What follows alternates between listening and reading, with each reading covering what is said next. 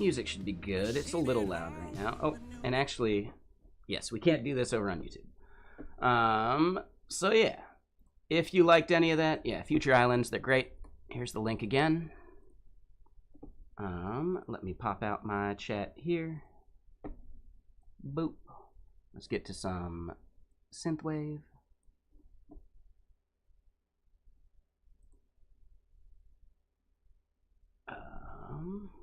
Yeah, that one will work.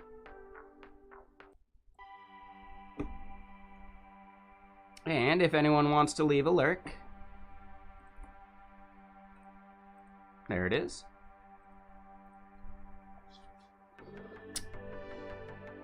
Okay, so this is the main docs site.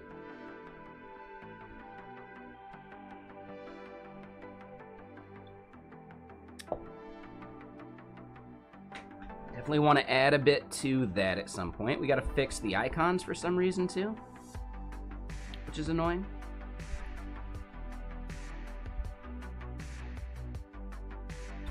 And yeah, people saying that these icons don't load on mobile, which is annoying.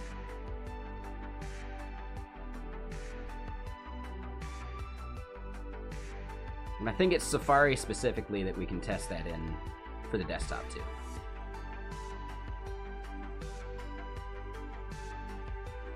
What's up, Mohai? How you doing? Yeah, I'm all right. Weather change gave me a bit of a headache today, which is a bummer, but, you know, could be worse.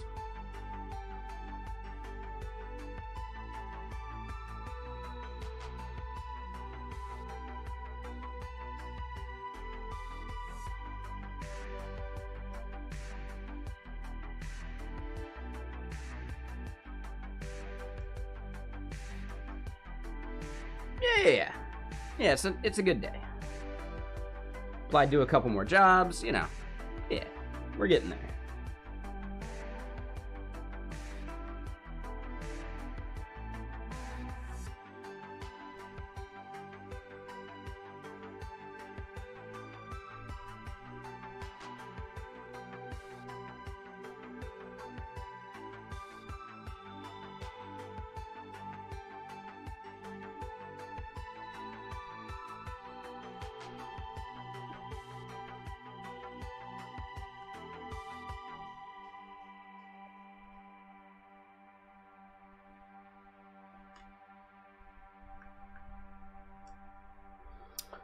Okay, so, yeah, we actually have this failing test that we should check out real quick.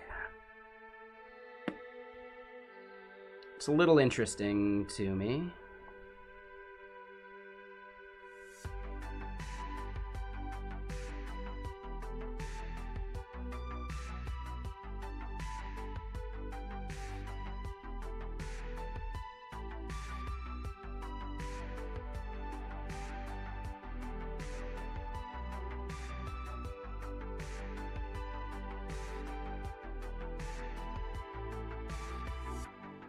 So feature.name here is empty.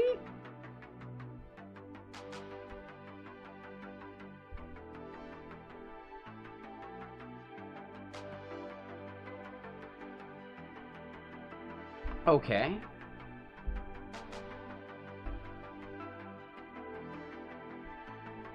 Let's go look at the data real quick. So here we are in selective. We see that features definitely have a name prop.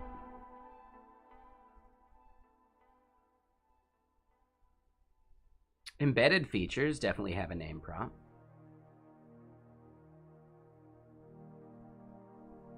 Ooh.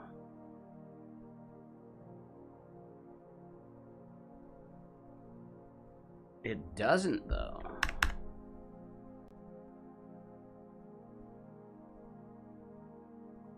Interesting. So yeah, we need to validate the output from our application better too.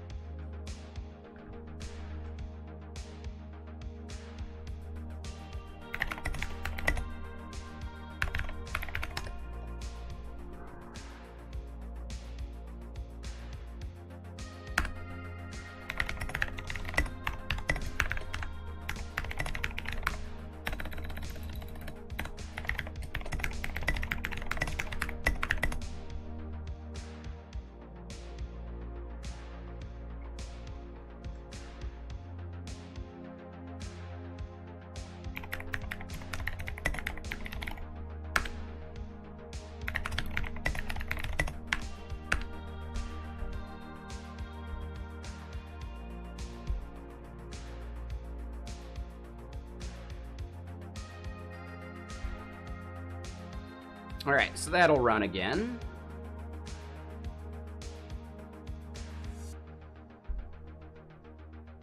While that is going, I want to get the elixir service set up too.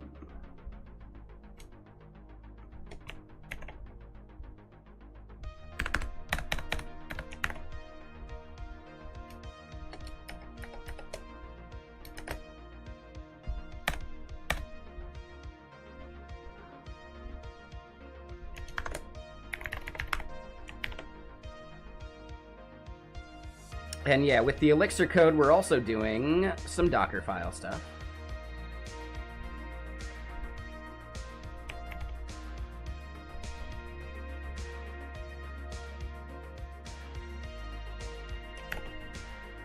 We need to depend on publish test server. This part stays the same.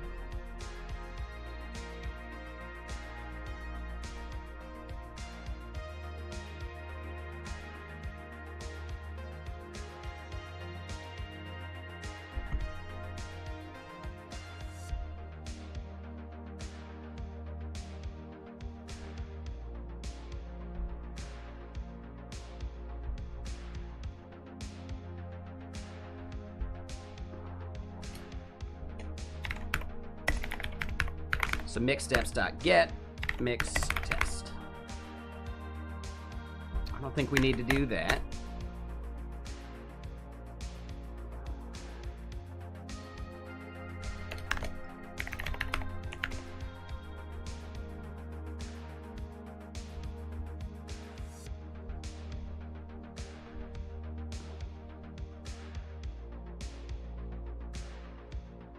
Aha.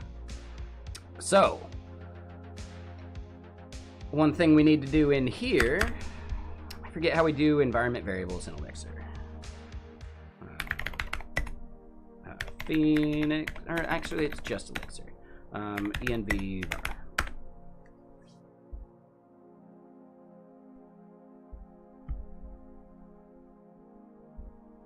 System.get env. Looks like it. So then this is going to be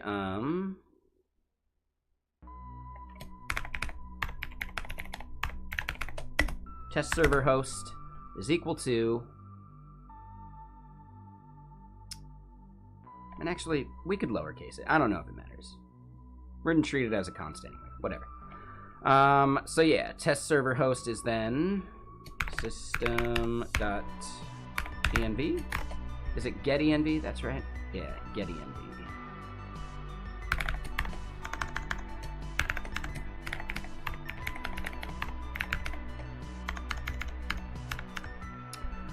And how do we do string interpolation in Elixir? I forget that part too.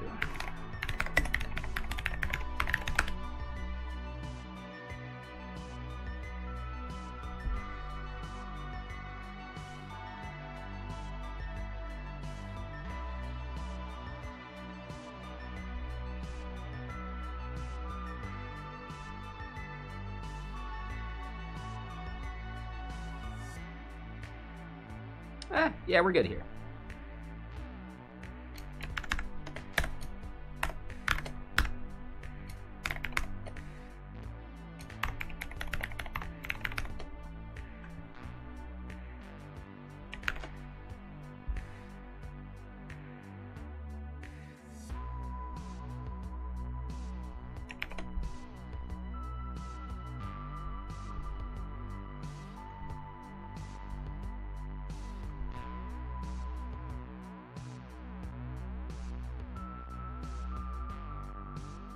Damn it. Okay, so test client here is still an issue.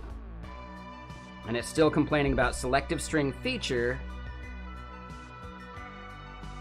has no attribute name.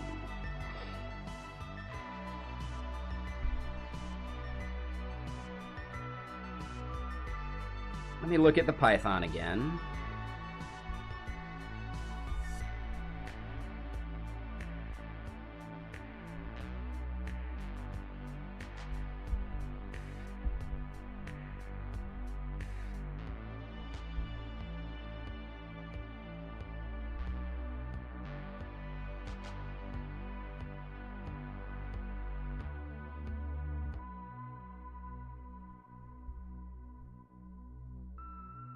Oh.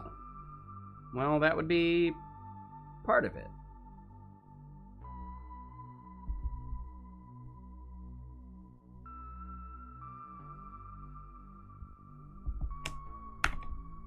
Yeah, I was doing the wrong base.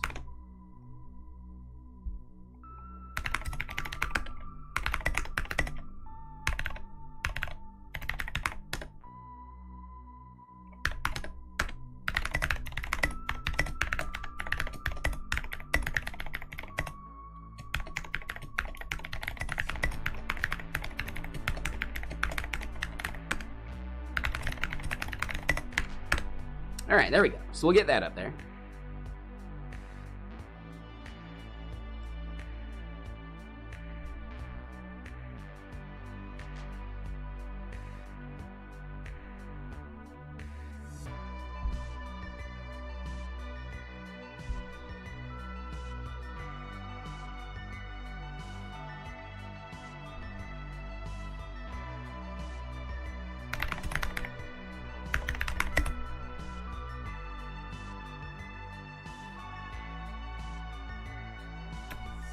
Yeah, I'll wait till we merge the Python SDK stuff, just to make sure we don't have any conflicts. I think it'll be easier that way. Should go pretty quick.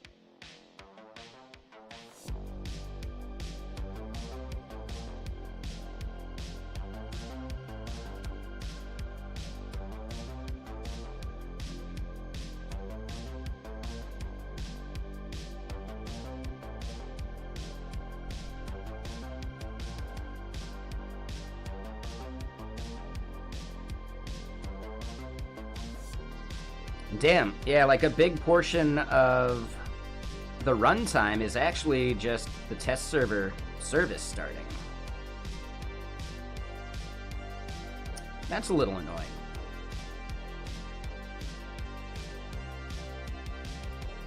So GitLab allows you to define a service that all of your jobs can use.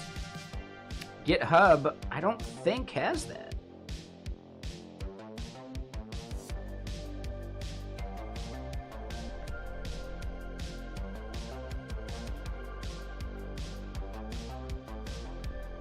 Wait, Pydantic error.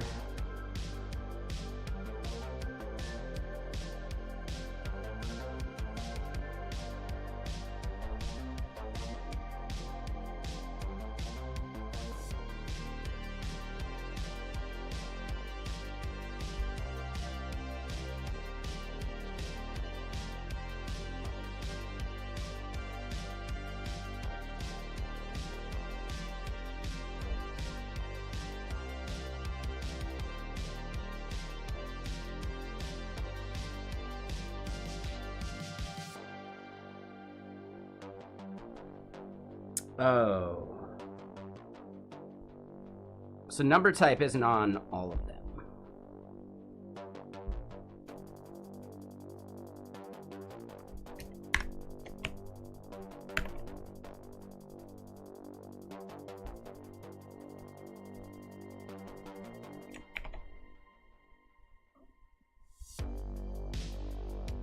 Yeah, so that should probably be it now.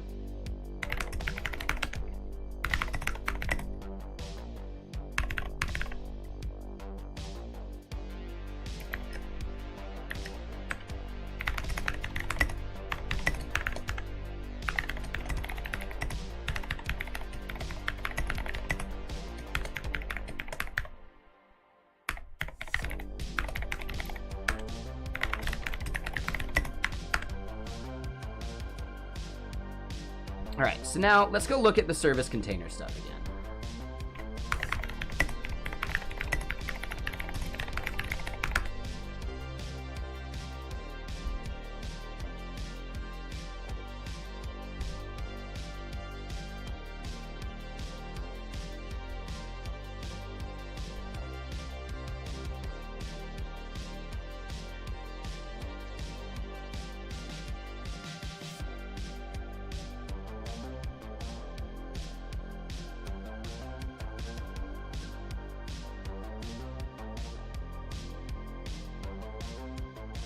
Yeah, it looks to me like they can only be run per job.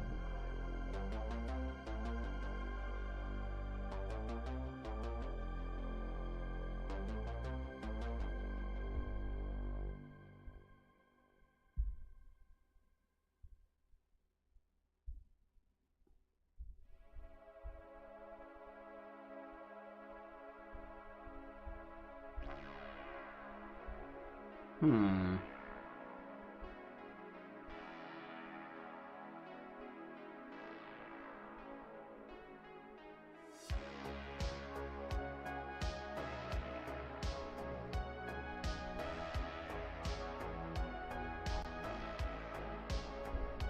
Yeah, so I don't think there's a way of doing that with GitHub yet.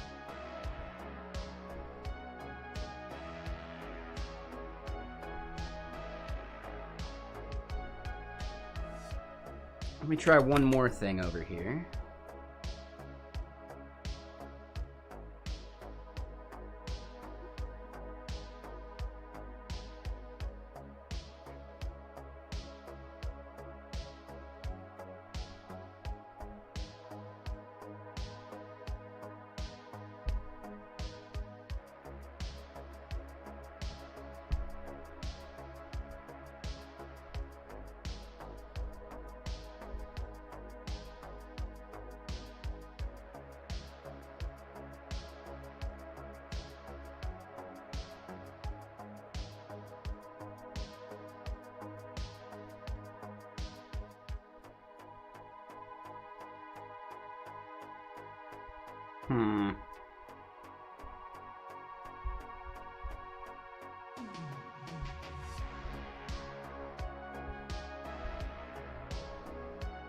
Yeah, so these are the expressions they're talking about. I thought there would be... I feel like there needs to be some kind of way of... reusing chunks, but... yeah. Yeah, that's annoying.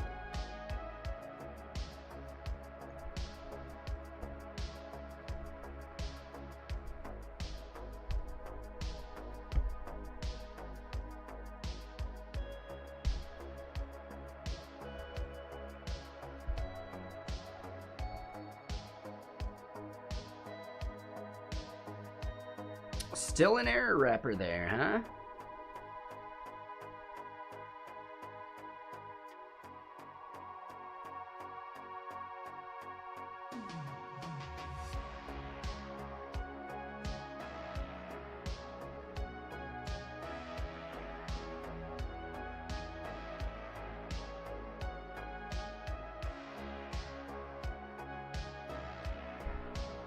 They're still complaining about number type on... oh, damn it. I did it for selective, didn't I? Not value? Yep. We were going to have that problem with selective, too.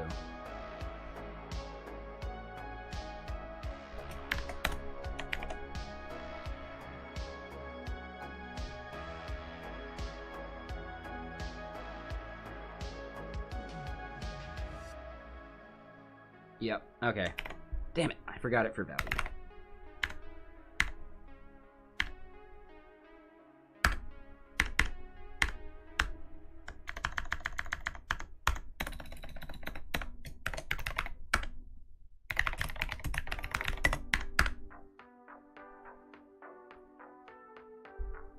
All right, there we go. Anyway, what's everyone up to? Anything fun?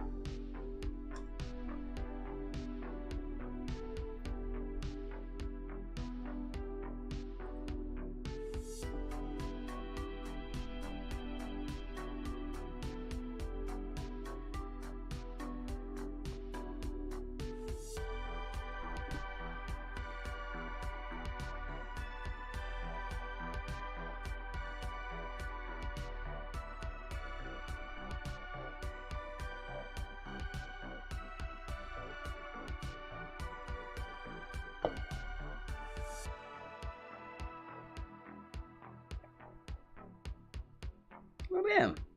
Yeah, Brooke Zerker's game looks fun.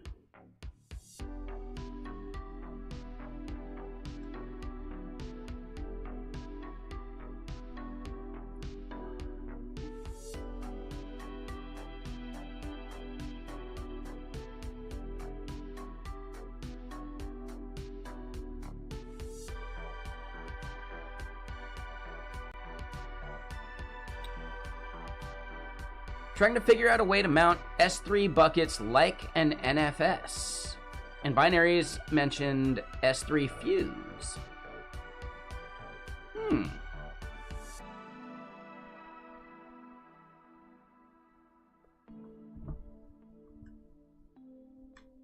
Well, that's annoying.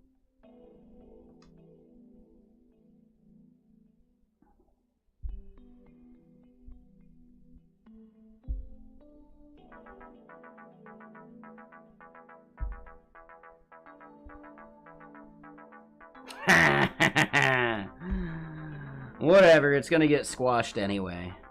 Jeez.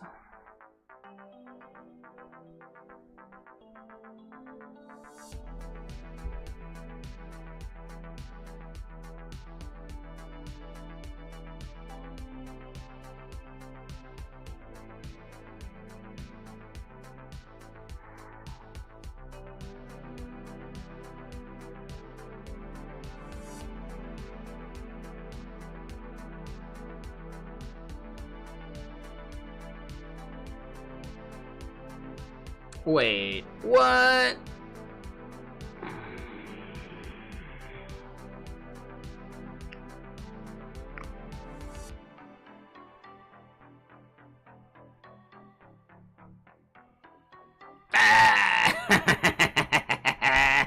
I see it. That's a stupid error.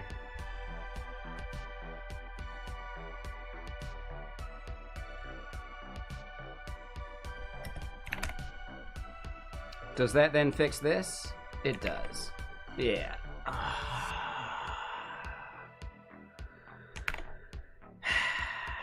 That should have been a hint, right? When this was a red squiggly, it should have actually like made it obvious what was going on there. That's annoying. All right, so we should be good now. Maybe.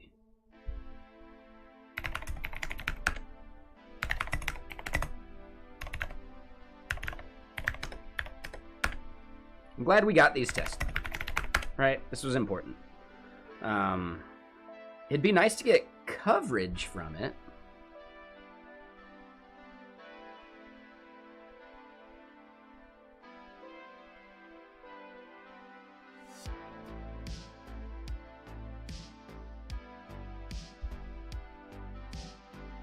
And we should do that, yeah.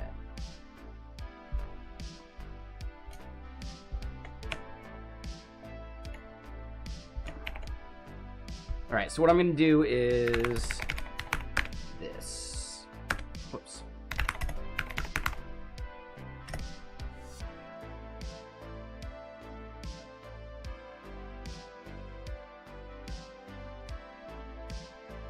Oh, I mean, yeah, Sergeant Pepper, that should be really easy. Yeah. Yeah, my bad. Yeah, you just want to PG dump right into S3? Sure. Right? I'm guessing you mean like without an intermediate file? Sure, should be fine.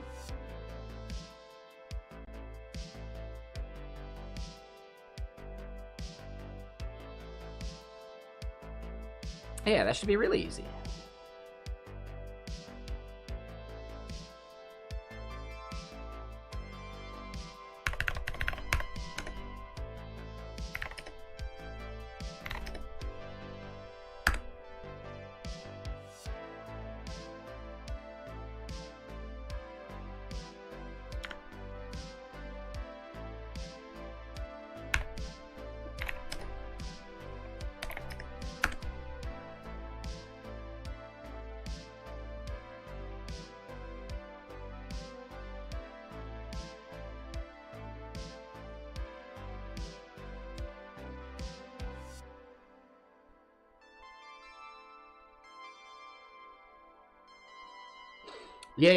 Yeah, going to disk would probably be a better idea anyway.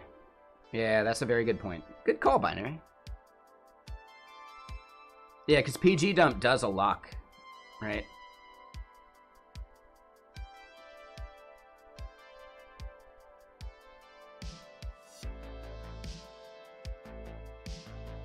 I think there's other ways you can do it without locking things, but then you run the potential for data to get modified on the fly and be inconsistent. So a lock is actually like a really good reason, a really good thing to have.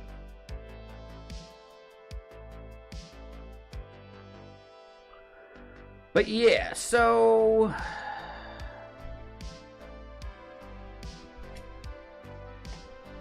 all right, let's do this part. Let's pull it out real quick.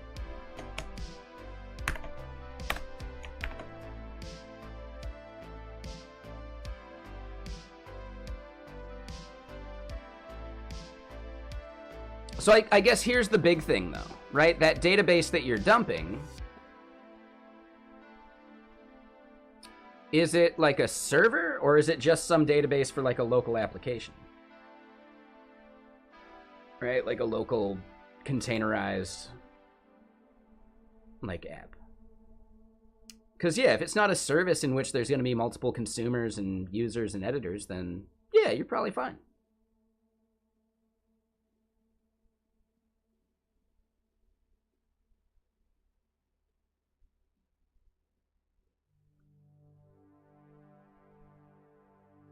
Yeah, I'd say the amount of time locking the database is probably less of an issue.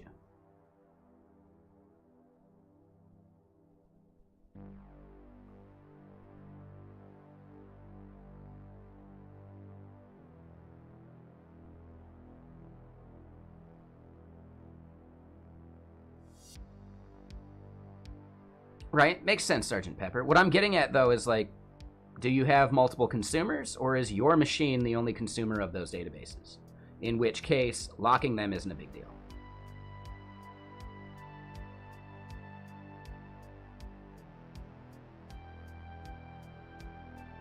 Okay. Yeah, so that sounds fine.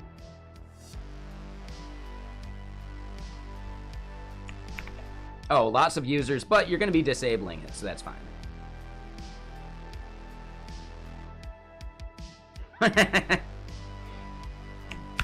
Fuck your couch. Yeah, I gotcha. Oh, I don't want to save this, actually. Alright, so we're going to do that. Yeah, one thing I want to do here is pipenv run pytest. How do we do pytest with coverage?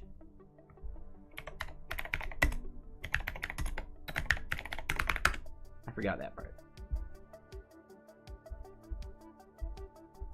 I think it's just like dash coverage or something like that, right?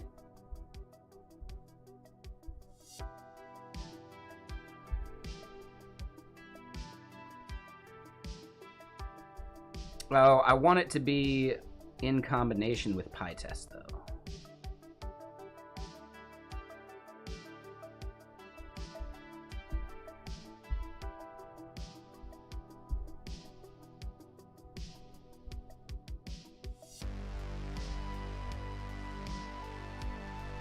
Just show me the command.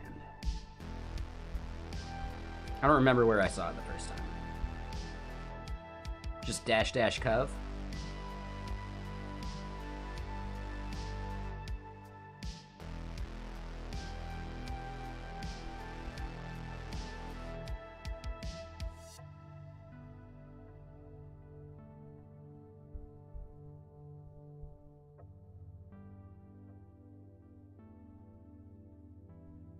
Hey, Adam!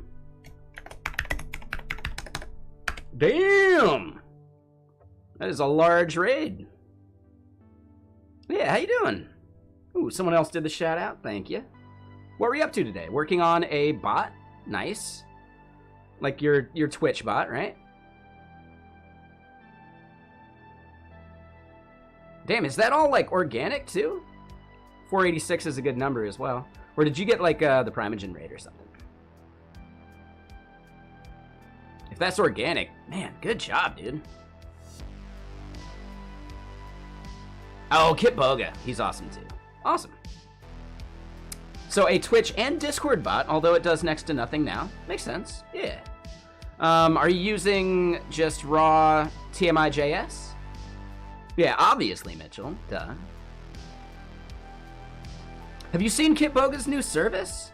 I forgot the name of it already. I know I had a tweet about it.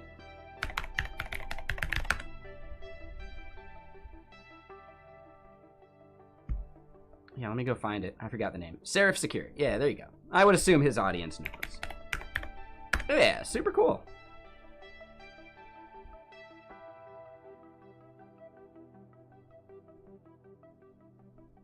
Yeah, I'm stoked to see him using like his expertise in this realm to create software that helps people more so than just, you know, it's more scalable. He can get a lot more done and do a lot more good as a service rather than just one person. So I think it's really cool. You got to help test it and still testing. Awesome. You're using a library called Twerple. Okay. Issues with access tokens. Oh, interesting. Okay.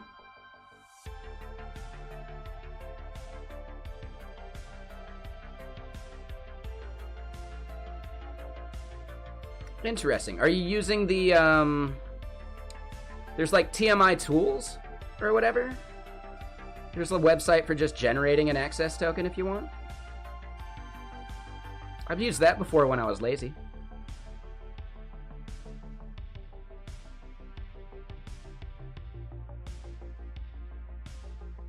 Another option is to create your CLI as like an application within the Twitch app like stuff, and then you could do like OAuth from your CLI. It'll just like spawn open a new window, you authorize it, you get it down.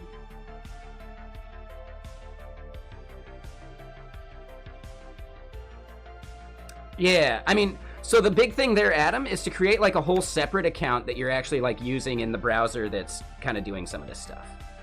So I have an account called like Styrofoam Pad or something like that. If someone gets that access token, I don't care. Like, you know. So yeah, I'd recommend creating like a testing account that you can like validate some of this stuff with. Yep. Yeah, no worries. Just throwing it out there. But yeah, if I assume like you read and understand Go code, right? And maybe you haven't even seen this yet. So yeah, hold on. github.com/cmgriffing/ what did we call? Oh, it was Will It Blend.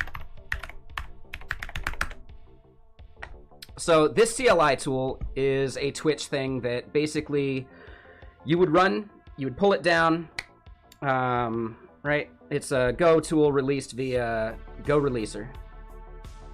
Oh, talk went great. Yeah, I'll dig into that in a sec. Let me finish the spiel about Will It Blend. Basically, Will It Blend will run a command for you, right? So let's say you have some NPM tests you want to run, and it will use the return code or the status code from that command to resolve a poll. And you can decide the title for the poll, the duration, what the message for success or failure is. I don't recommend hard coding a token because it has an OAuth flow that you can just click through. And that might be the part that you're interested in for your CLI, because then your token is not seen, it's not shown, you're not copying and pasting it, you're not doing any stuff like that. You're just, you know, launching a browser window. It then does a redirect to a local server that you're running, and then you kill that server when you're done. So yeah, spin up the server, get the token, it comes back, you have that token that is scoped specifically for the permissions you care about, and then yeah, and then this tool will actually create the poll, let a timer go, and then resolve the poll when it's done. So that's kind of fun if you ever want to do some of that. Yeah, no worries. Happy to chat about it. You can always reach out to me for questions. But yeah, I think doing like the OAuth flow from a CLI tool is actually kind of fun. It was my first time doing it, so wanted to share that. And this could be useful if you ever want to like gamify whether you got your test passing. And sorry, Lernak, we get a lot of the comments about the tabs. Kind of had to draw the line somewhere.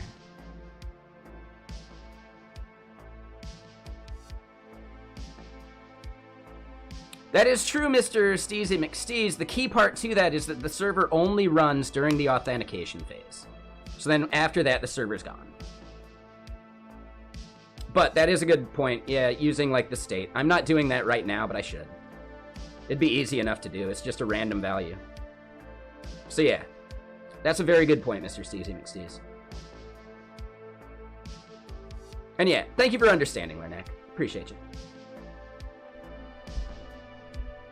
As an example, We don't even do it every time it's done.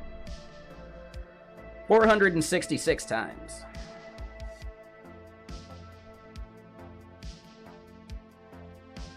It's not necessarily security through obscurity, right? It's security through, you know, project lifecycle or whatever. I wouldn't call that obscurity. But I get you, like, need to do better.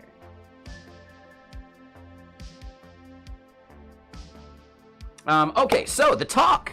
I think the talk went well. Basically, it was a remote talk that was, I mean, limited time window. I could see that. I wouldn't call that obscurity technically, though, right? Like, it's the same thing you use for JWTs and tokens, right? You have a short-lived, you know, access token and a longer-lived refresh token.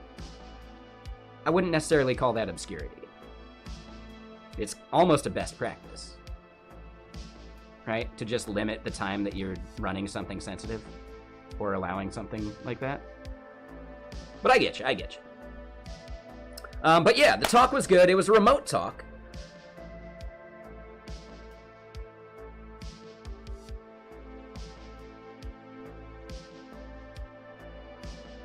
I still don't think obscurity is the right term. That's all.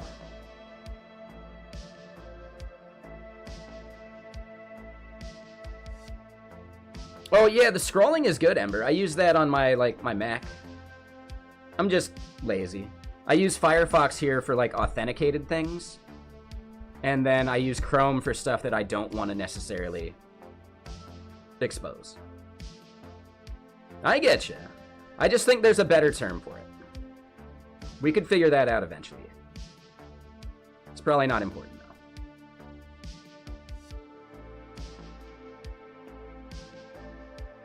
Obscurity would be like randomizing the port or something, right?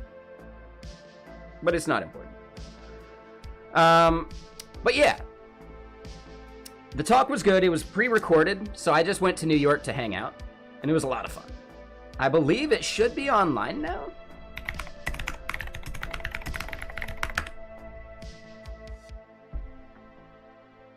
Yeah, this is the one. Oh, video goes public in 9 days. You can also just get a free account to check it out, though. What was the best food I ate in New York? The speaker dinner was at a really good spot. They had some good, like pork shoulder and some other things, right? Like short ribs. A lot of good stuff. It was awesome. There was a really good Korean barbecue.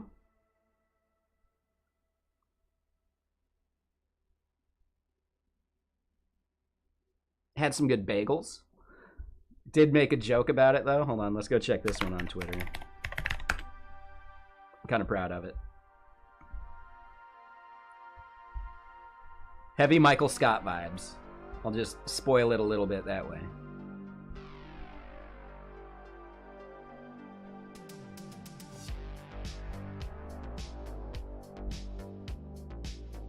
All right, here we go.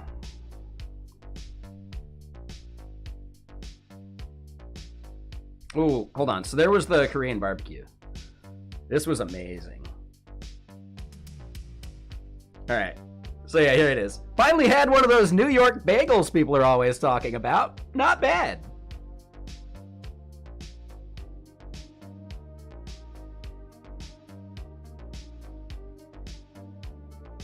It is very Michael Scott. Exactly. I think I had another one. Hold on. Yeah, someone even pointed this out. Gonna get me a New York slice. Heads over to Sbarro. Yeah, here we go. I went for some authentic Mexican cuisine as well.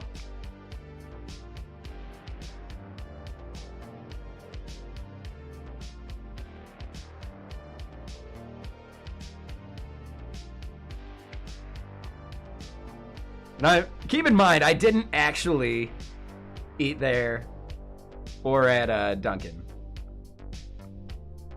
And then, yeah, the bagel I did have was from, like, Essa Bagels. Super good. And yeah, arm looked long. I got the fisheye on the iPhone. I forgot to have them scoop it, though. I don't think they do that. I know, yeah, my bad, my bad. So yeah, yep, my talk will be public here in like 9 days. It's worth checking out. You can also just register for a free account to get access like right now. So up to you.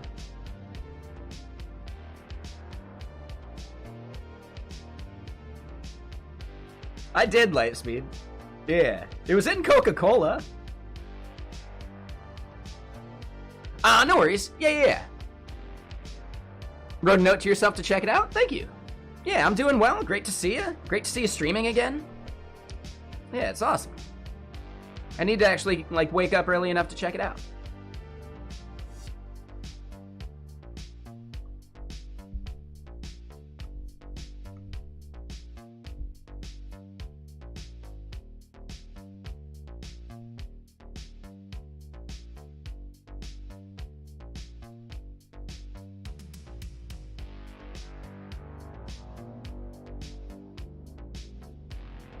Oh, there you go. Fallen Learns live. That'd be good.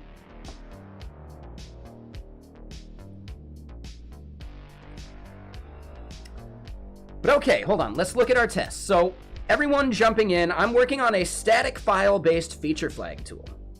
Why is that important? Because I build projects that I would like to get feature flags into to change things about how it works, release it out, like features out to different users, etc., without having to redeploy, because sometimes redeploying can take a long time.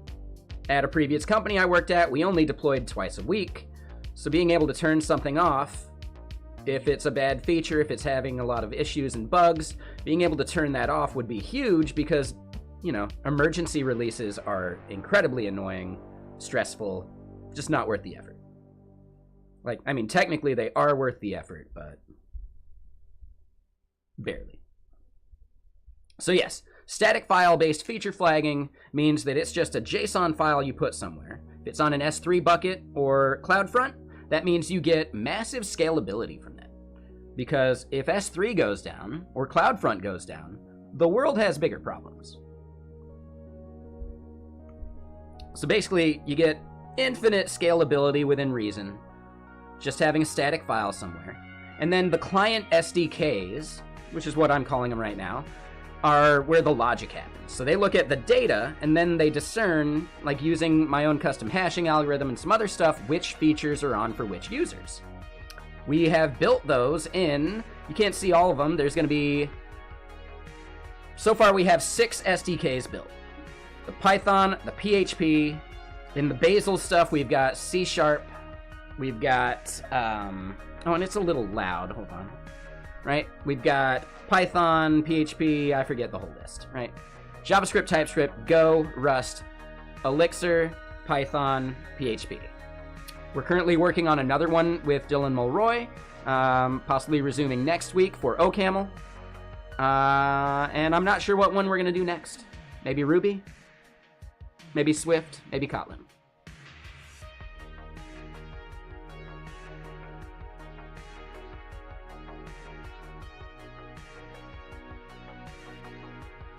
I'm building a feature flag service because I think we solve a niche that other companies don't solve. Right? So you get scheduling. You get all sorts of stuff with it. Right? If I wanted scheduling with Growthbook, I'd have to pay them $20 a month. If I wanted Launch Darkly, I'd have to pay them $20+ a month. Right? That's insurmountable for hobby projects that have no revenue yet. For a single developer project bootstrapping out of his own pocket. If I had VC funding, well then yeah, I could just burn that, but I don't. So this, as a tool, I think could eventually be its own business. Technically, I believe Vexilla could be its own product, with its own cloud offering eventually. Until then, we can offer services to help other businesses bring it in. Because again, having to operate your own server, if you want to self-host Unleash or Growthbook or any of those other things, that's going to be pretty costly. It'll cost pretty much as the services we're offering, probably more. because you have to maintain and make sure a server is running. It has to be scalable. There's so much stuff that you have to do if you want to self-host. But some companies definitely don't want to use Launch Darkly or larger companies like that because they're expensive and they're like per seat pricing, which gets gross. So for the most part, I have a couple niches that I'm solving that I don't think any other products solve completely themselves. Growthbook does the static file thing, which is nice, but their amount of SDKs isn't very deep. So I believe the SDKs is my moat, right? The amount of languages I can support first party instead of third party. That would be my moat for the product. And then technically there's another feature we do that Hypertune is doing, but Hypertune only supports one SDK right now. Hypertune treats GitHub, or a Git repo, as a source of truth for changes, which means you get like free audit tracking as well. So I don't have any server or operating costs for people to consume Vexilla, which I think puts me way ahead of other products as far as being able to bootstrap it.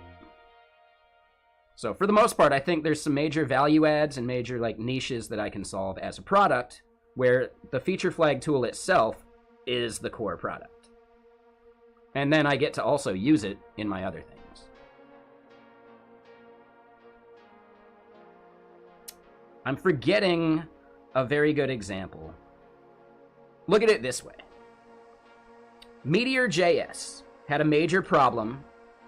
They needed to actually take in data from other services, right? From other, like not just MongoDB, they wanted to be able to handle SQL. They wanted to be able to handle third-party REST APIs in a good, clean, easy way.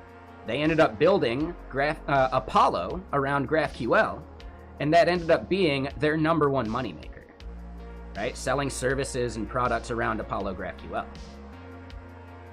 So at some point, building a tool that solves a problem for yourself can actually solve a problem for other people, and it can be like a big moneymaker, theoretically. Now, because I'm, statically hosted, you would just implement it. Until I have a cloud offering, I probably won't make very much from this, but I think as a services company, to help other people bring it in, I could make some revenue. And I think if we eat enough into the bottom line of some of these other incumbent feature flag companies, they would almost be incentivized to like acquire Vexilla. So as far as an exit, I think acquisition is probably the number one way to go. As far as sustainable revenue, I think a services company is the way to go.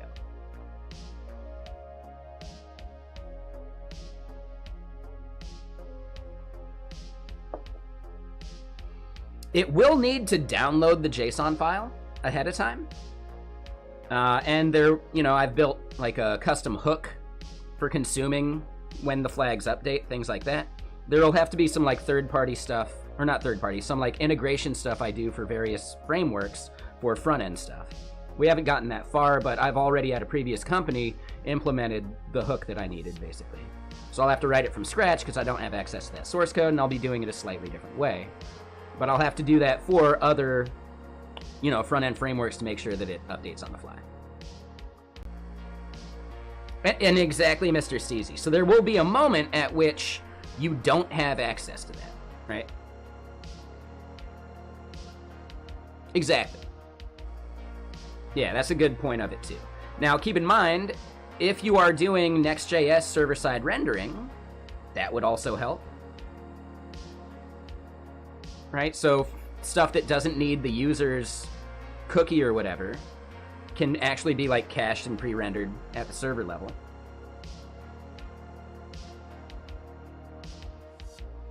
But yes, the ideal approach is just flags are off by default.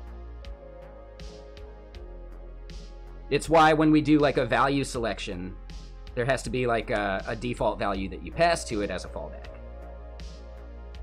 And when I say a value selection, imagine if you have, imagine if you're doing a mobile app for the iOS App Store. You end up using IDs to identify the product in the App Store for purchases and stuff like that. So you end up hard coding those IDs into your application, or trying to do a dynamic lookup to grab them and like grab that ID. But you can't like automatically change which one you use unless you're doing a runtime flag of some sort. So we could have a value that you set inside the feature flags, and then you would still have like the default that you fall back to.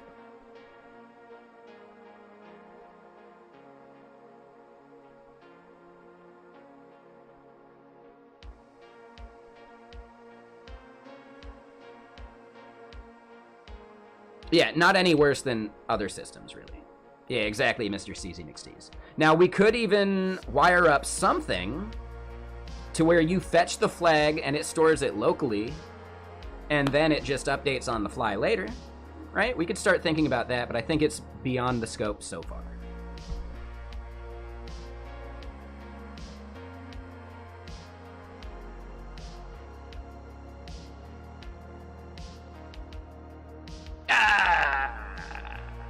What? Hold on. Did we actually run that action? Oh, I know what I did. Yeah, I forgot to actually commit that. 1 second. Oh, and that's right. We were setting up coverage testing. Yeah, Terso does some really interesting stuff, Koros. Yes, exactly. Yeah, Glauber Costa or whatever. I'm sure I messed up his name.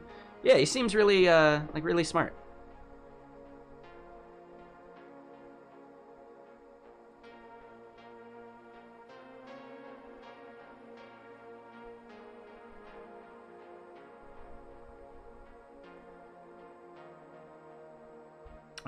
And yeah, that typo, we're gonna ignore that.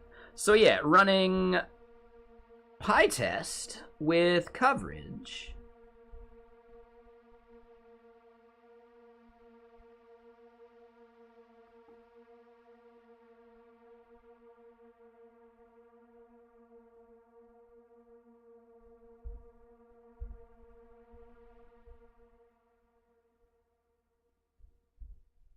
One sec.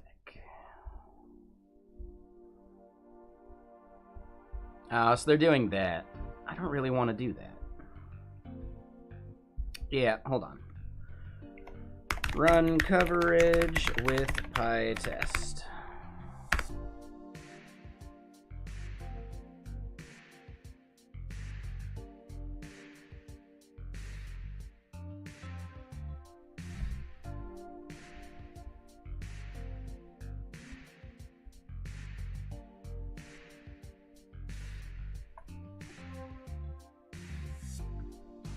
So they're saying to do it a different way than I was.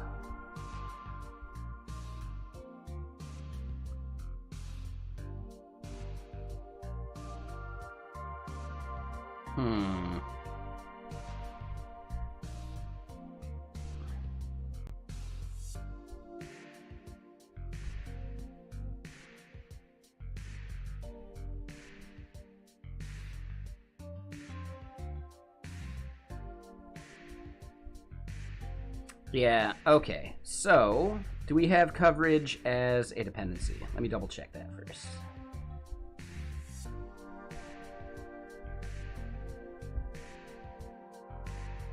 We are using PyTest cov.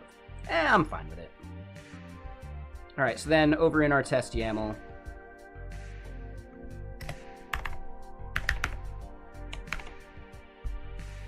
do we have that running still?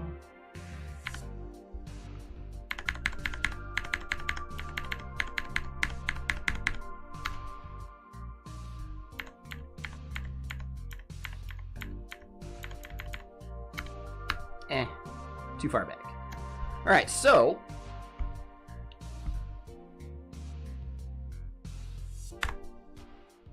we want to check coverage of the Vexilla client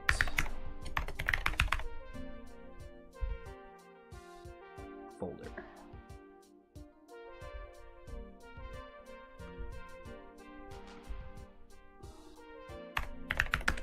Let me double check this. And real quick, let me shout out some follows. Mateus, Learnak, Lukey House, and Halcyon Drifter. Welcome.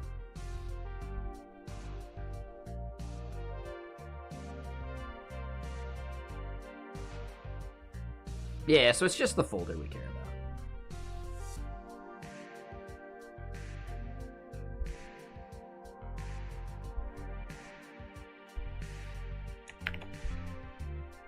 about. Okay. So we've got that. Boom.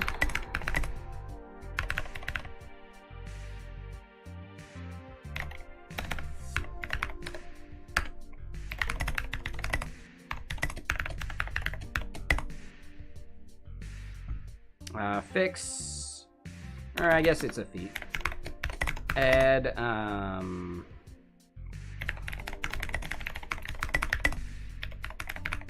add coverage reporting to PyTest.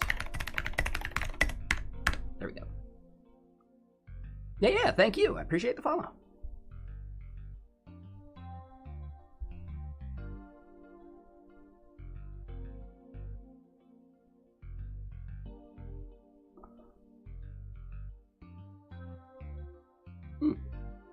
And I missed another. Brazy, thank you for the follow. Not sure I pronounced that right, but yeah, appreciate you. Thank you.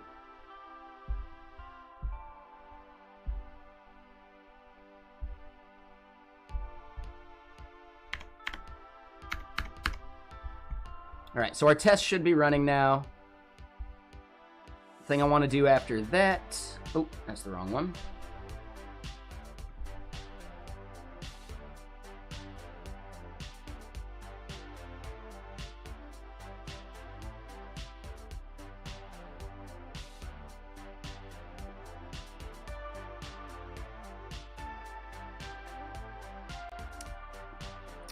Hooli, thank you for the follow.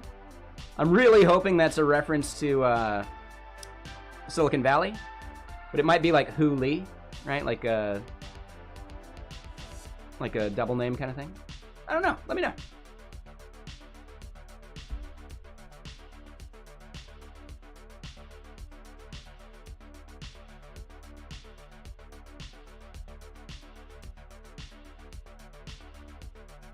All right, so we're gonna let this spin up.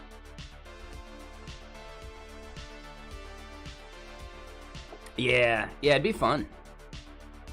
I'd almost like to see a slightly different one that's less about the Silicon Valley stuff and more about just like day-to-day devs' lives. I think that'd be cool. Right? They'd have a friend who's in the startup game and he's like super stressed all the time. And they just like talk to him on the phone or whatever. I've got like an idea for a bunch of characters. Another character would be like the high school prodigy kid that knows he's too young for big companies to like work with him, so he's like, you know, he gets just some like random homeless person to like represent him on calls. I think that'd be good. There'd be another person who's doing like the overemployed thing, like farming out to like 5 or 6 other devs type stuff. I think it'd be kind of fun. And it'd be more about, like, day-to-day stuff. I mean, it has to have a laugh track. I'm kidding. No, I'd want it to be, like, you know, more realish. Definitely comedy, of course, but not Big Bang that just is awful, you know? Laugh track, but just one guy. It's a different person laughing every time. First person we hire is the person from the WAT.js video who laughs like, right? That'd be good. I think it'd be solid.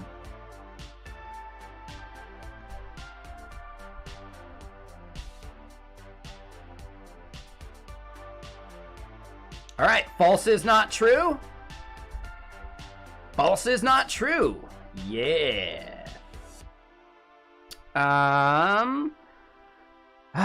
We got one more thing to fix. Looks like assert equals is no good, and we should be doing assert equal. Sure, let's fix it. Nothing's ever good enough for you, Python.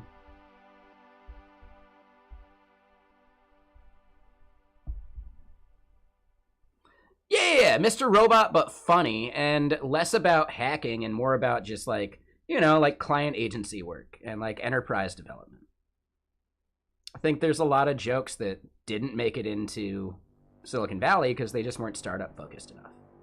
Whereas instead, like, yeah, our day-to-day lives as developers are funny in and of themselves, right?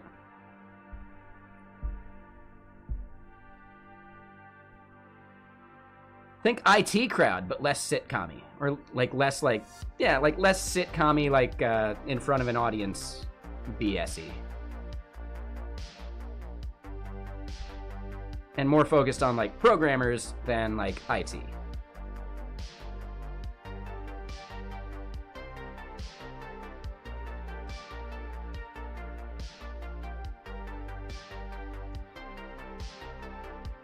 Trying to think of like a good show with like the vibe I would want, but it's tough. Like really like the vibe and like, you know, filming and quality and seeing like, you know, the way things are stitched together like Silicon Valley, but just less startup focused. I think that'd be really good.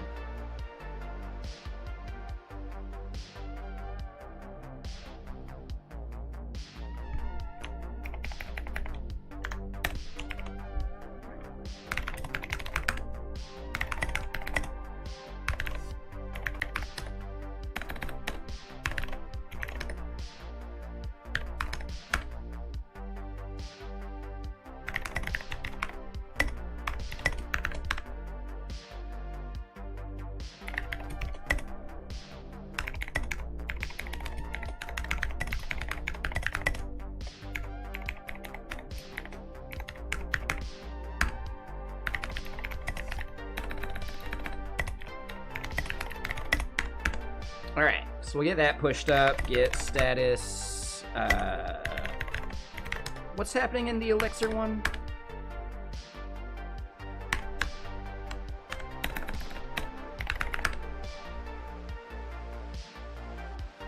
Ah, that's right. Okay, so we definitely needed the... Oh, and that's going to be on a different thing. Yes, that's going to be on a separate branch for the Elixir testing.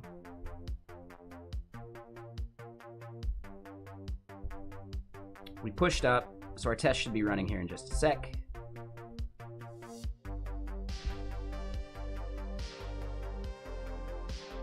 And you might be wondering why I'm not testing locally, because Docker actually does far more harm than all these tabs do, as far as like making the machine run like crap. Right? That QEMU emulation service chews up way too many resources. Yeah, we got a raid from Adam Learns Live. I'm gonna shout him out again if I can. I can't. We'll just do it this way. I highly recommend checking out his stream. He's such a good, like, teacher without necessarily trying to teach, if that makes sense.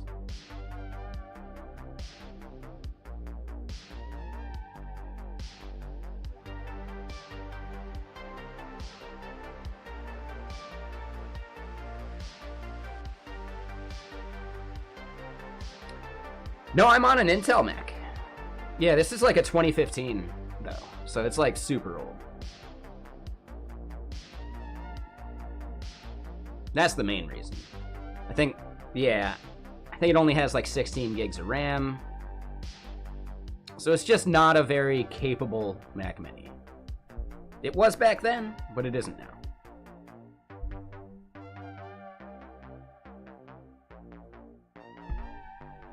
All right, so we do expect some assertion failures, right? Assertion false, assertion false. We expected those. We get our code coverage, which is nice. We're getting 82% coverage of our client. We only have 38% coverage of our exceptions. And scheduler, we're real close, actually. So that's cool.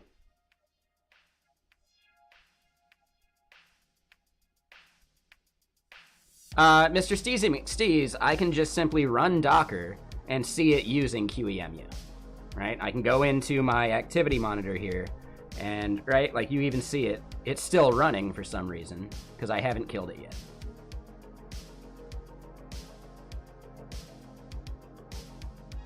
Right? So it's right there. It's chewing up 40% of my CPU.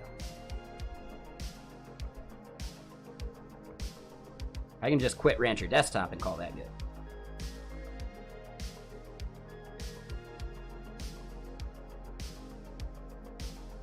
Maybe it's due to something that Rancher is doing under the hood. That's possible. I've heard a lot of people switch over to OrbStack instead of Docker directly. I'm using Rancher just to avoid Docker directly. Like Docker Desktop or whatever.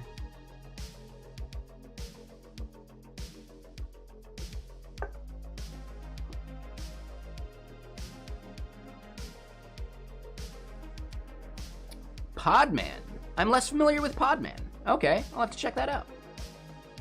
I think Rancher Desktop made sense because it also does like the Kubernetes stuff, like managing that for you as well. So it was useful when I was working at a company that did a lot of Kubernetes stuff.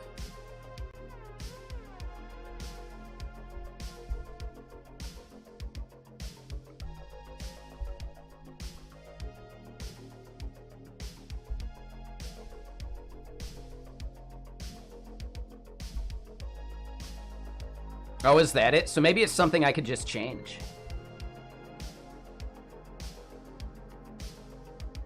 Yeah, that might be my fault. I might not have configured it right.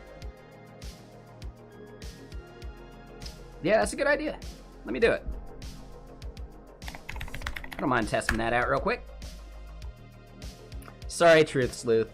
We get that so often. So we have to draw the line somewhere.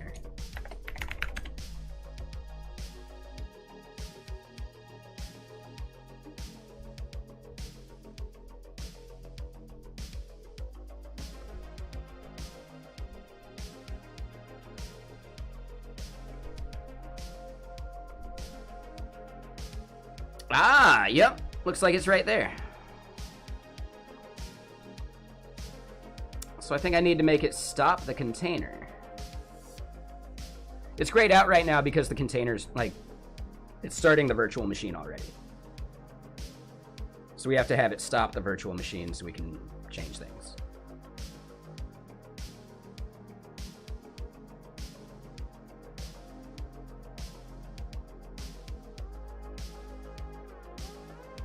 No, you're good, Truth Sleuth. I appreciate you. Yeah, thank you for getting it.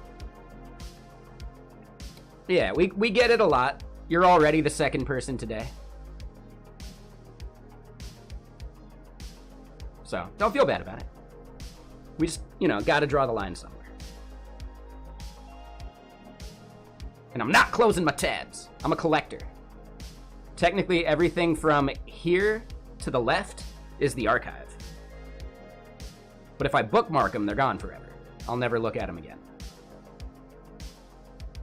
So what are we making? It's a static file-based feature flag system.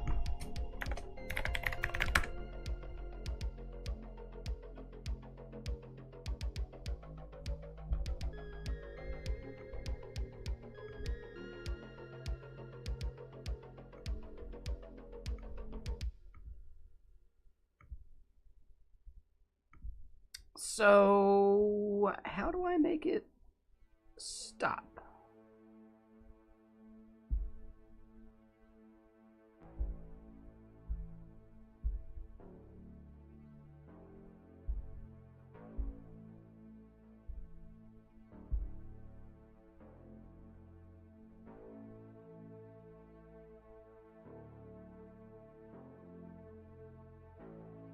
Yeah, exactly. Yeah. Your bookmarks are where links go to die.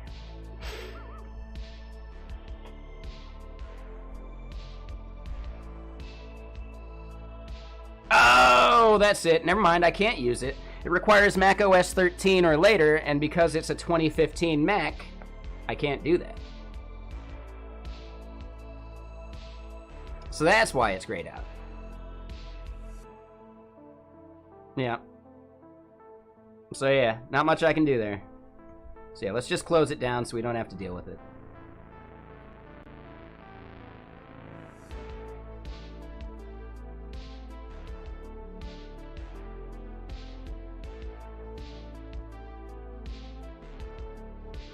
Oh, I'm sorry, Mustafa. No, I do look at these tabs. We go comb through them every once in a while. Right? I reference a bunch of these from time to time.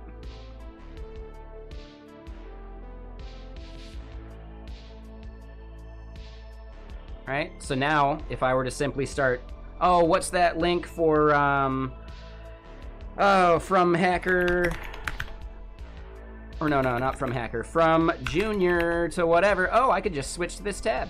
Boom. Right? We've had this one for a while now.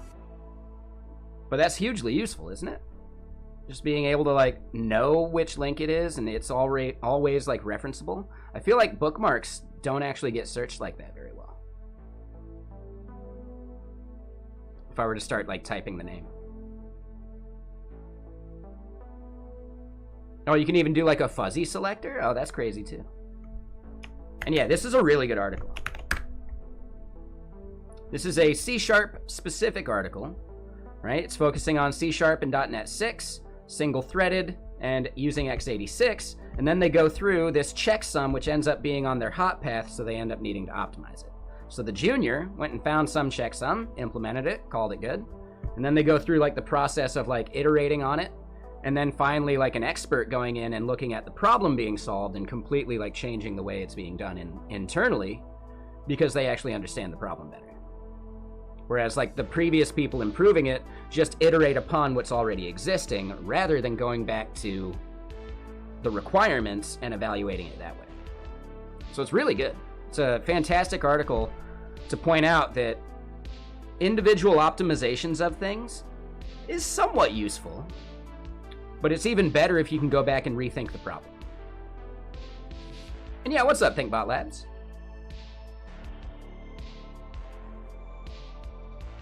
Yeah, I don't want to spoil too much about it, but yeah, this is a great read about the process of optimizing something, and they make it way faster by the end, which is pretty cool. Something like 50 times faster.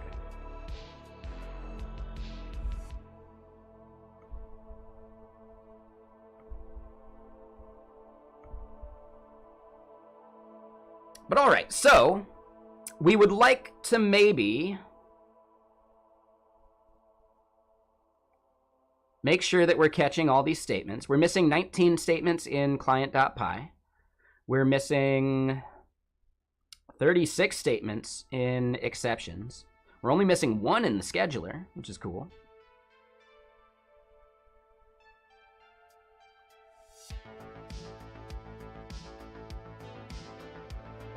So yeah, we do have some failing tests, but those are due to time zones. This is directly related to UTC rollover, which is super annoying.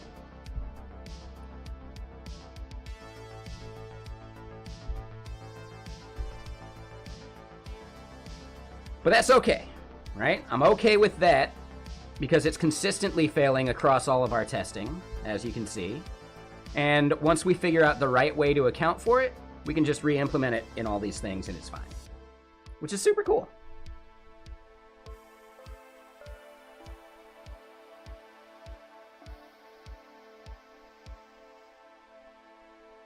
Hold on.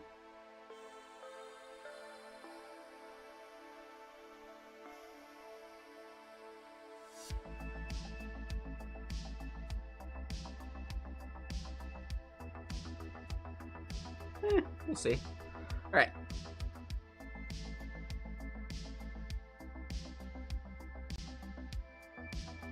Yeah, questionable, but we'll see. All right. So the next part we care about is we need our Elixir testing.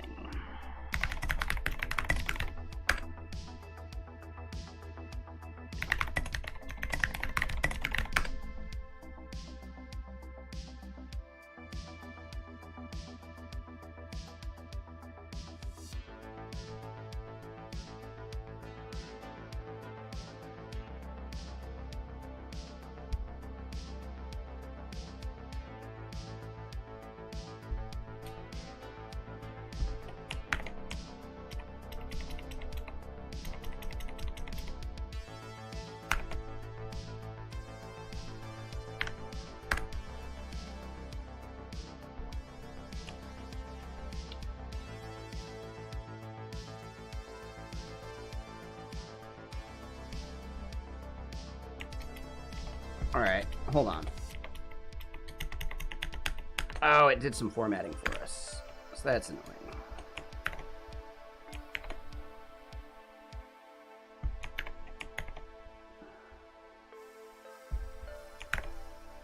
Oop.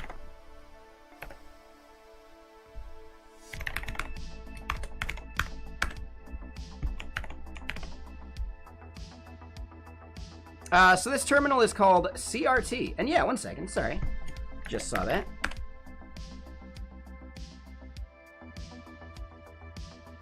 Keep in mind it has a lot of bugs and some issues, but it's still pretty fun as like the main window, and then when I need something that is dealing with those bugs, I can just switch over to Tabby. But yeah, it's like good and fun, especially for streaming.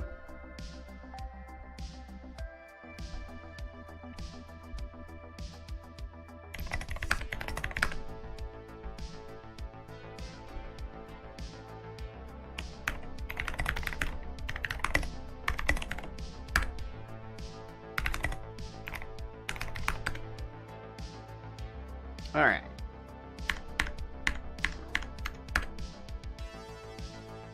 So we're back on main. Ooh, I didn't merge. Ah, that's right. So yeah, I did not merge the Python code. But I think we're at a good point for it. I might need to pull in some other things, but it looks like we can just squash and merge.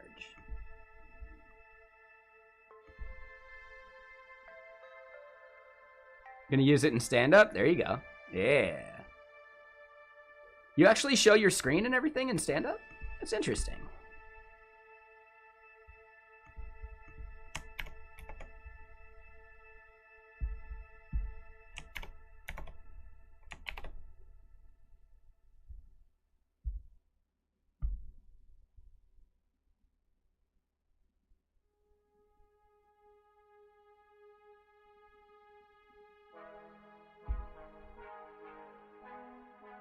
Okay, huh.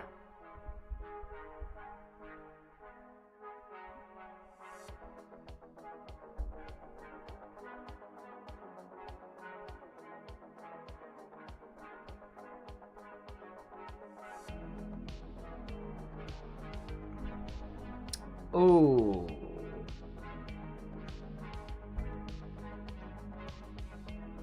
Yeah, hold on.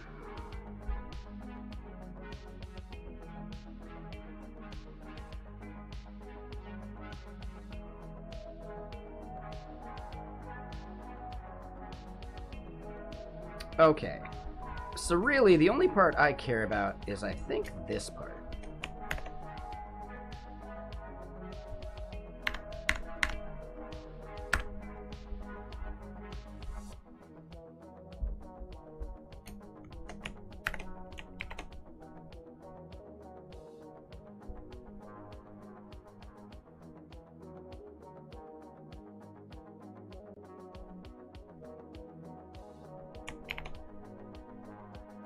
Now hold on, what's the right way to format this?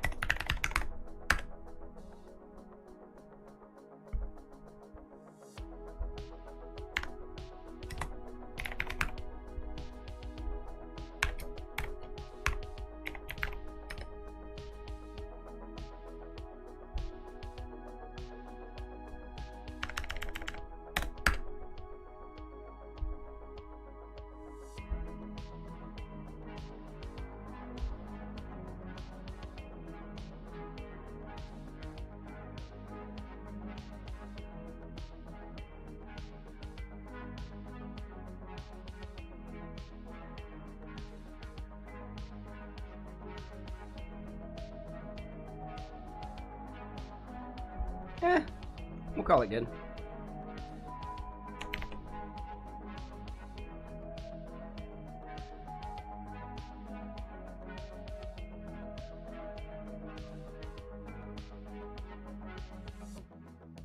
Yeah, I think that's fine.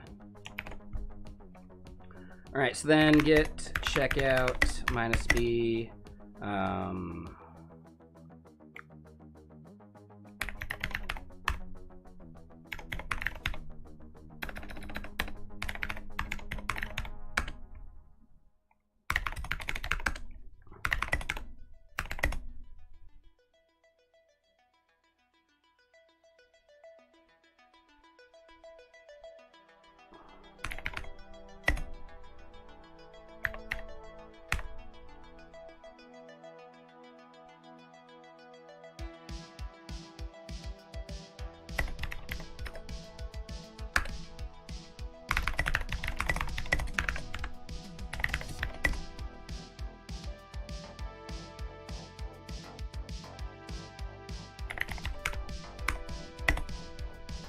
All right, so this is format elixir.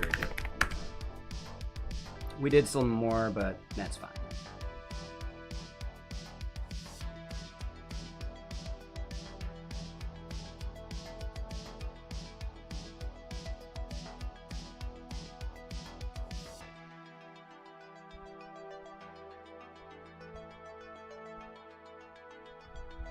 I then need this chunk.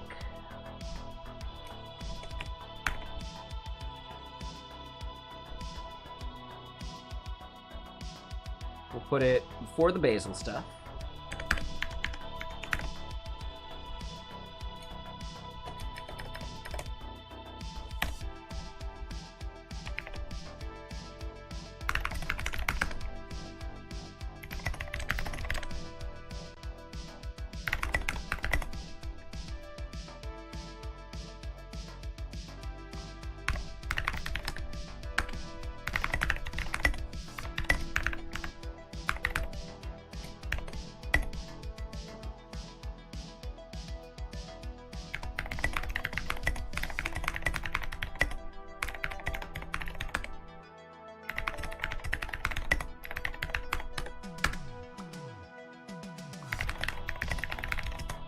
Oop.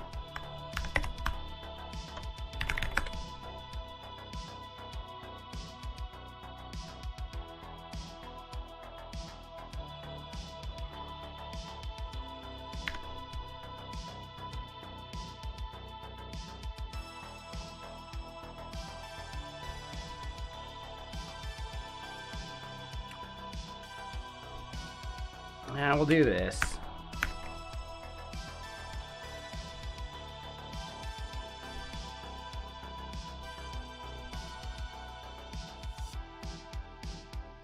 Yep.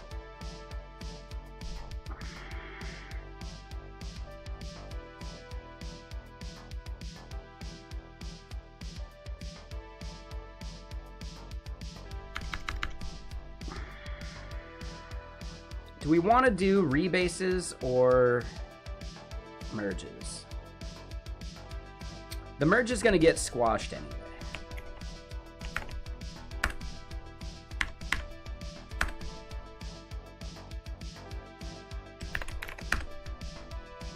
And it looks like it was able to reconcile that part just fine. So we get the Python in there, we get the elixir in there.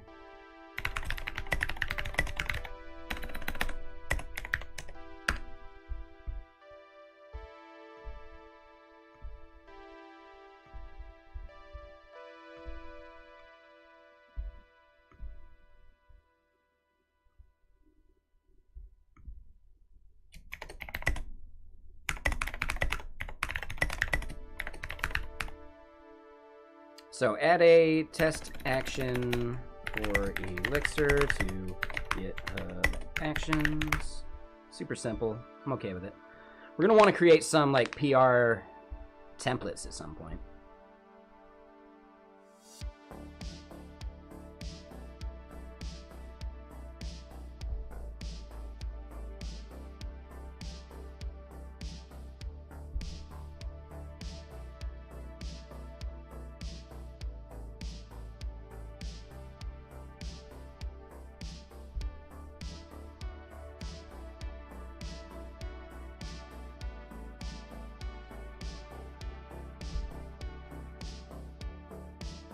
What's up, Phantom? How you doing?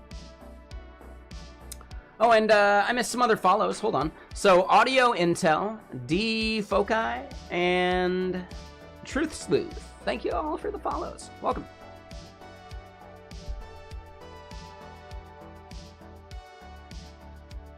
All right, so we'll see if I set up this this test script properly.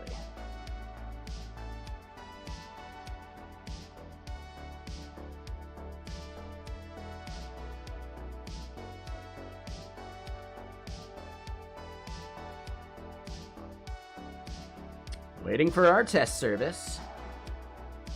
The test server, technically. And yeah, what's everyone up to? Anything fun? Any fun plans for the week?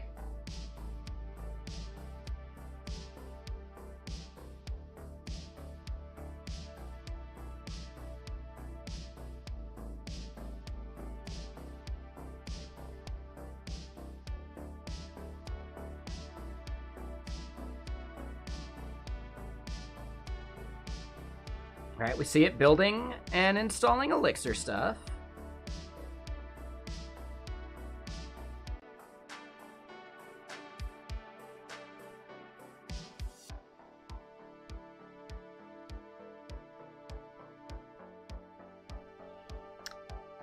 One thing we're going to want to do is make sure it starts caching these dependencies. That'll speed things up a little bit. Ooh, looks like we had a failure. What's the issue?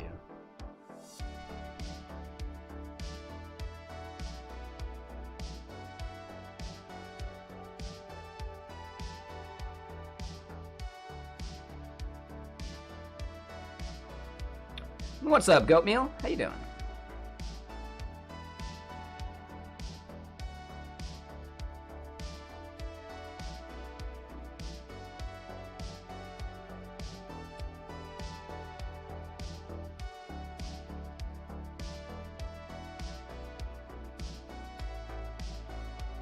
Wait, what?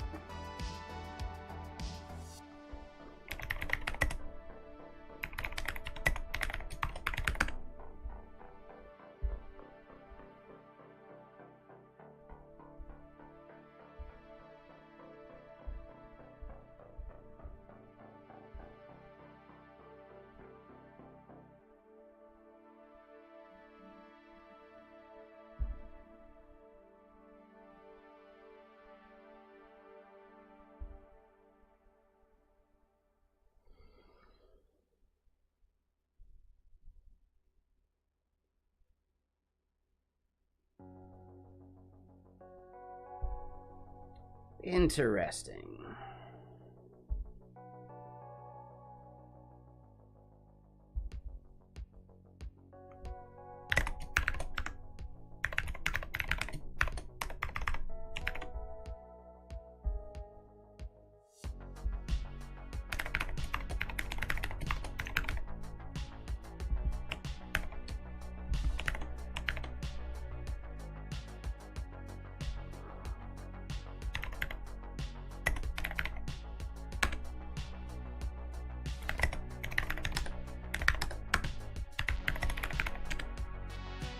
Just double check and see if that runs locally.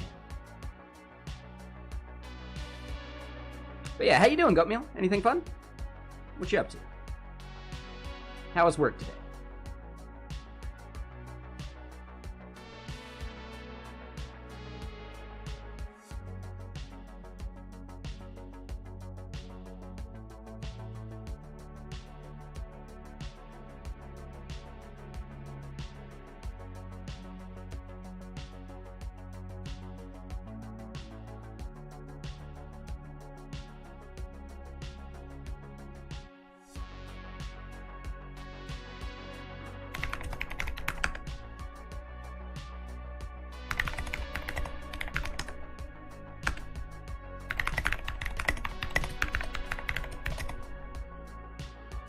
All right, so git commit -m fix.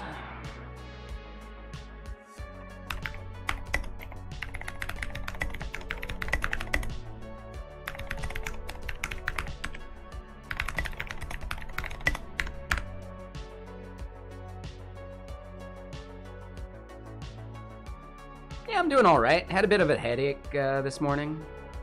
Weather changing type stuff. We're good now.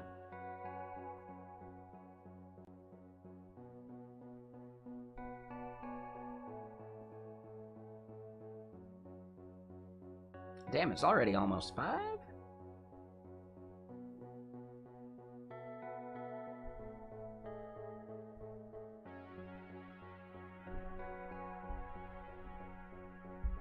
I'd say that could be a good moment for a whiskey. Definitely trying to make sure I start getting into them a bit later in the day. On Saturdays, we can change that.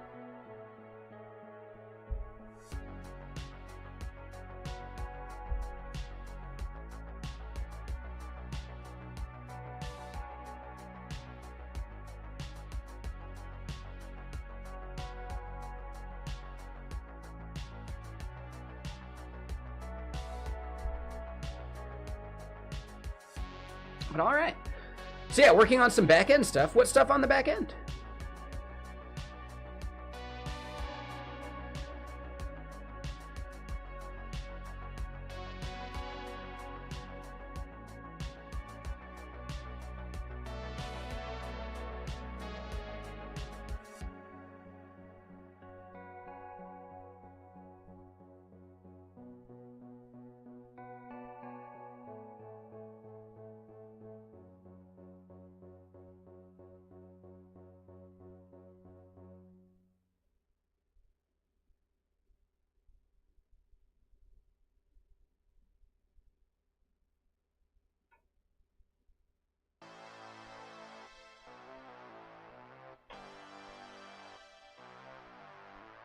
All right, a little bit more progress. Yeah, so it was just the casing. They really didn't like the big casing, but it might have also been the default value. But okay, so there we go. Yeah, we expected this test to fail because that's actually the same one that fails in the others. So it's consistent with all the others.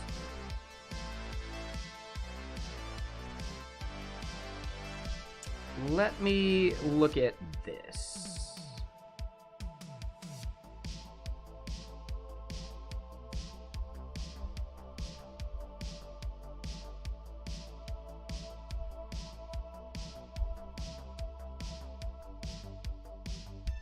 So this depths folder is the one we care about, and possibly build?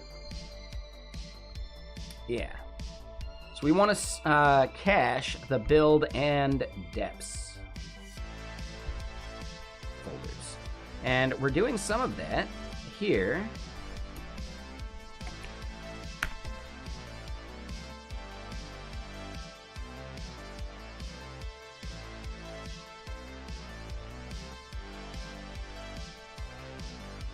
And the mix.lock is the one that we're going to do it on. And hey, what's up, Standard? Dude, thank you for the sub. Appreciate you.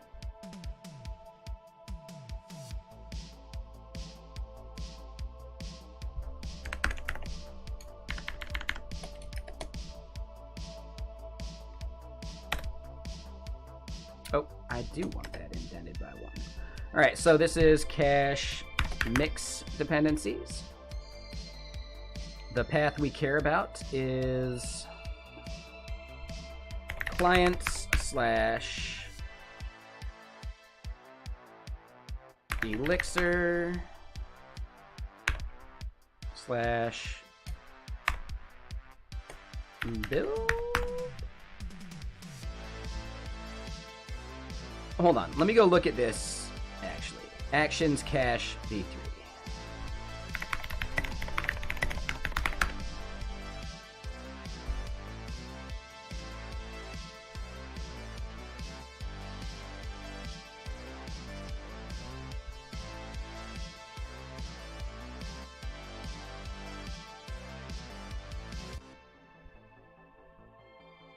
So it's a list.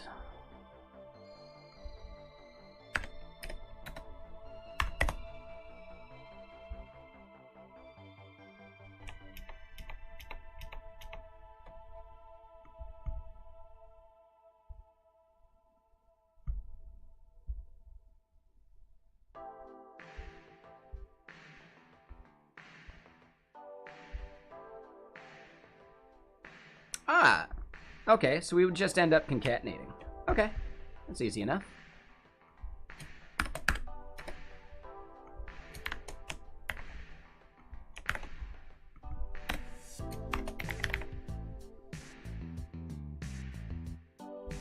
It's underscore build, but depths is the name there. Runner OS and mix.lock.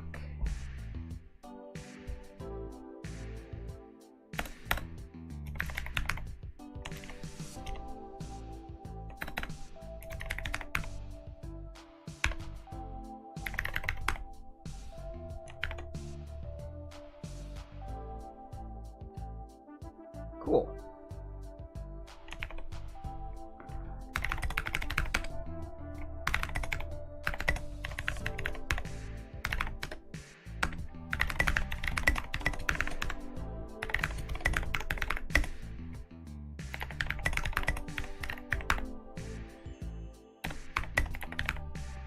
Cache depths and built depths for elixir.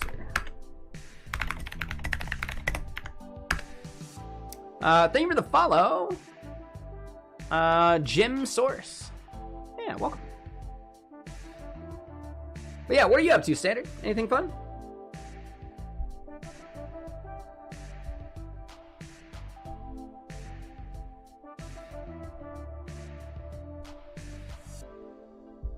All right, so we just want to see this caching work, and then this branch is done.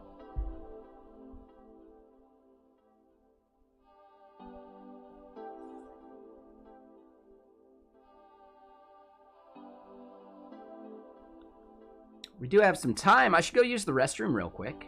And yeah, this will take like a minute. I'm gonna go use the restroom, grab some water, and I'll be right back.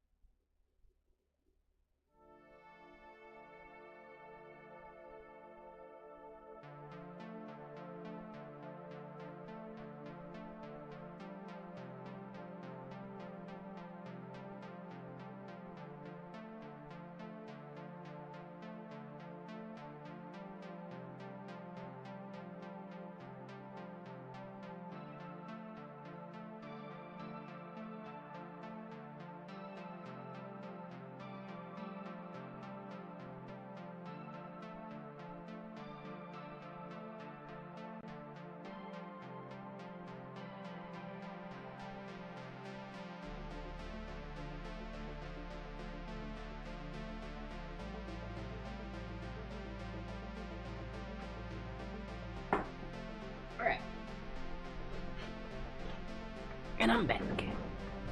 So yeah. Who's got some plans for this weekend? I think everybody's working for the weekend, right?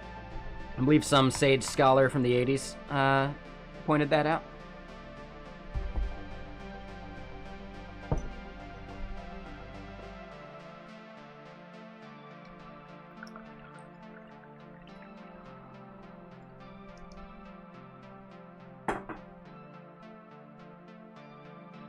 There's probably only a few of us old enough to remember that song. I'm okay with it.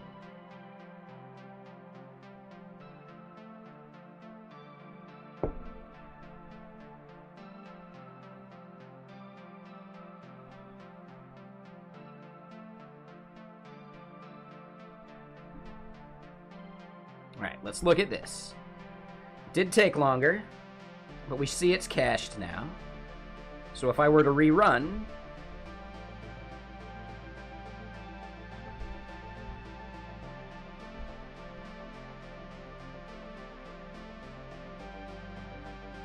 we should see the elixir go way quicker this time now. Right? The test servers spun up. We still gotta wait for the test services to be ready inside of the individual jobs. I'd love it if we could just do that once, but no. Not with GitHub. With GitLab, we could.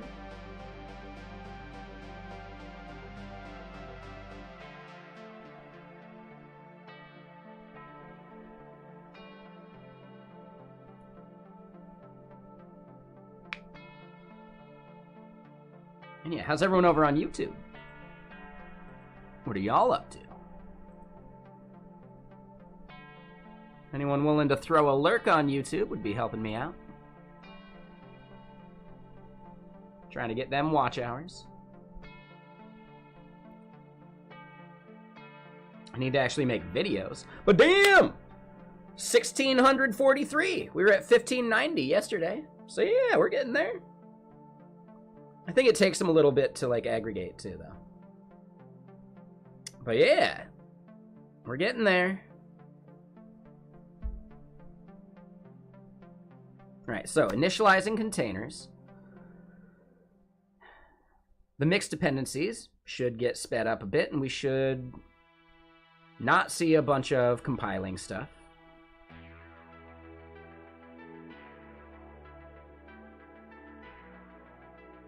How interesting. Looks like it still did.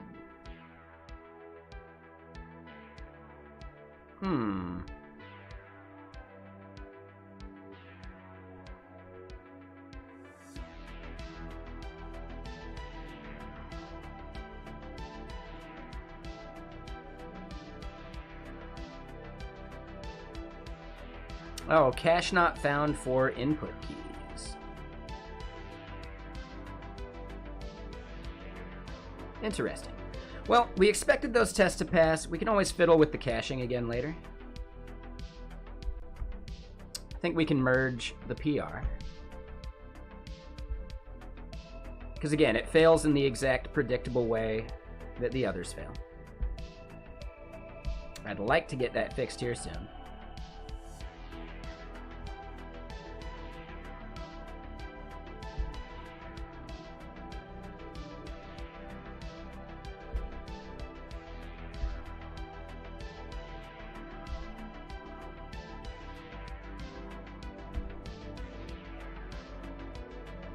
Cool, so we didn't need those branches. Alrighty, so yeah, that was one of the big parts I wanted to get done.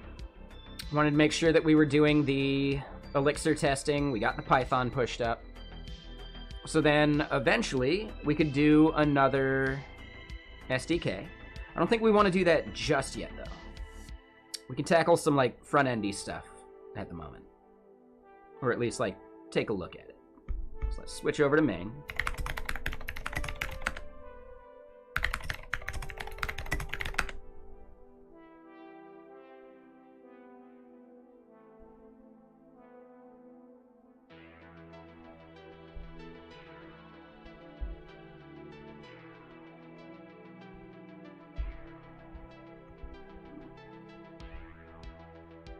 Let's close all these tabs we don't need, and let's head to the application.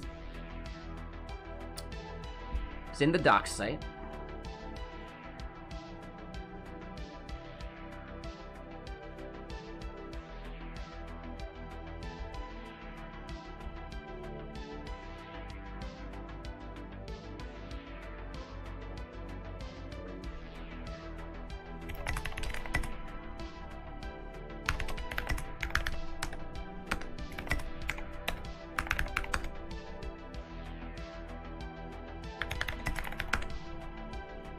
Alright, so we spin up this Astro site. We might actually want to upgrade to Astro 4. That would probably be a good move. I don't think there's any major breaking changes or anything, so that would help.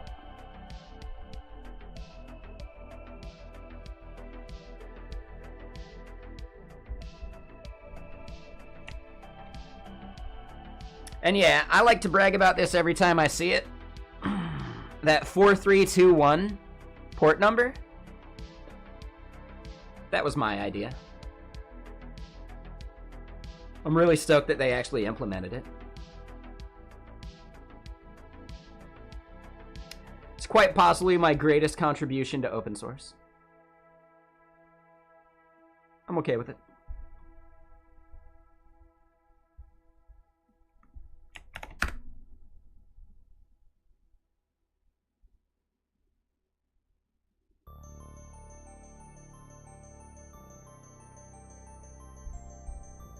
Alright, so that's launching up.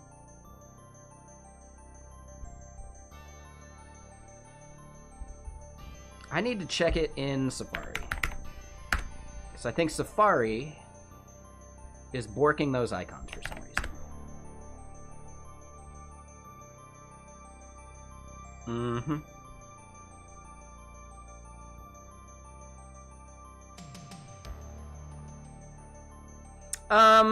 So basically, I use all sorts of frameworks, and their original port of 3000 is taken by Next, I think. It's taken by just a whole bunch of other frameworks. So when I was loading up an Astro site, I wasn't getting their icon for the site.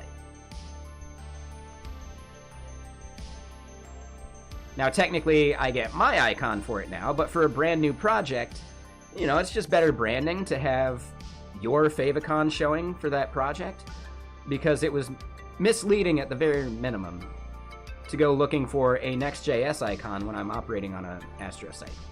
And I think if there's enough people out there using different frameworks, they'd run into that same issue. And then, thinking about all their branding for like rocket launch stuff, 4321 is genius, isn't it? Like, genius. There's nothing else using that either. I think technically Command and Conquer does. But that's probably not a problem. So yeah, I don't know. I'm really proud of it.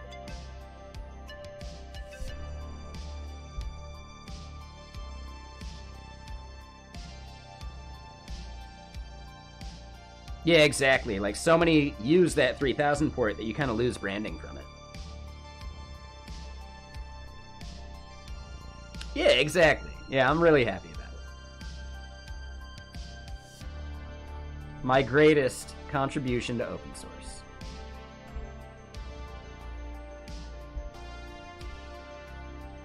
Alright, so we actually see the SVG. We see the path. So it's there, it's just not being rendered?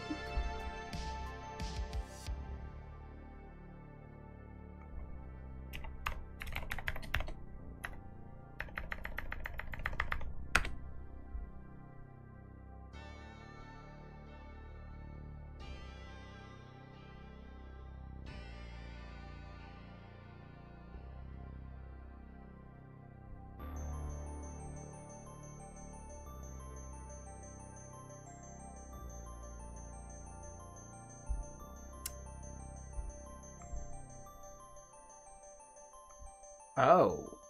Oh, it's the size of it, isn't it? It's totally the size of it.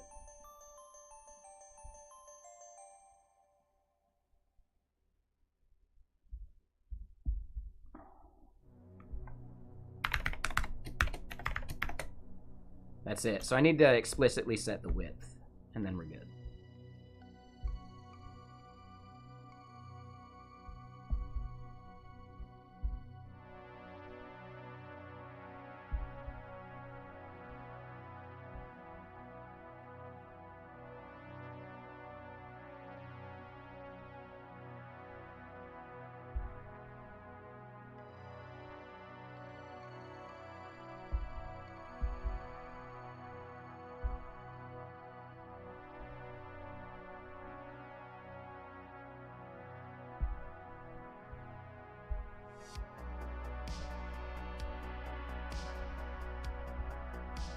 Okay, so features, we see that they have their width and height set. So how it works here does not.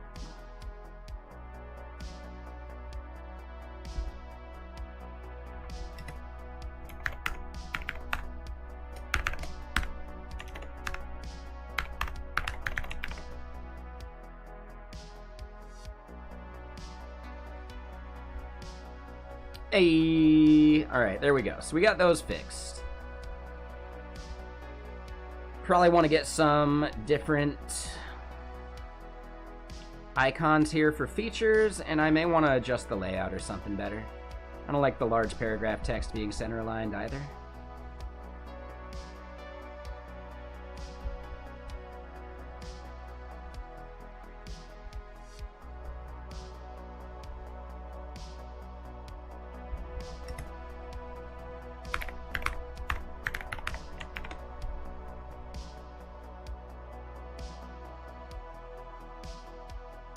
There we go. Yep. We're going to want to align like the length of text at some point.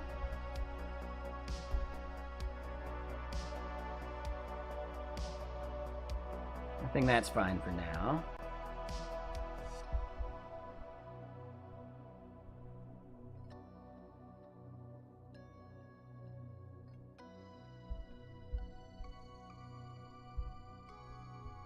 All right, so we got Phosphor as our icon library, so let's go to Iconify real quick. And we're doing the duotone.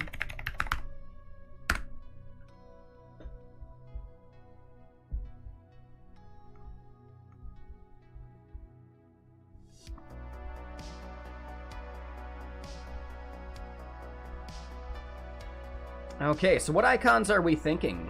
Let's say for open source.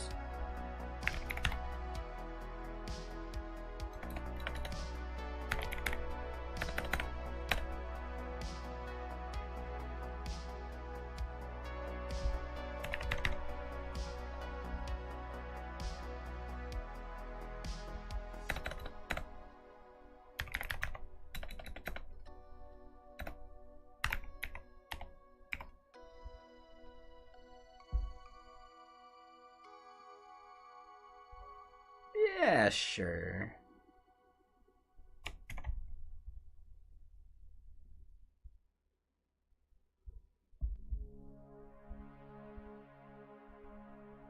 Oh, and yeah, that's the annoying part there.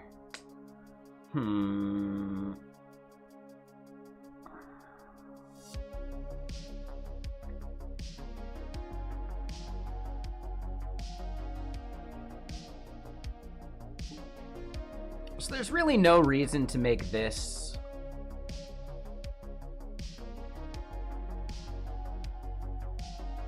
a React component. Right, because we can do all this same logic here. We can still loop and do all that. So yep, we're gonna refactor features here into an Astro component.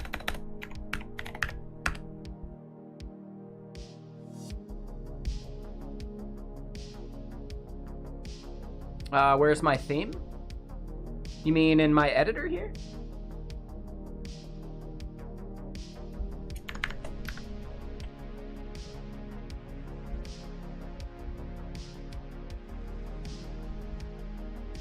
Or do you mean, like, other things?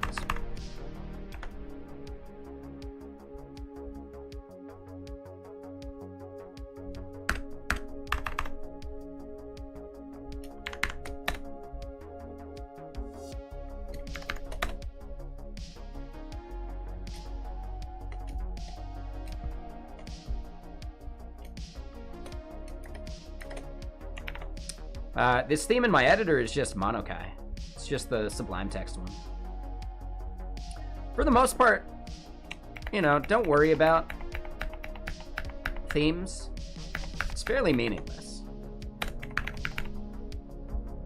Find one that looks good enough, and then pretty much never think about it again.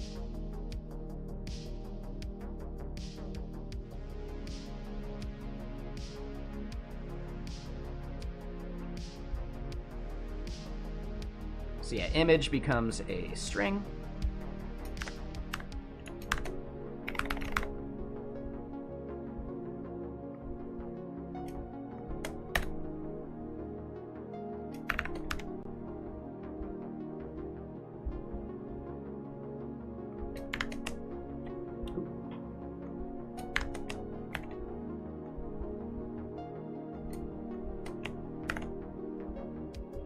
All right, so then in the duotone, it's users 3 duotone.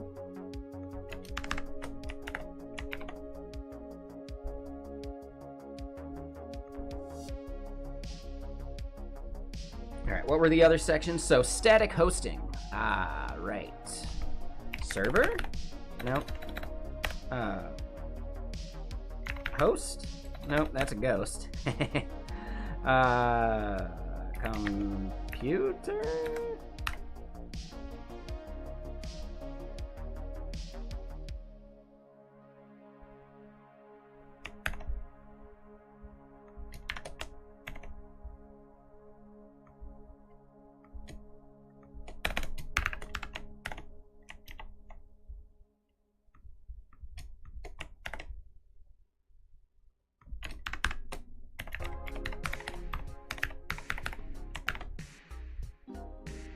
Ooh, file?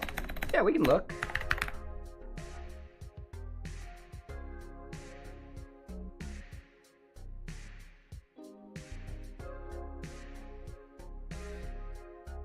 If we saw a JSON doc in there, I'd be all over it.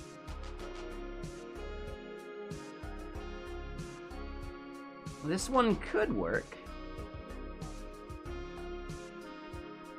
Oh, file cloud. We could also do cloud. Oh, that's the SoundCloud logo. Don't want to do that. So yeah, file, right? Like the multiple files one. We could also do the cloud file one. We could do the cloud image. We could do a computer tower.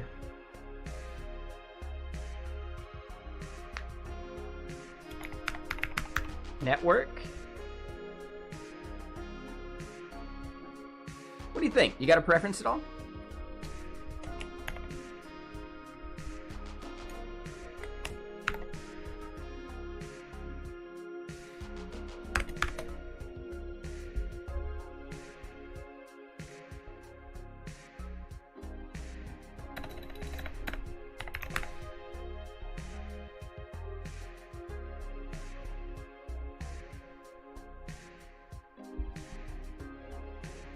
kind of like file cloud. We can actually duplicate.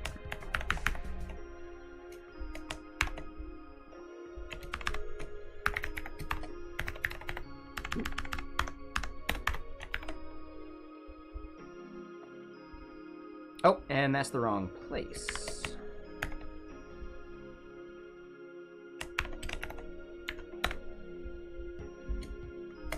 All right, and then last but not least, simple.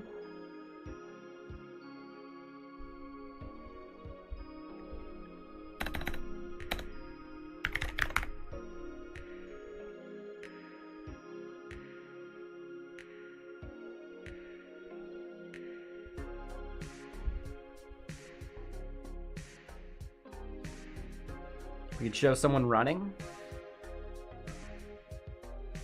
So this one's basically about not having to spin up servers.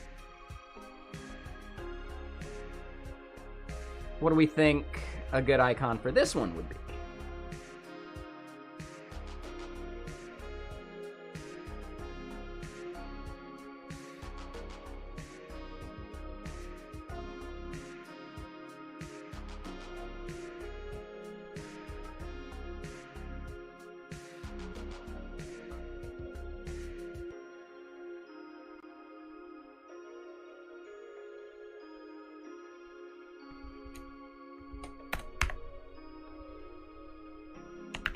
Ooh, check mark.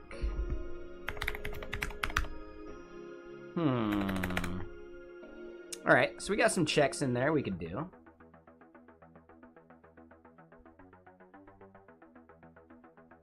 I kind of like the checkered flag.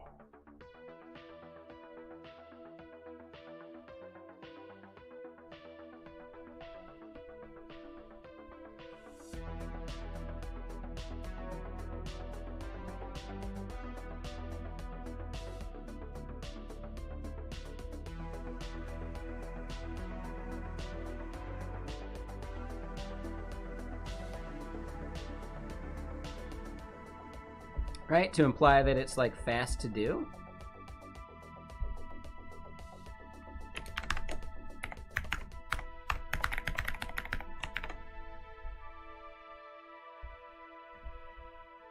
Right, so we got a bug. Looks like we don't end up needing key for mapping those. And then our import over on this page.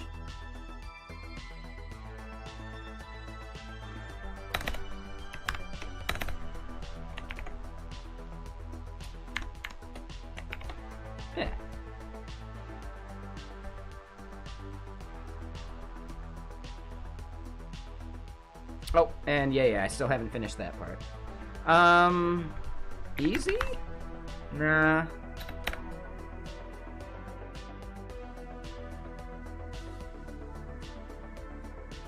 Ice cream cone? Like, I don't know, we could get real abstract with it. Ooh, peace. We could do the peace symbol.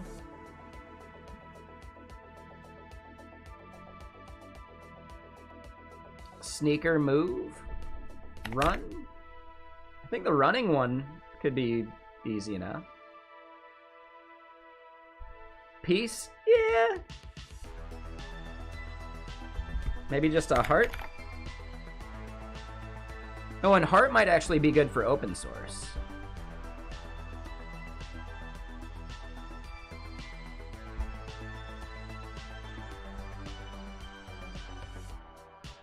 Instead of the users thing?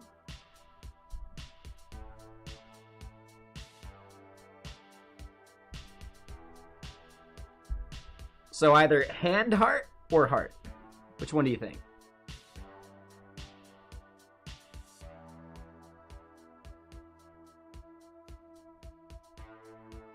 Or do you prefer like the 3 user thing? And everyone, feel free to chime in. Real quick, OX David and Duluth, thank you for the follows.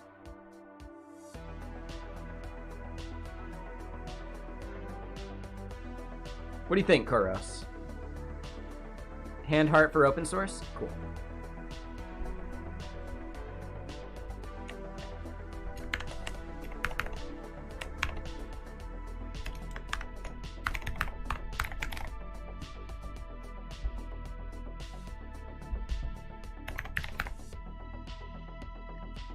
And yeah, real quick, I do think cloud instead of file cloud would make sense.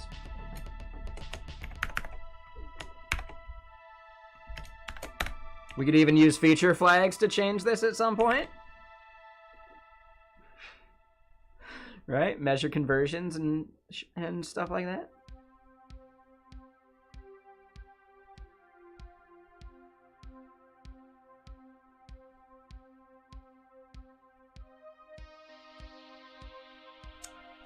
I think for flag checkered, I'm into it. All right, so then this last little bit, how are we doing the Astro image icon? That is in here somewhere. Ah, there it is.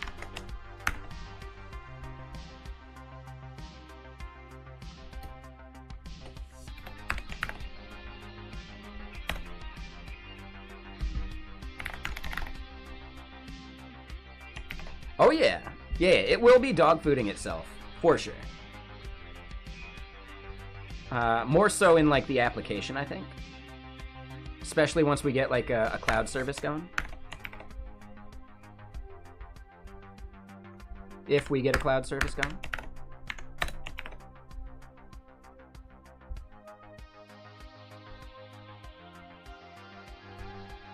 All right, so we got these icons here. Got those icons there. I do want to decrease their size just a skosh.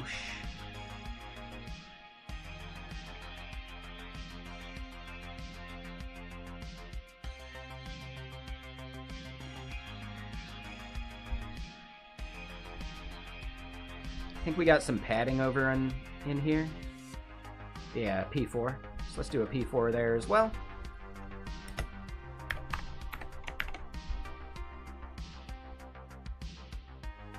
Maybe a P2.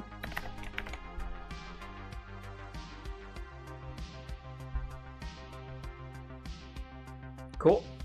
So yeah, we got those icons fixed. Let's make sure they actually work in Safari real quick.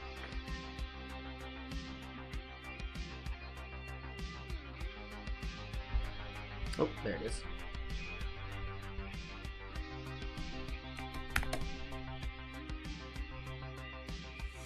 Oh, that was not what I wanted. Okay. So Apple Shift R does a completely different thing. But yes, our icons work now. All right.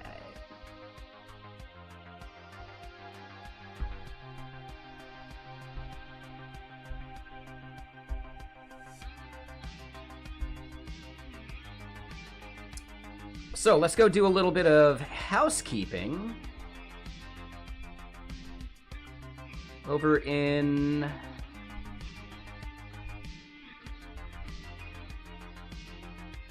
Let's see.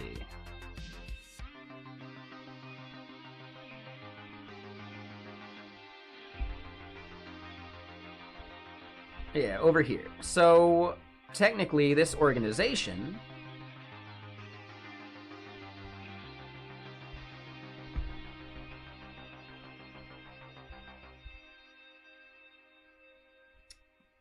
Customize our pins. We don't care about core or that. We just care about Vexilla itself. And all of those clients go away.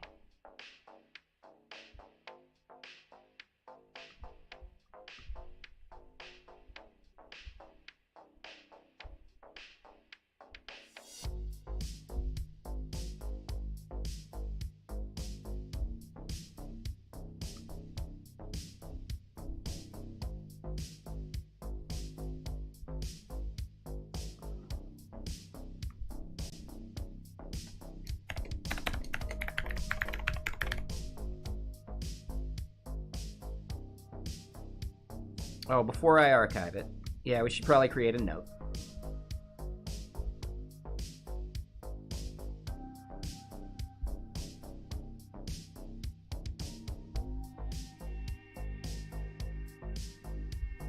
Oh, and damn, sorry, Mike. Yeah, it's been a long time. Yeah, we should have, like, gotten those merged in. It was just last year. But let's just go do a quick hacky change to the README.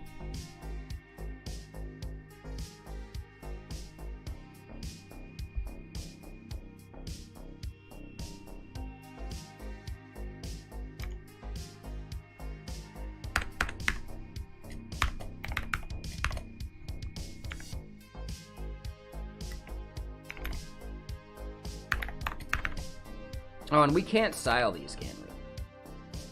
I'll have to double check this part.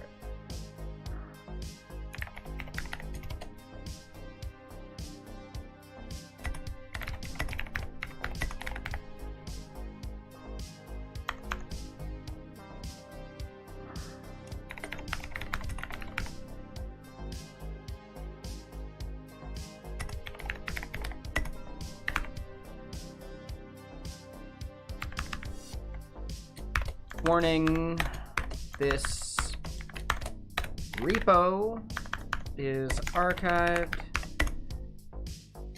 The functionality and newest versions of this SDK will be located in the main mono repo.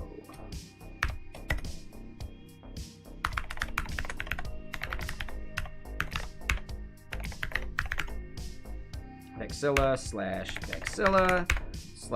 / clients / and this is for the app.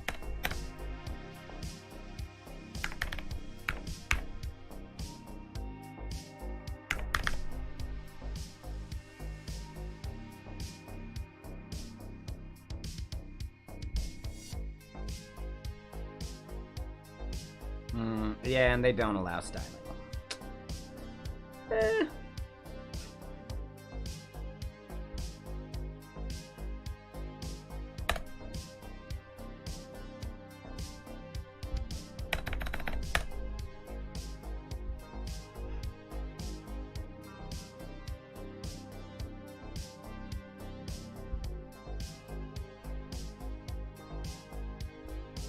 Yeah, I'm okay with it.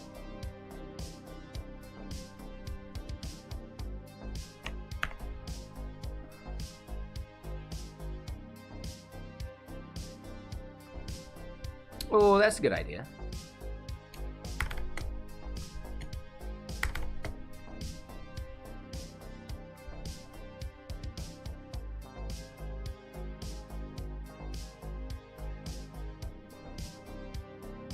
Should I just put it above?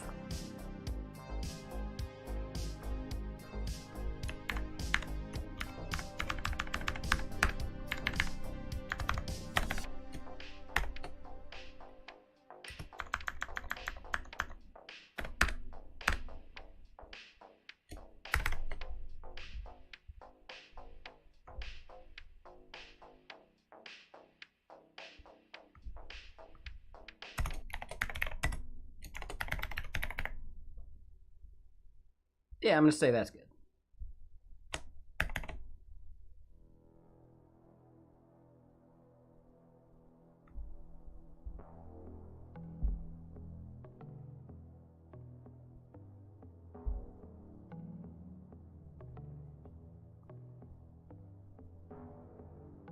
You know what? Hold on.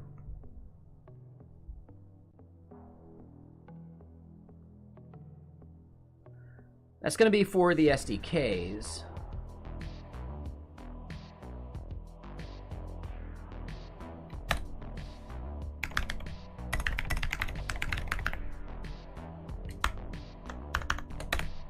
The app is maintained in the main mono repo.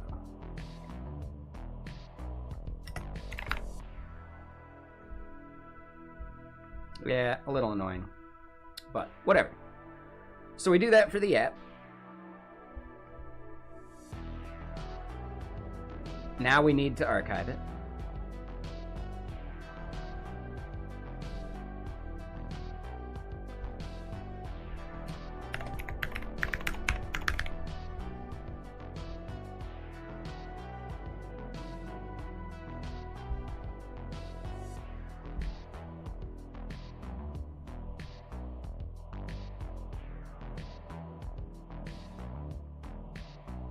Probably could have closed that down, but that's fine.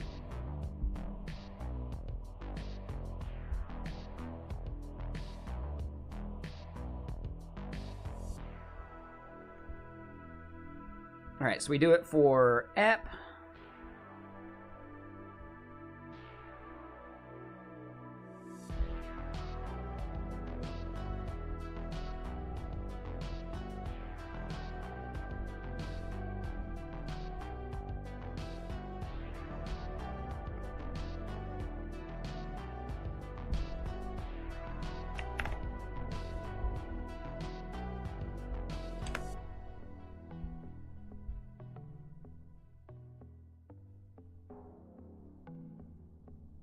the documentation is maintained, is now maintained.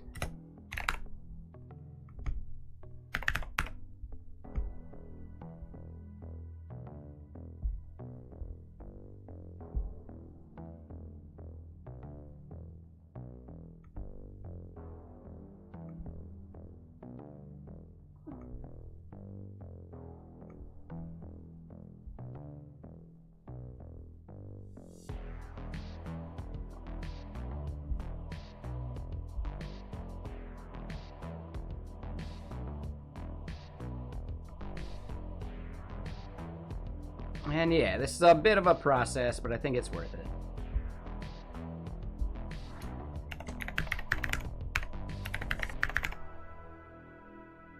Oh, I don't want to archive it yet, though.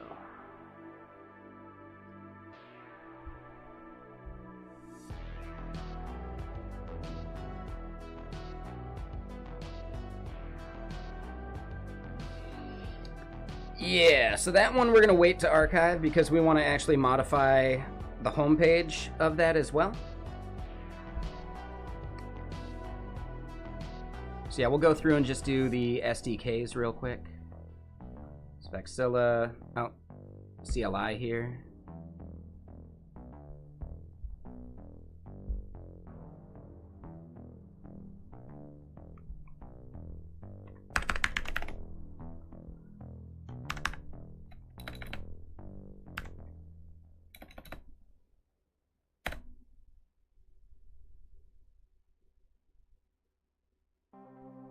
CLI should probably be an app as well. So we'll move that in a sec.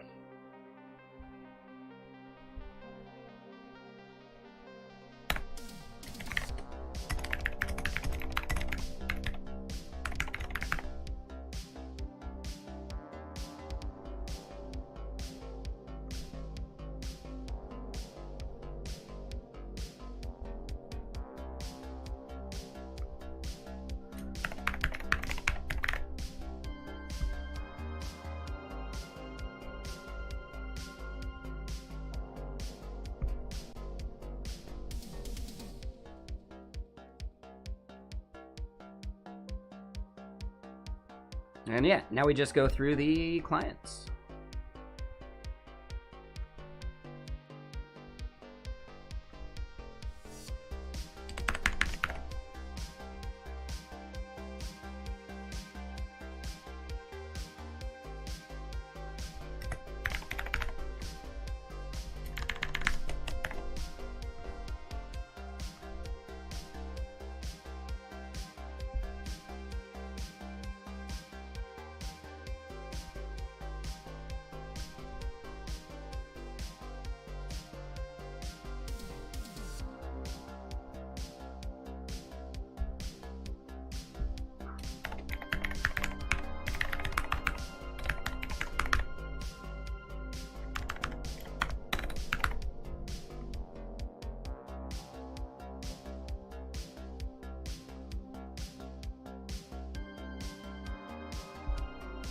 And yeah, this is a bit of a tedious process, but it's worth it.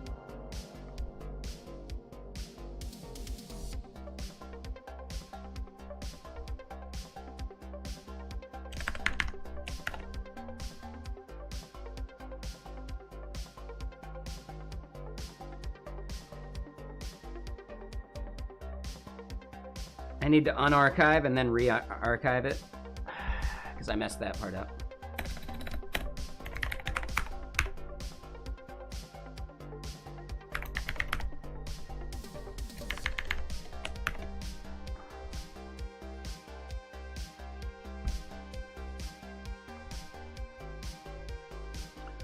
Oops. And yeah, that's why like manual processes like this are so annoying.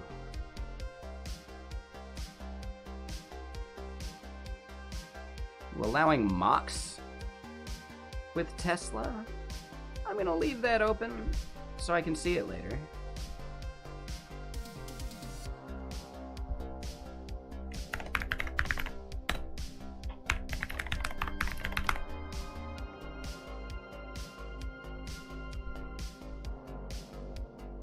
So yeah, client C#, we should just go fix real quick before I forget.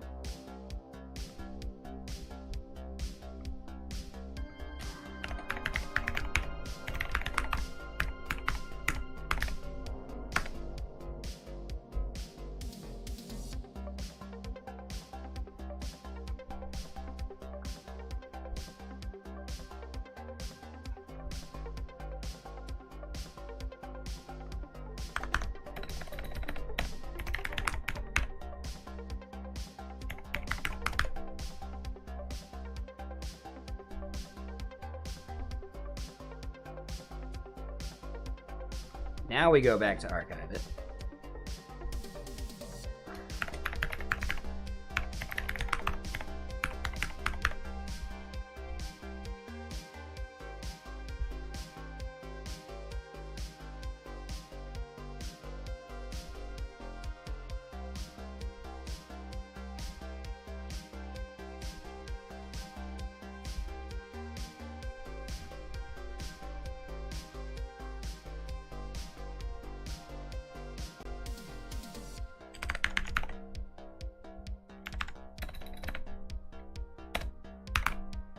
I think we have it as just JS, right?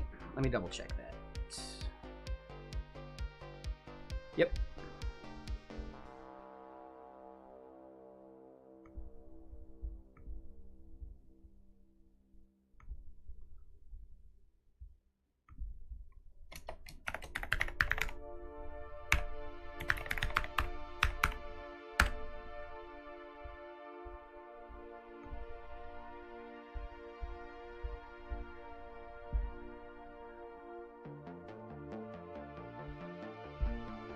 Oh, hold on.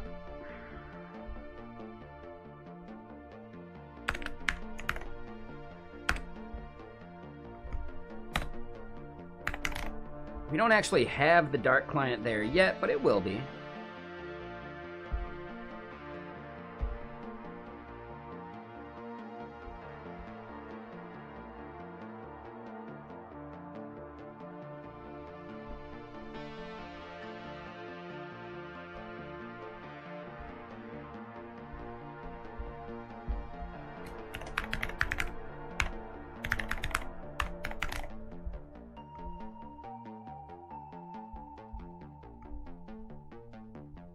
And yeah, I've been meaning to do this part for a while, so we need to do it.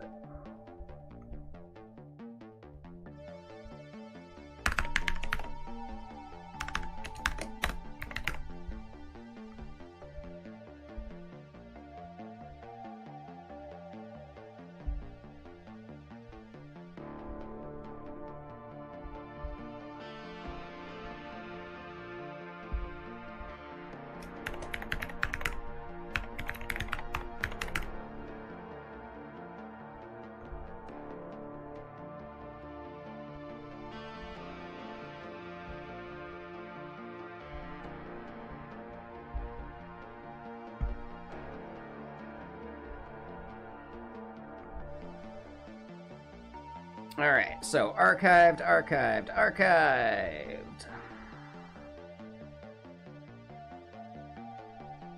Oh, the Cocoa and the Kotlin will wait on. Kotlin will...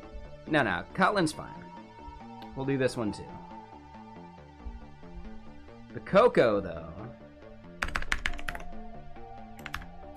I think we can just do it with Elixir, or with Swift rather than Objective-C. So we'll see about that.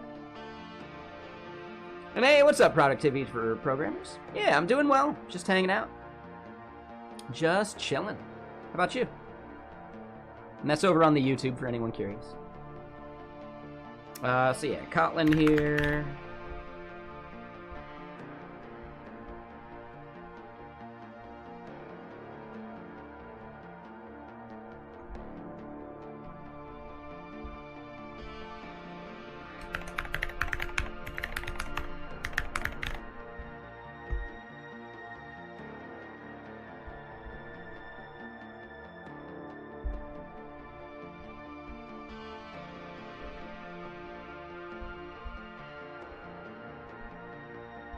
Ruby, which is empty. That's right. We're just gonna delete this one then. Wait. Did I actually have that published? Oof. Yeah, the Ruby one. We were calling out Ruby in our list.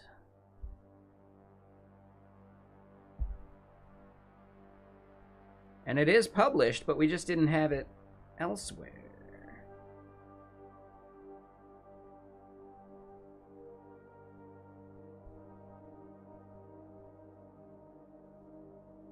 Yeah, we're gonna need to just re-push that then.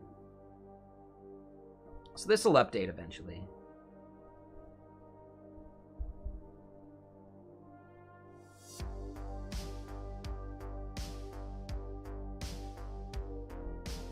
Yeah, that's annoying. So yeah, we must have messed up publishing our client Ruby code, which is interesting. Let's close that for now. Do I have client Ruby in here? I don't. Yeah, so that's a bummer.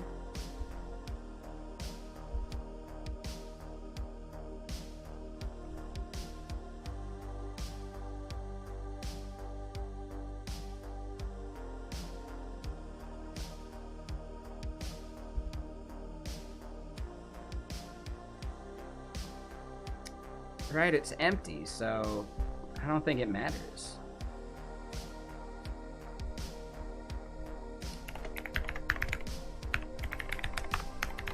Yeah, and I don't even have any place to get that from. Oh, but we gotta do this then? One sec.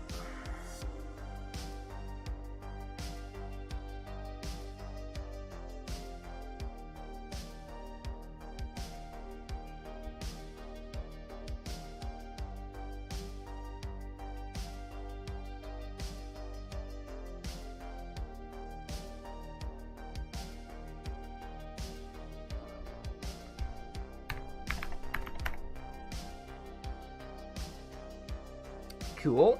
All right, so that's deleted.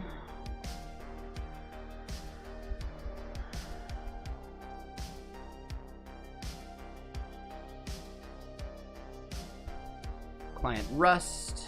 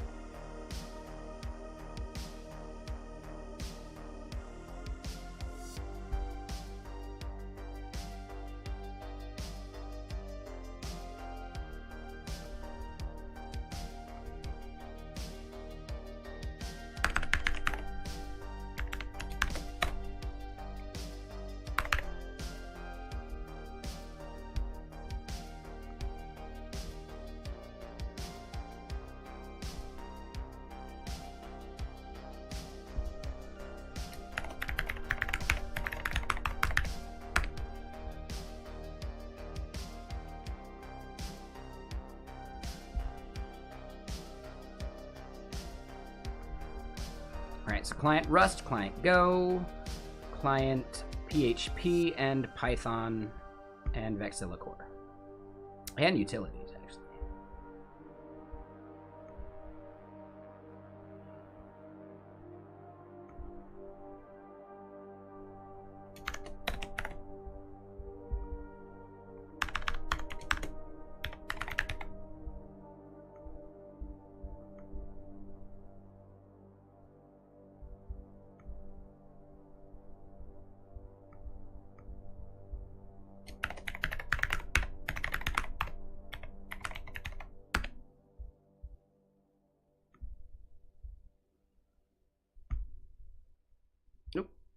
do that.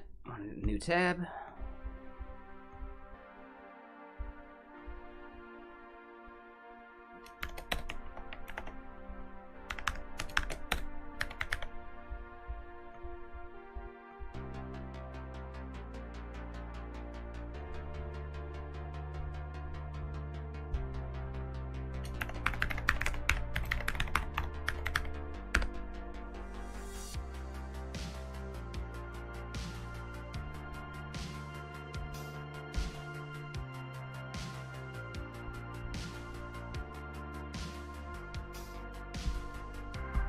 Alright, so now we've done the PHP. We need to get to the Cocoa here soon. This one I think we'll actually end up needing. So yeah, utilities and Vexilla core.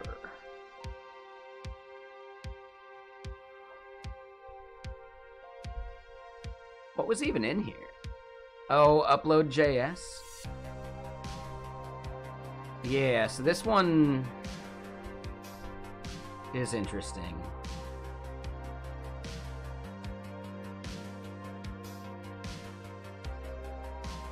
What was in data here, too?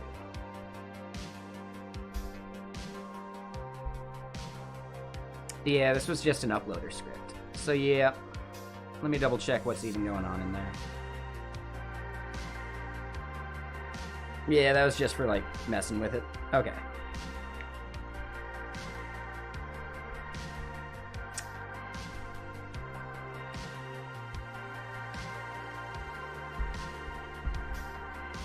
I know. We'll go to the core root, add a readme.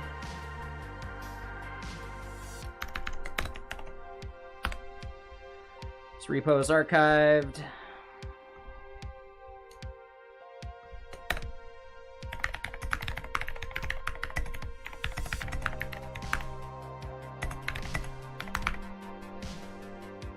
And here we'll just do it to there.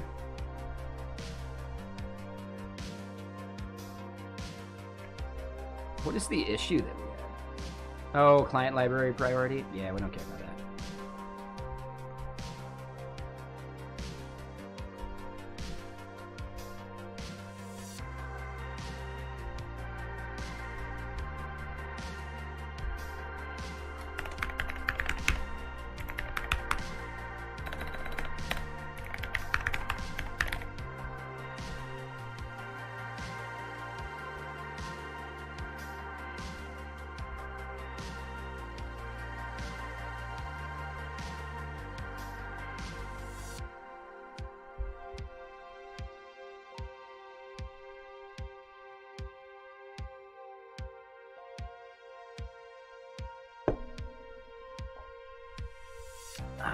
Okay, so that's archived.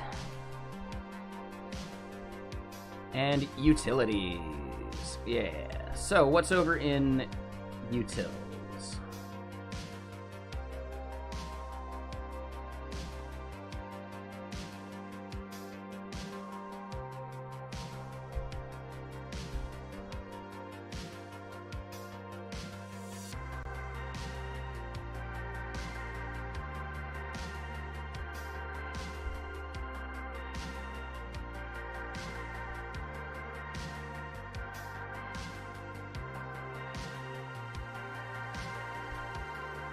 Yeah, I'm gonna want to start doing change sets and stuff. So that's fine there. Test server, types, scripts. Yeah, this is just archived.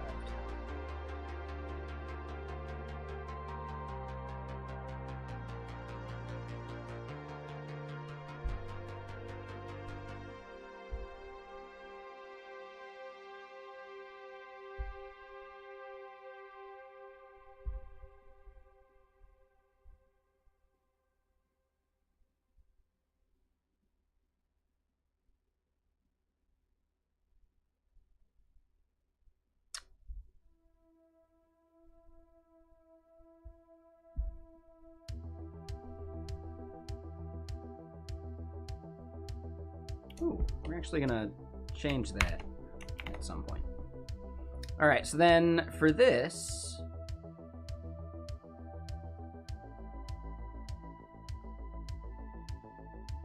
Yeah, we're just gonna add a readme.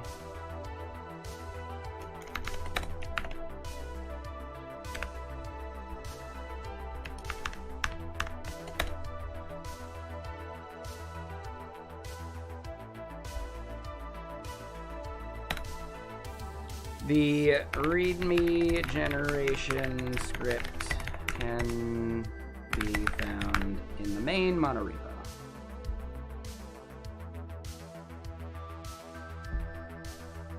Sure.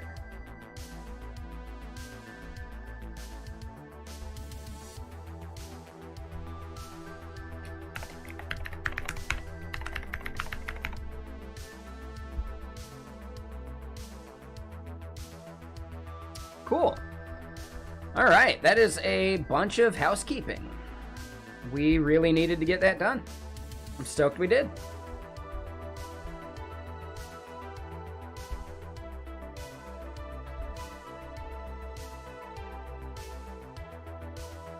How long before you think it's okay to get rid of the public archive?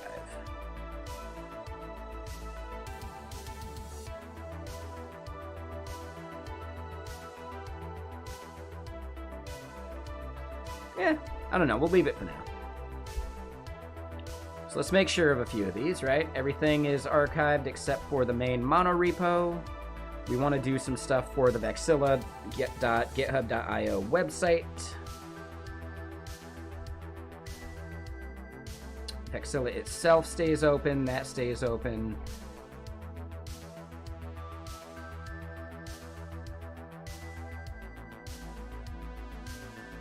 Oh, and this was Swift.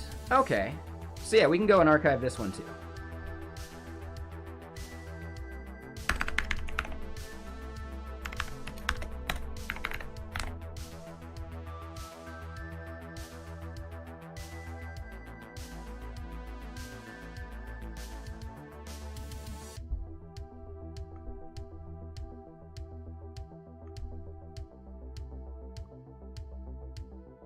And yeah, what's up, human?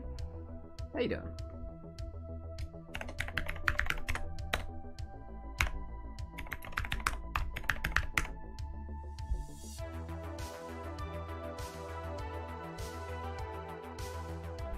Cool. All right, so next up,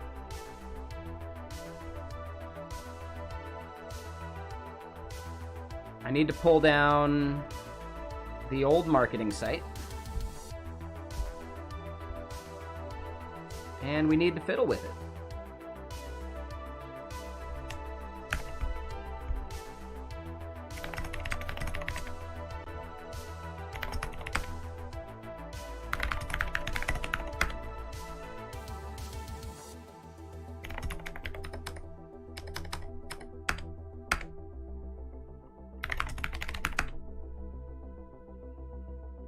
All right, what were we using to run this? It was Yarn. Yarn dev? Nope.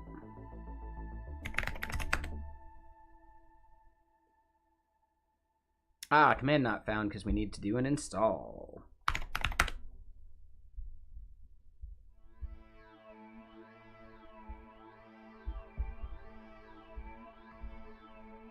Oh, and I love this image. It's so good. See how, like, the trees line up with the actual, like, scenery around them? It's awesome.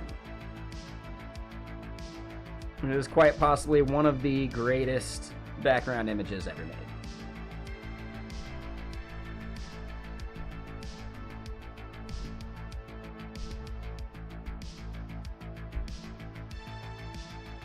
Alright, so this is downloading via Yarn.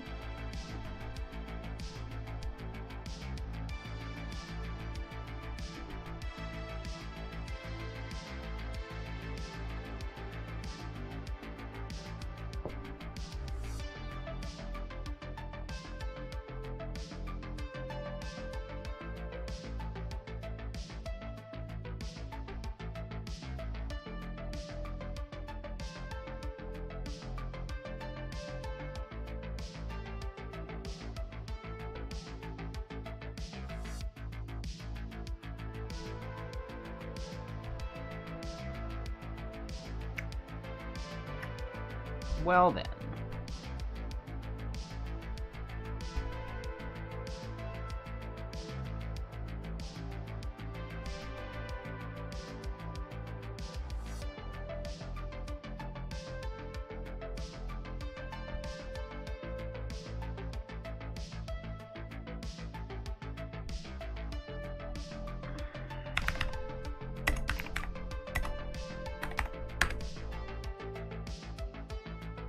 Try a different node version.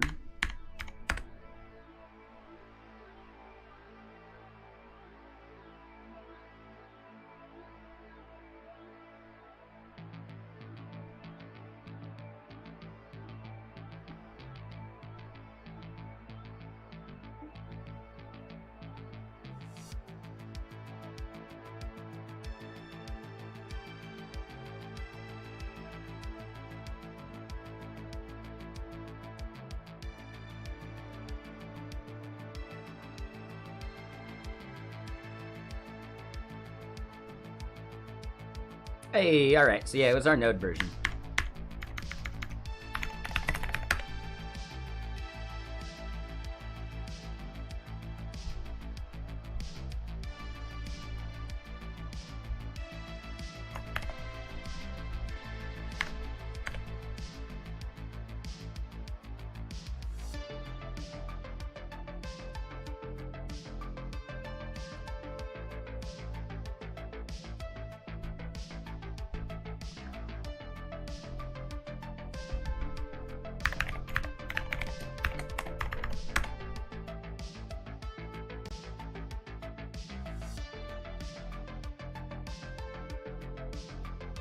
Alright, so yeah, here's the old site.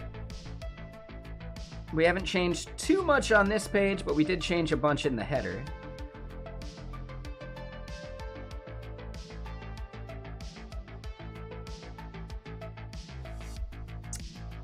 When we look at our main layout,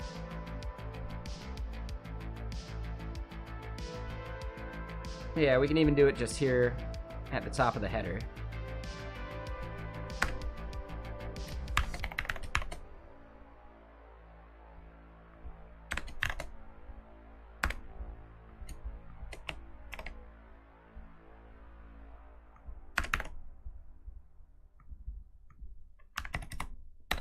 All right, so then this is going to be something like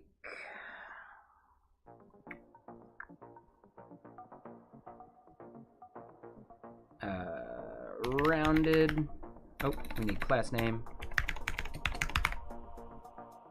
We don't need rounded, do we?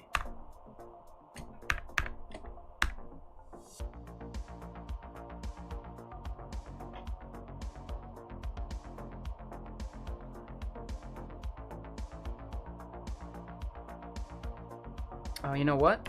Yeah, we can just put this directly in the header. Because, yeah, I forgot we're doing a fixed. So we can just do that. Oh.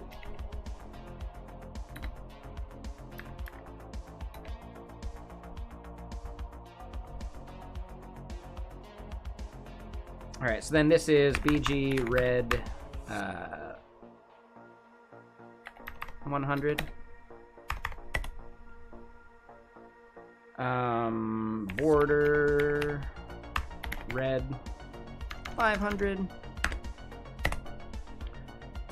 P4 text center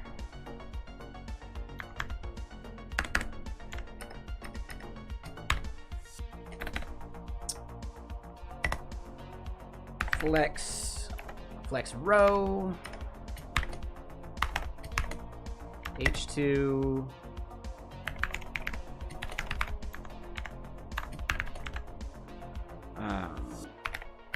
is it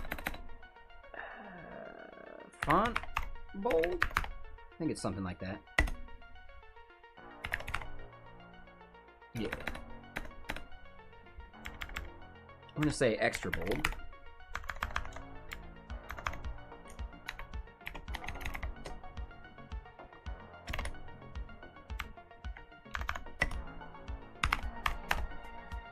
Do an MR2. This website has been archived. All new documentation and updates will be focused on the main, will be focused on the new domain.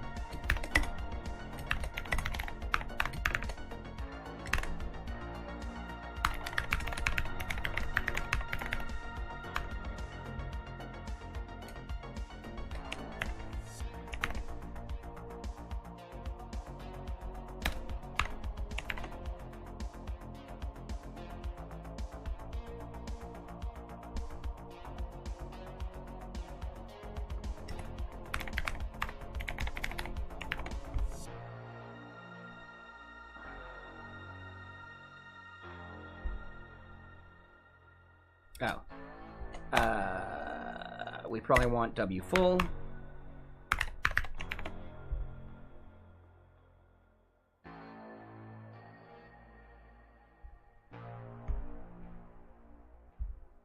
Hold on.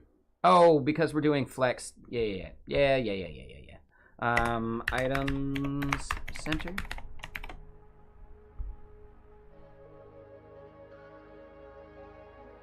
Or is it justify content center?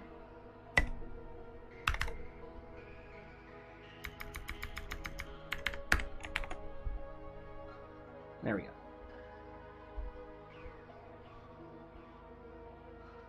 All right, and we probably want to increase the size a bit. So this is going to be, what is it? Text 3XL? It's a bit large.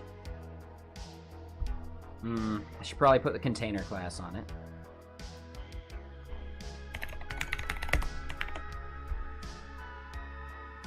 Oh, no, I should not.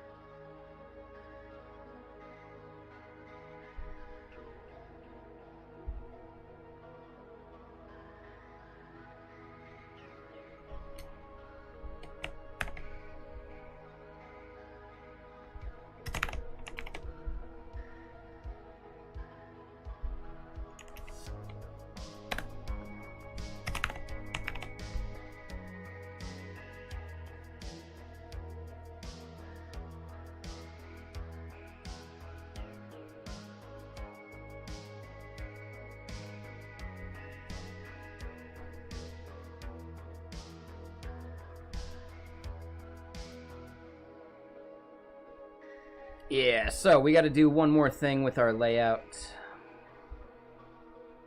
Is it just documentation layout?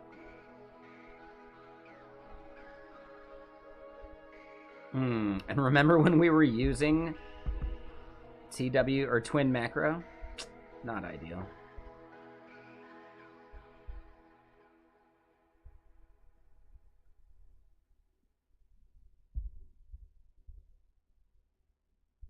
Alright, so it's not document. I think it's app. Nope.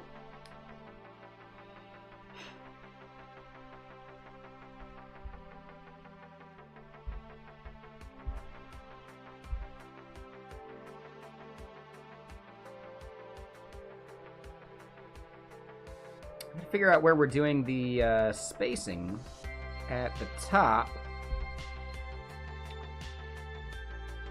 That's gonna be it. So it's gonna be for the sidebar and possibly the content?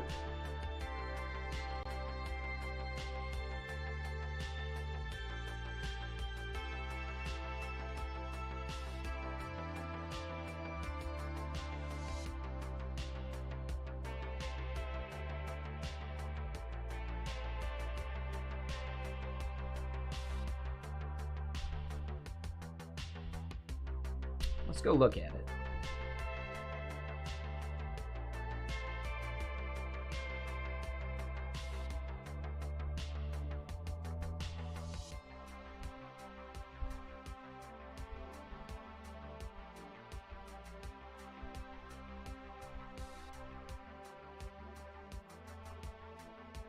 Ah, okay.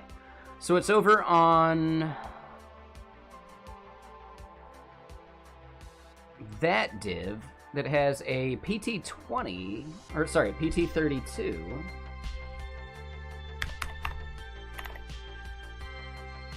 Oh, that is in-app. Oh, there it is. I just missed it.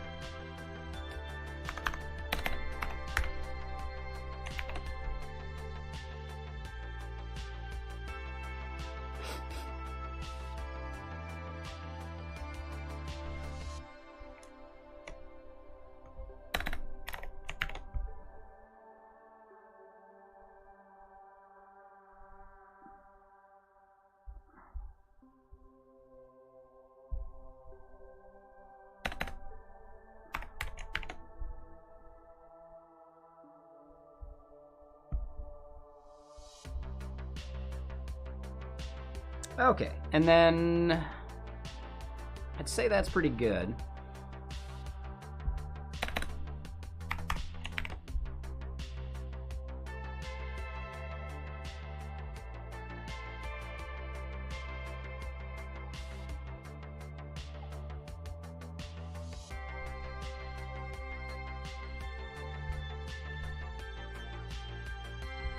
All right, so then back to header here.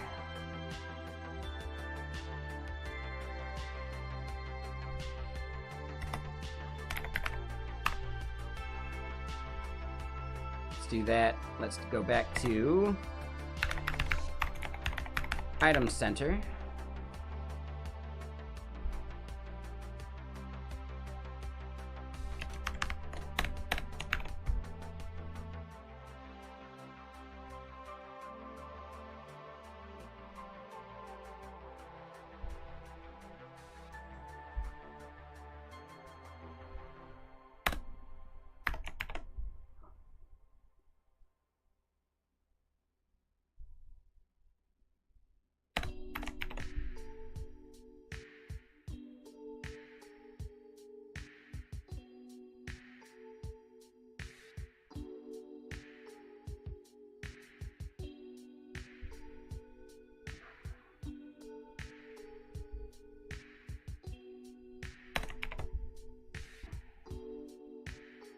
I think it looks fine.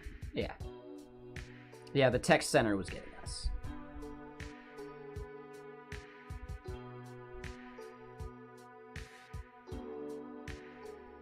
Now, is there a meta tag that we can attach to this to inform Google that we'd rather have users going to the other site?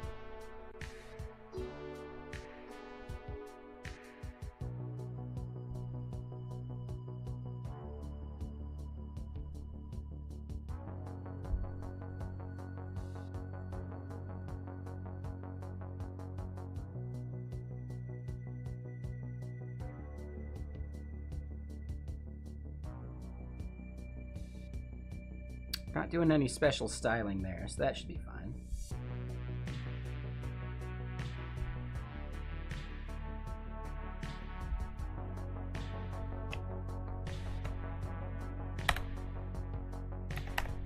Let's say that minus 120, so that should kick this.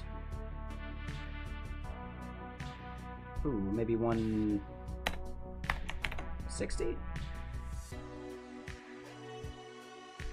Close.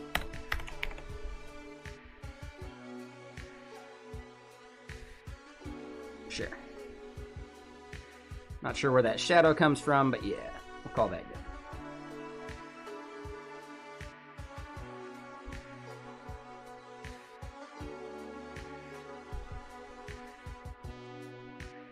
And then let's just do 50 there? Yeah, I think 100 was fine.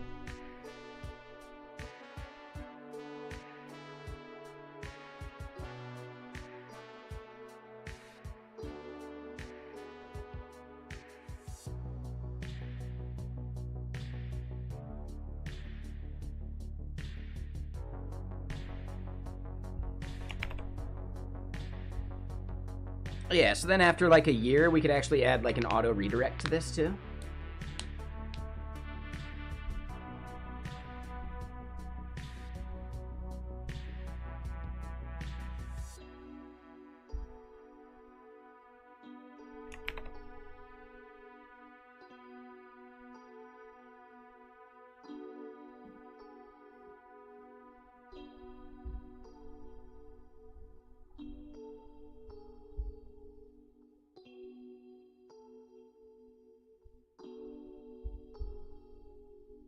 Yeah, I don't know. How do we feel about it? Let's see how it works for mobile. It basically doesn't. Yeah, I think we can call it good. Oop, didn't mean to do that though. Yeah, I'm gonna call it good.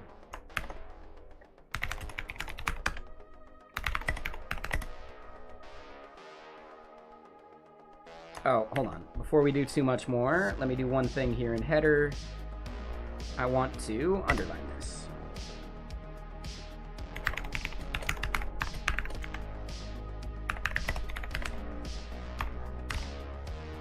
It's font underline.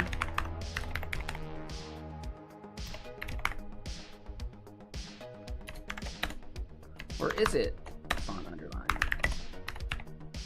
It is just underline. All right.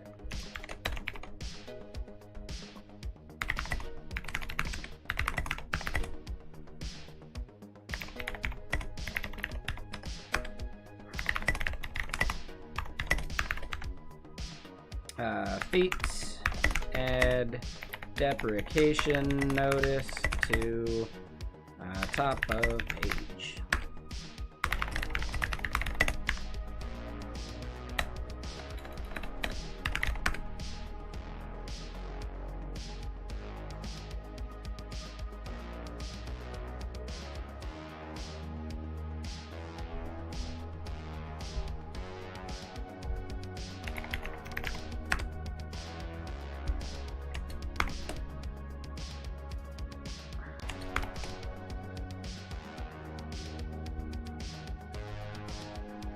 Alright, come on. Update already.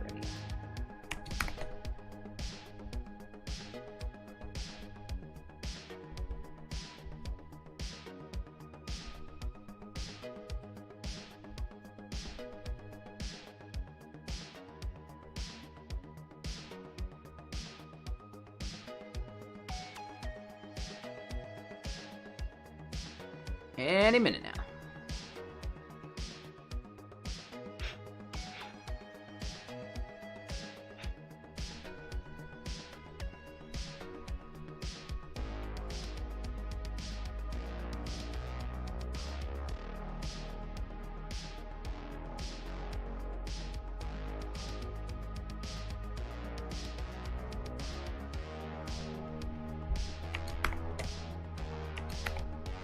Hey.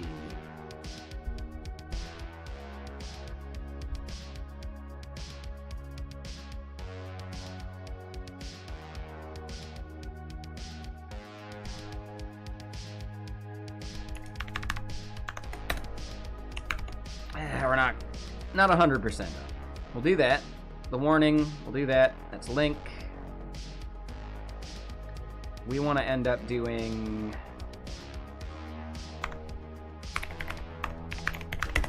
text black. There we go.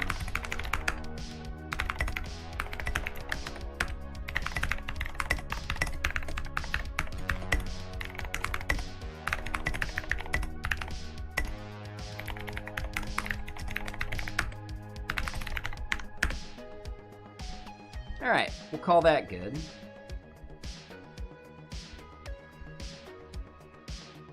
I think we have to wait for... Do we have to wait for the workflow to finish before archiving? I don't know, I've never tried.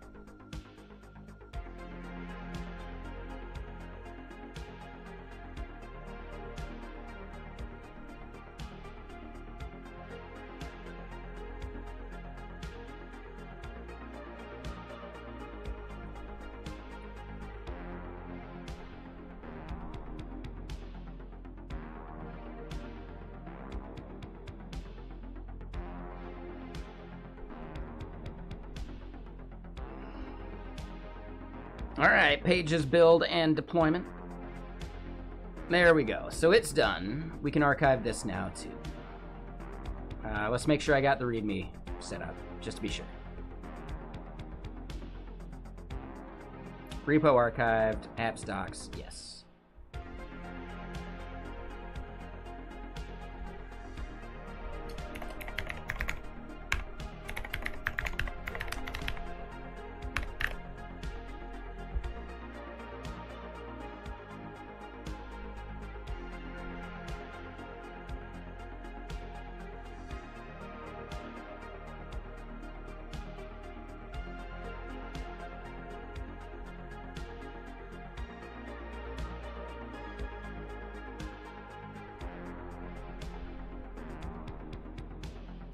Okay, cool.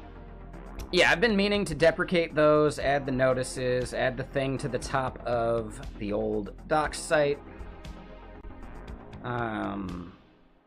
Meta tag to inform Google to use a new URL. What's the right way to do that?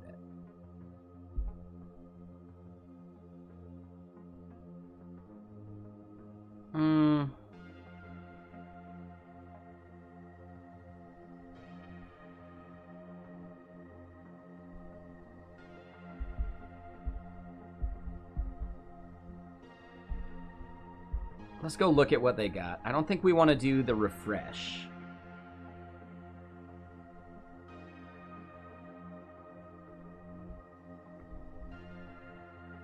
Nah, I'm good. We got documentation right here.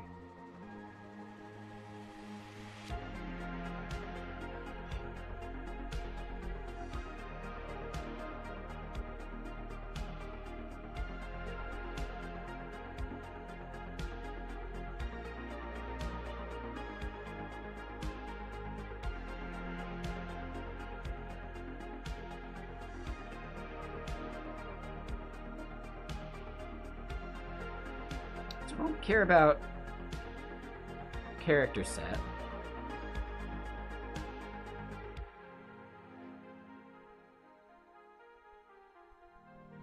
I don't care about viewport or rating.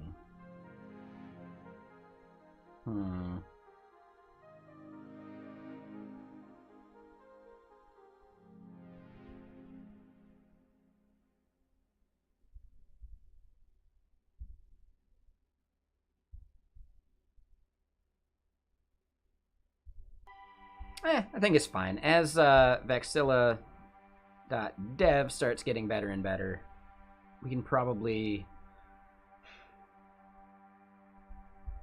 add like a robots thing to like stop indexing that page.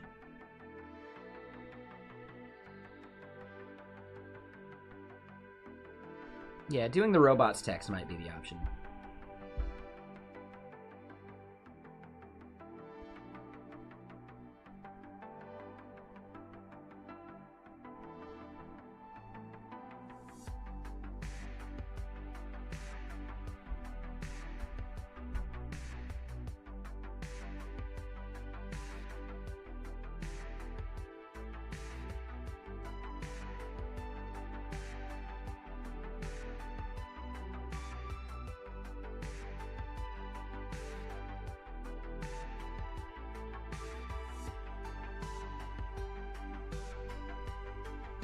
So we could do the no index.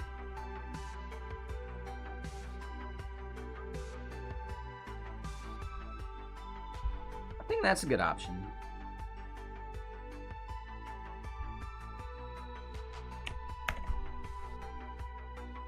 Oh, we did just archive it,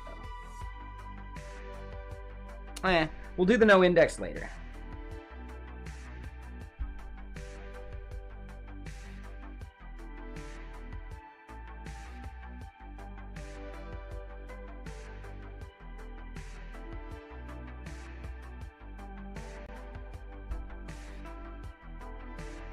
Yeah, I think it's fine for now. Mm-hmm.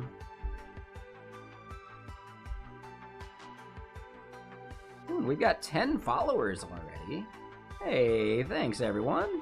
That's super cool.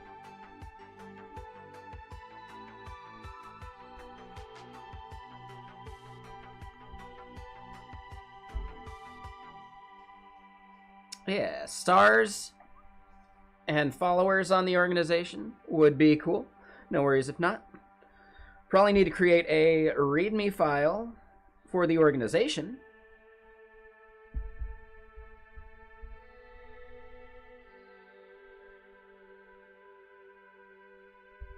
That'd be a good idea at some point.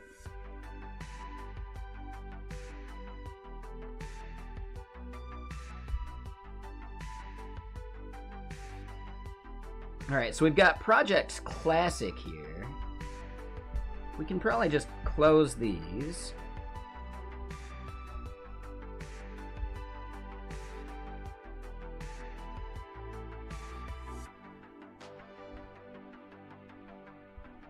And we'll probably leave this one open.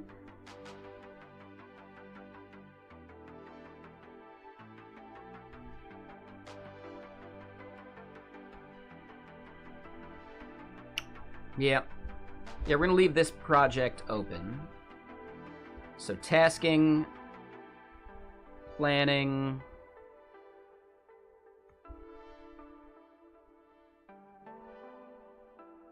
We don't need to create a new one, actually.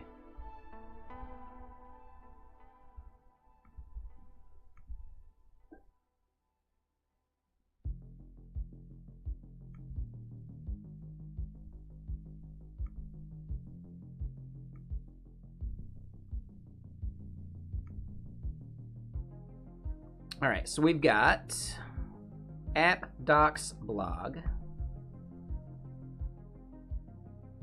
We're going to create a new board, and that board is going to be called... Oh, I can just change it here. Organization.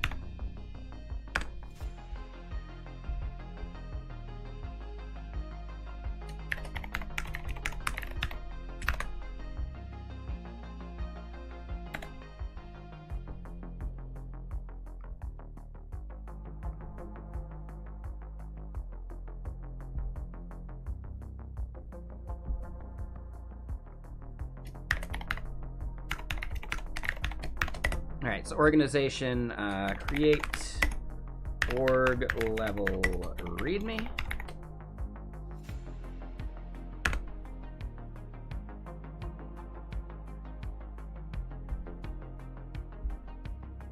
We got everything here. We can sort and filter. I think by priority and by size can get moved over.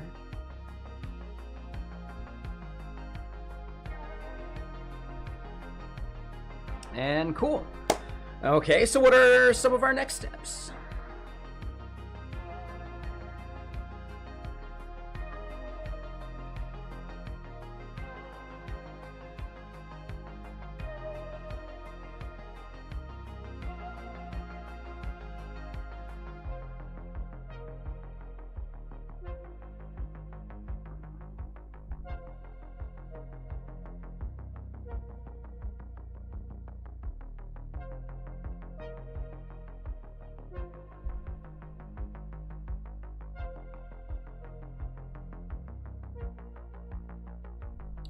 And yep, we gotta save that. The rest are good. So yeah, app stuff.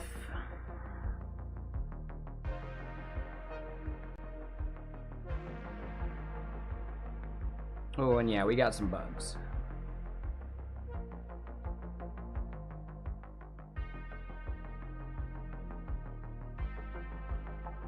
About docs.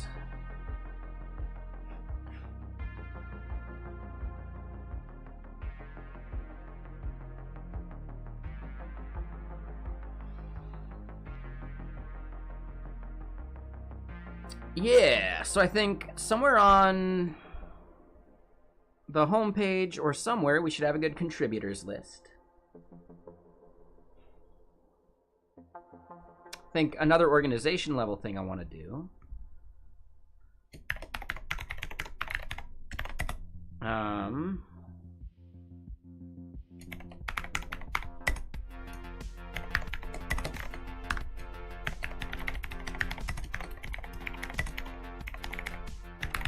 So create a CLA, which is a contributor license agreement, and enforce you signing it.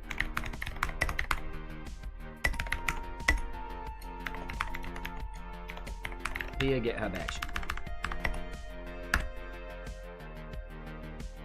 Now, how is cal.com doing that? Because they are doing that part, and I really liked it.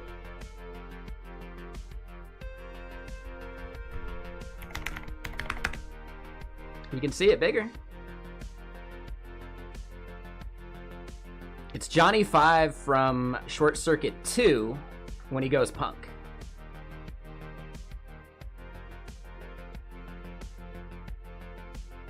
So he's got his mohawk on, got an eye patch.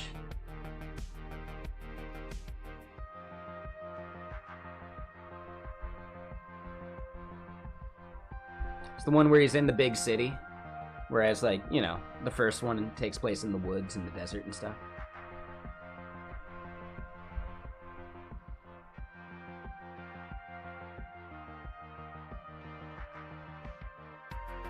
Files changed 456.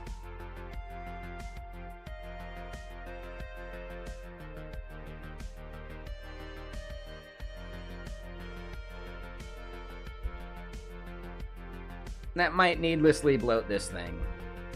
But yeah, let's go look at cal.com here.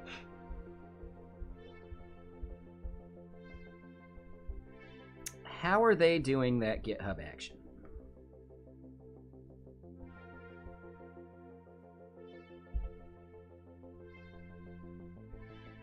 They have a lot of actions. All right, so PR here. There's a detect changes.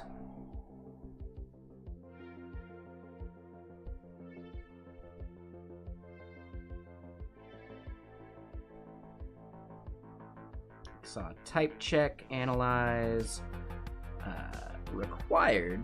I don't see the CLA thing.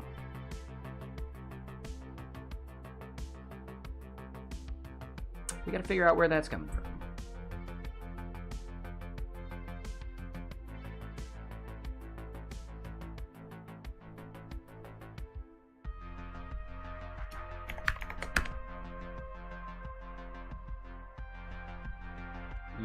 Yeah, that's gonna not work at all.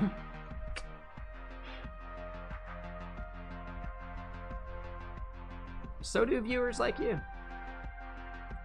You can take 10 minutes and think about it. But how much do we really want to have a conversation with someone like that?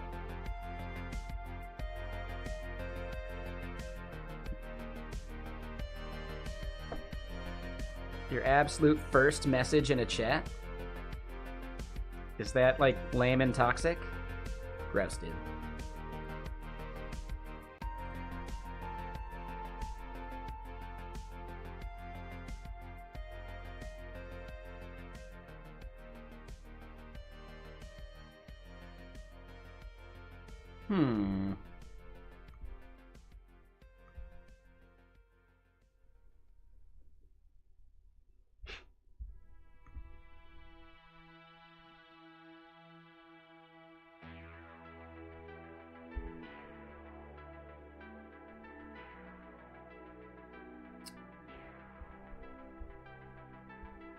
I've got something that does the contributor license agreement. Maybe it's Checkley?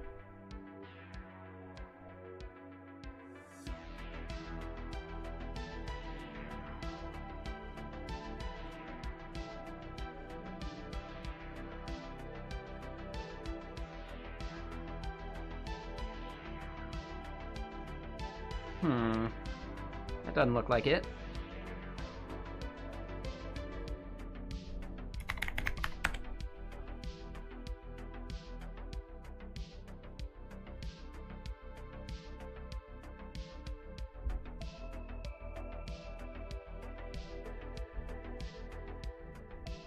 Oh, I like that. That's clean.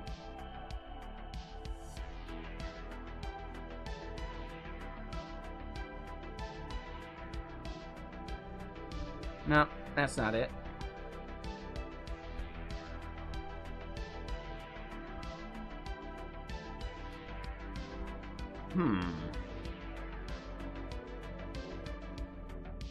I know they've got something.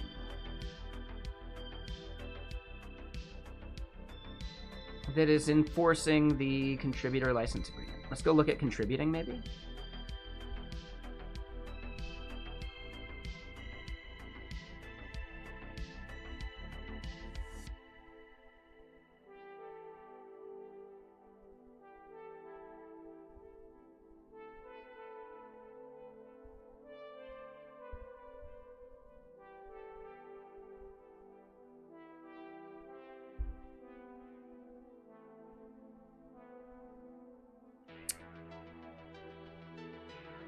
Interesting.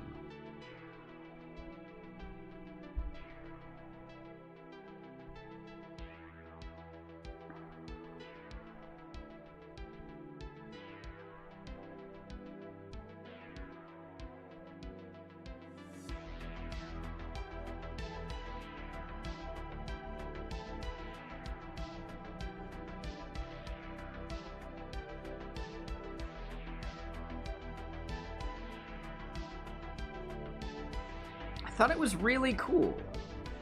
I know, maybe it's on my PR.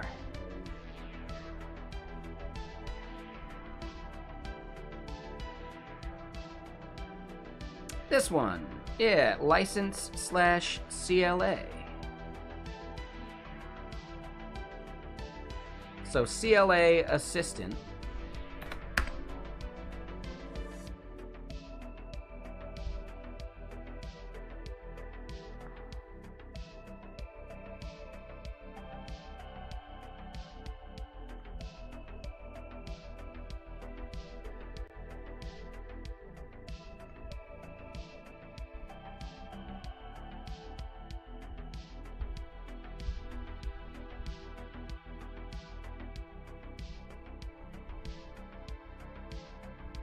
That's not what I wanted.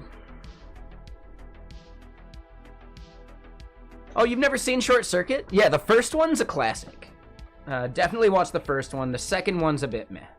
One thing to remember, though, is it's one of the most egregious cases of brownface, of a white dude playing an Indian dude with a just terribly stereotypical, like, accent.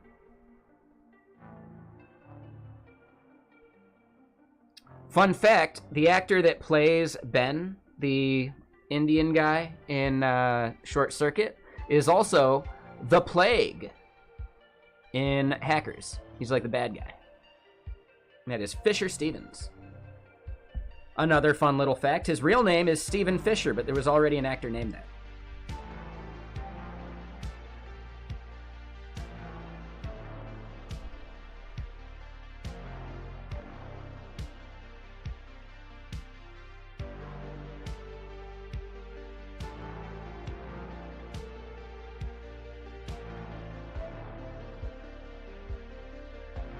Oh, yeah.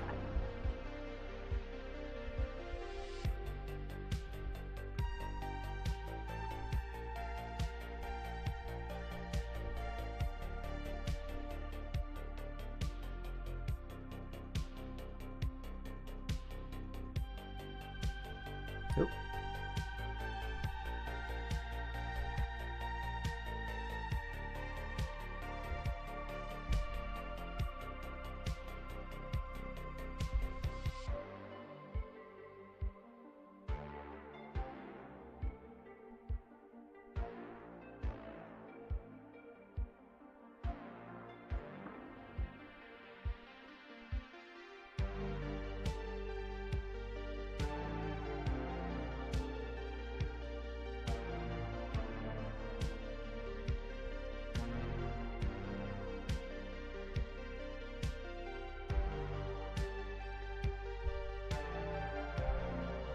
Hey, what's up, Acorn? Well, now I'm lurking myself. Yeah, what are you up to? And hey, what's up, Beef? Yeah, howdy. I almost typed howdy instead of shout out. That would have been fun.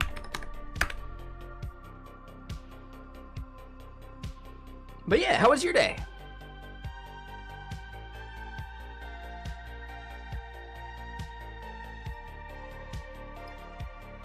I can't remember how long you've been like a...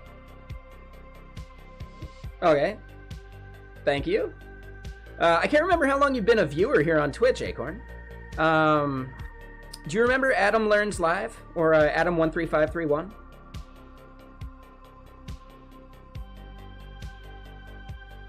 Maybe not. He's just started up. He's back at full-time streaming now again. It's awesome. Oh, it's fine. Yeah, he streamed here on this category for easily like 5 or 6 years, and I think he stopped in something like 2020, maybe 2019. Yeah. View, you might get timed out. You were definitely an instigator of some drama when I was lurking, Acorn.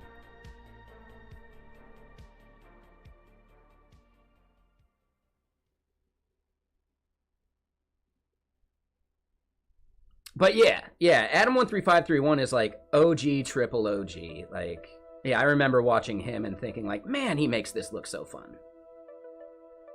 So yeah, like, yeah. And he's a really cool dude. He's up in the area as well. Like, you know, the Seattle-ish area.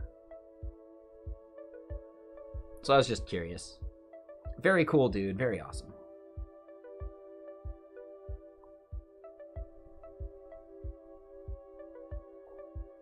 Oh, he raided you the other day. Yeah, awesome. Yeah, he's such a cool dude.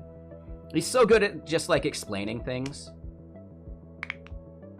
He used to make a game called Botland. It was fun, but the way he built it was extremely scalable and awesome and like really like, yeah. It was basically like a resume for getting his job at Google when he had it, which I think he's been totally sharing. I hope I didn't dox him on that. But yeah, like it was costing him a lot of money to run it. Like, you know, like multiple $100s a month type stuff for the infrastructure he had built. But it was basically like his thesis on, you know, how awesome he was. So yeah, I don't know. Pretty cool project. I wish it was still going. It was pretty nifty.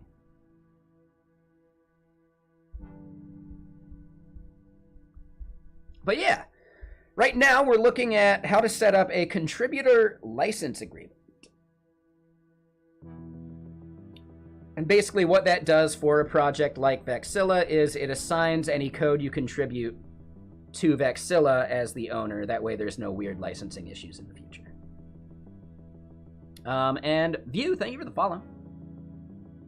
Oh, I definitely missed a couple follows too. Oh man, Sheegs, Blake, Lord Guccifer, and View. Yeah, thank you.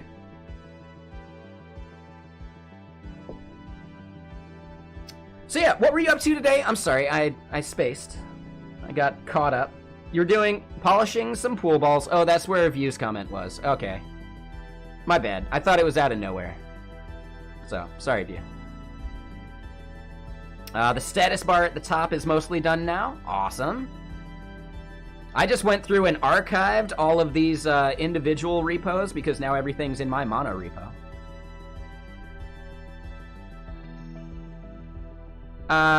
You're not allowed to make inflammatory statements, especially as your first message in chat, QC Emperor. So yes, if you think that is what having an opinion is, you got some shit opinions.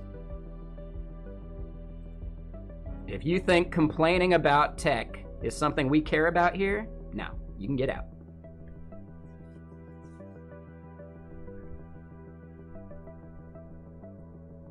I'm only going to humor you a little bit longer if you're not willing to actually be a fun person to talk to.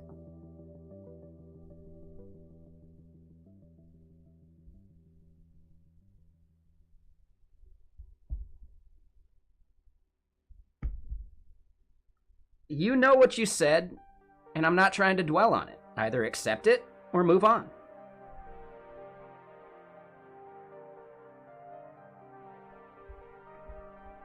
that type of commenting is not allowed.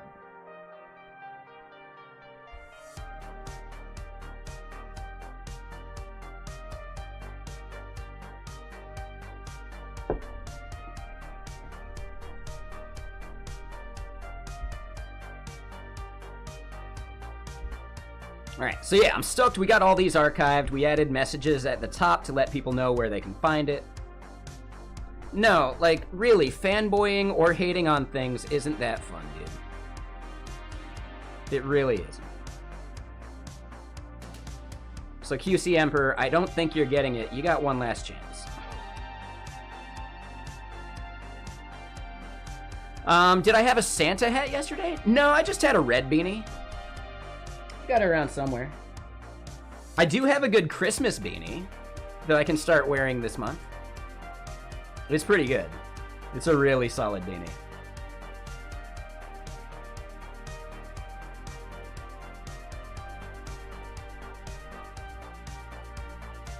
So yeah, I'm pumped on it, right? We got all this stuff archived. We're letting people know that. Yeah, I'll definitely be wearing it at Christmas. I can probably start wearing it, you know, a few days here and there. But it's a really good beanie. It's like it looks like a Christmas tree. Right, with like the little, you know, decorations on it and stuff. It's pretty good.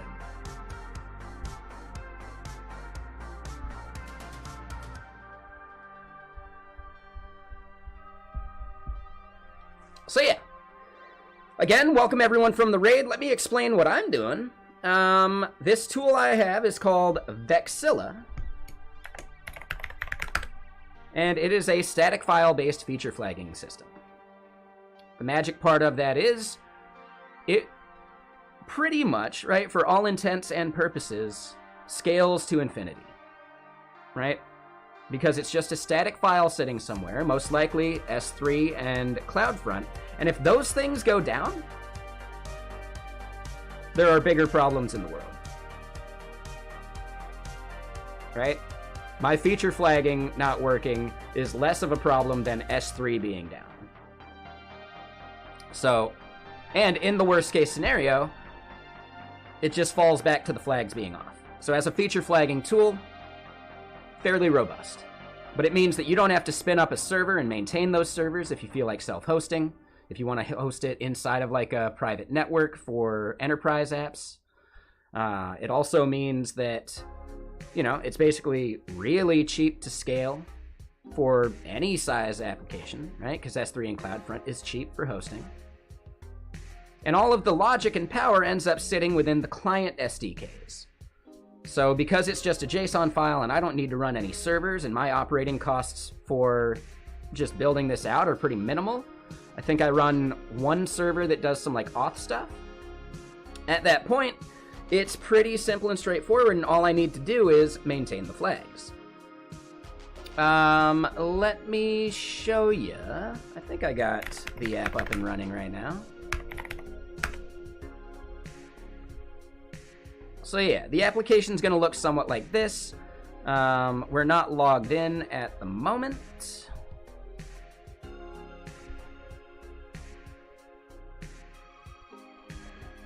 We can install this into an app, right? I can pick one. I don't feel like doing that at the moment, so we're just gonna go back and cancel. But the idea is you would configure this, and then you'd have your groups, you'd configure them, do various things here. You can set your flag type as toggle, gradual, selective, or value. And we even support things like scheduling.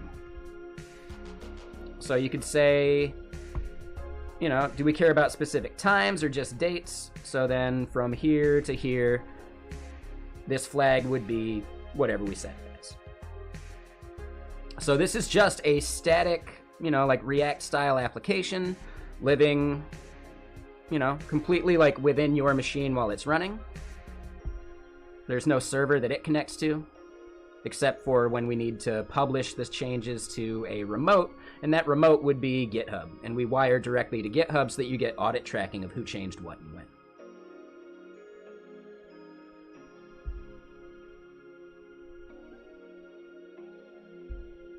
So yeah, does that make a bit of sense? Just want to make sure I'm explaining a little bit. There's always more work to do. I think this UI could be massively improved. We're just not there yet.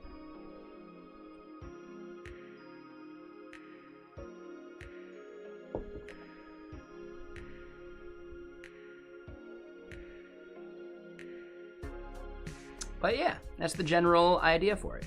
And one more quick thing, the multiple groups here is important because you don't necessarily want to fetch all flags at the same interval. Sometimes it might be fine just to, like, you know, fetch on load for one set of flags and then fetch every 5 minutes for another set of flags. Keeping that payload as small as possible is just better for bandwidth and your users. So yeah, separating out your flags is definitely a useful aspect of this.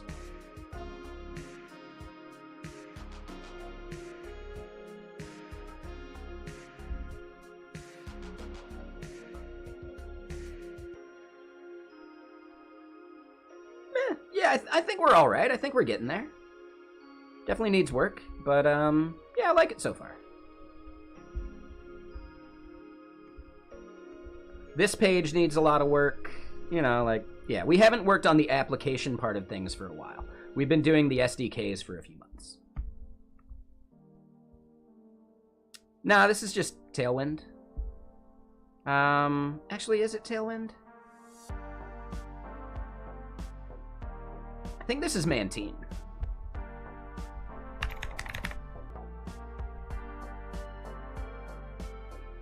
Thank you. Yeah, Mantine, like, you know, I don't really care too much about component libraries, etc. Pick whichever one you care about. Radix is cool. There's a bunch of really cool ones. The thing that I think sets Mantine apart is that it ships with a bunch of hooks as well. So, right, so like use click outside. Right? How many times have you had to wire up your own, like, click outside handlers? Things like that. So yeah, some of these, like, hooks are really nice just for reusability stuff. Right, use intersection for intersection observer. Use window scroll, blah, blah, blah. Like, I don't know, it's got some cool stuff. Yeah, use disclosure is a good one. That's for, like, if you're opening up a modal or something. Yeah, so this is White Bat Audio. Here's the link for you. I don't have my bot running right now, or I just, you know, let you know that you can do the song command. I don't have that set right now.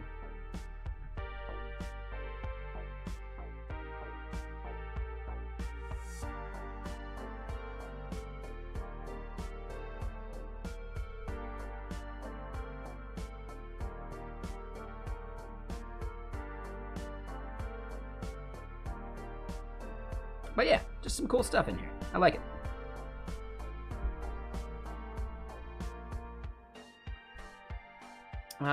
Ooh, one big thing is we're gonna want to have like a link to the documentation or something, or back to the main site.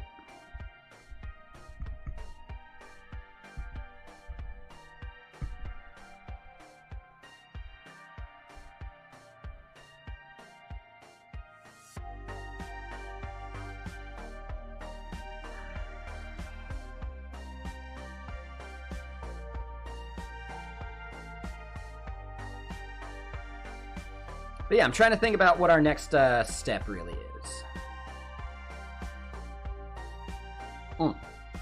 And that's right, we want to set up a contributor license agreement.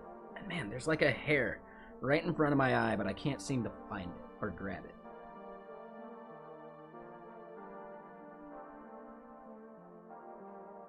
Could just be an eyelash or something.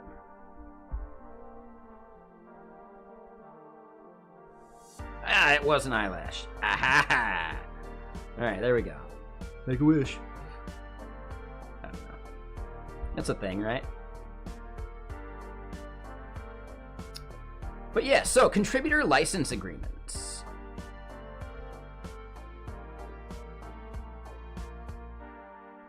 Where do we see the cal.com license agreement? No. I just don't like fiddling with my hair. Like, I just don't care about it, so I'll have, like, just, the hair will look weird and funky and blah, blah, blah.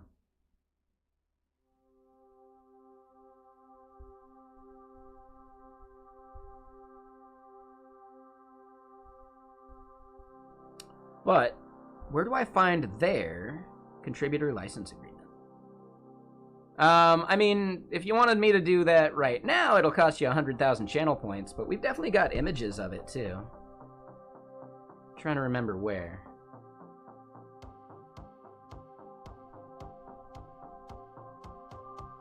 Let me check this out.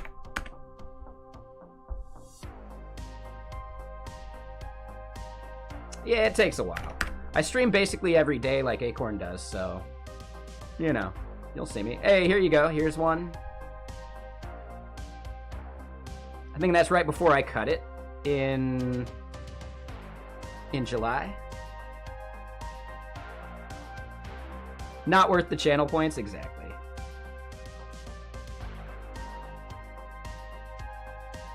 I feel like there's got to be another one of the hair, but I don't remember where.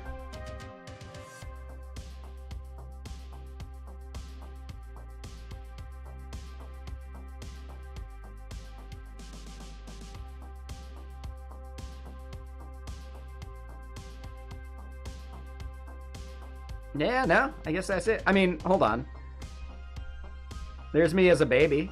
There's a hair reveal for you. This is me from junior high. There's a hair reveal for you. And I like to brag about this one. I made that emote for the Primogen. I did that. I motion tracked his head onto the main guy from Wolfpack's body. I'm just that good.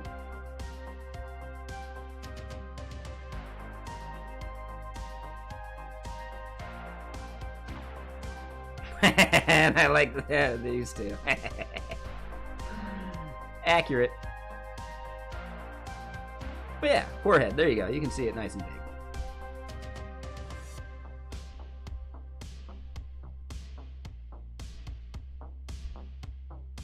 Oh yeah, one's solid.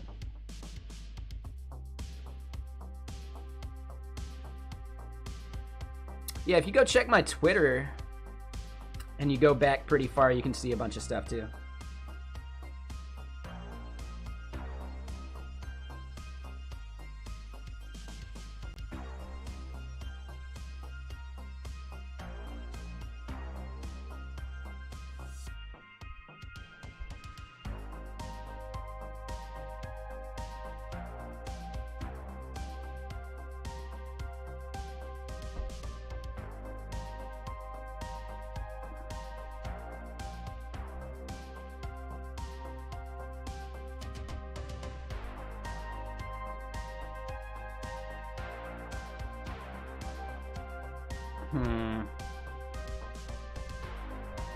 Well, let's head back then.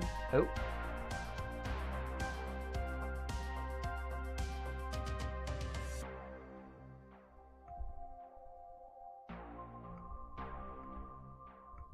Oh, weird.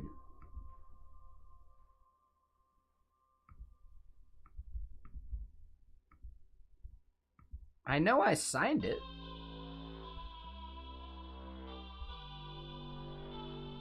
Okay, that's weird.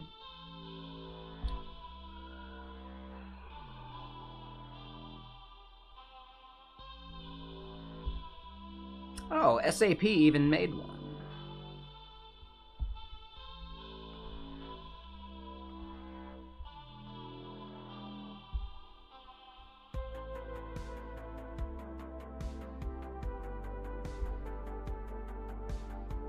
Damn it.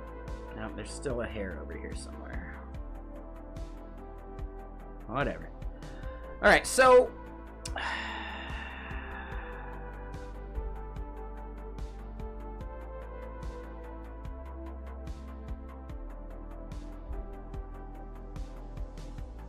Oh, you found it? In 1 second. Sorry.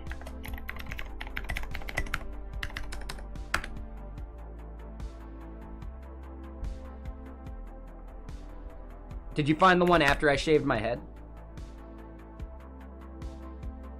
Oh, it looks like I got a message I need to check. There we go. Yeah, you found it.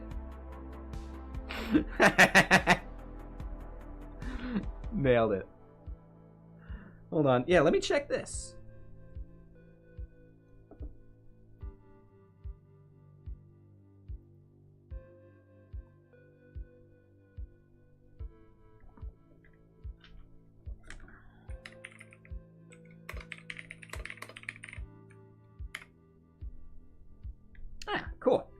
Yeah, so I helped someone get their OG meta tag set up, which is cool.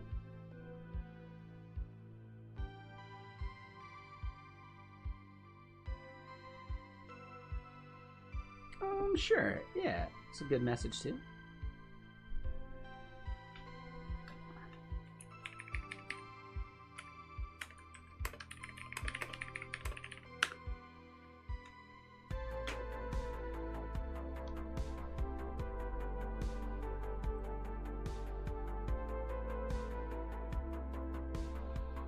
All right. Yeah. Yeah, I used to be sponsored, like free gear sponsored, not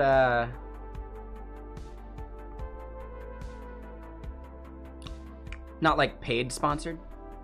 But I got, you know, free energy drinks from Rockstar for a while, from another company called Chronic, which was really good.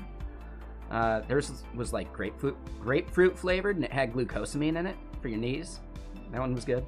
You know, I ended up getting free wax, board boots bindings, outerwear some years, goggles, beanies.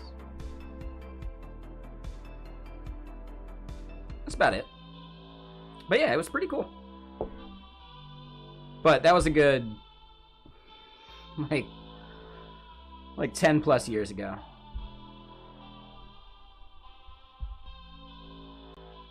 But yeah, we need to find a good, like, contributor license agreement example.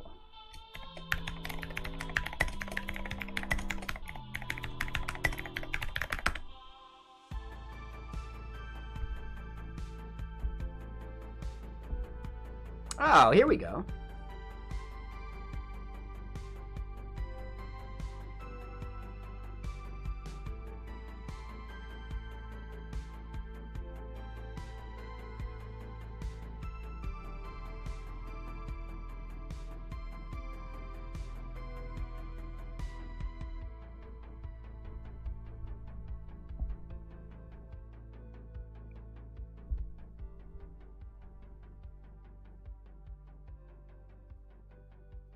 So App Store stuff is different. This is for, like, contributor license agreements. Yours is more like the, like, usage document or whatever.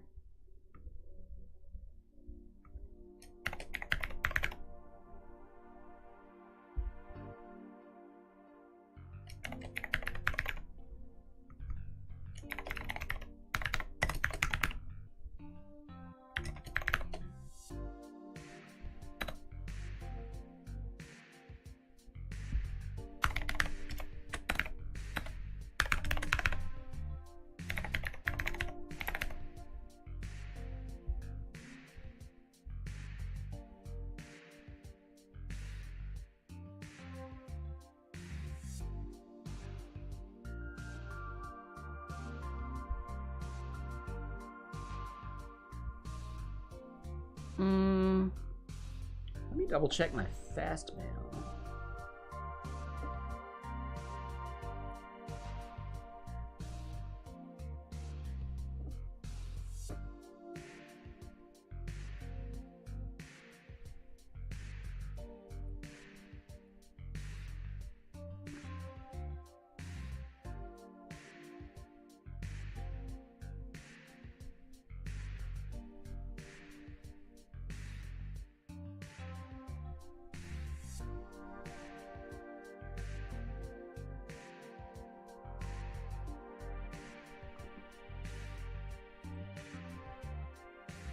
Hold on, let me see if I can even do this.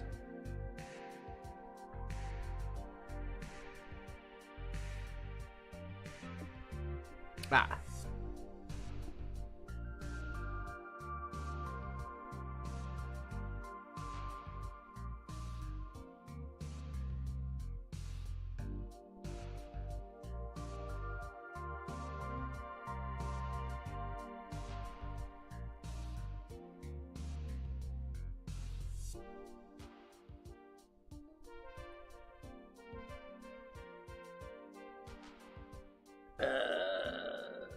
I think it's fine.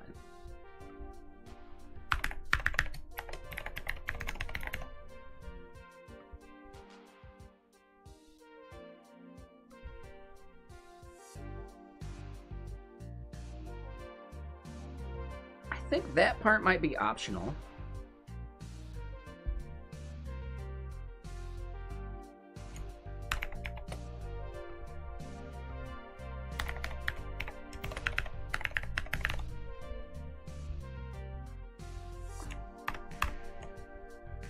Ah, we just couldn't see that button.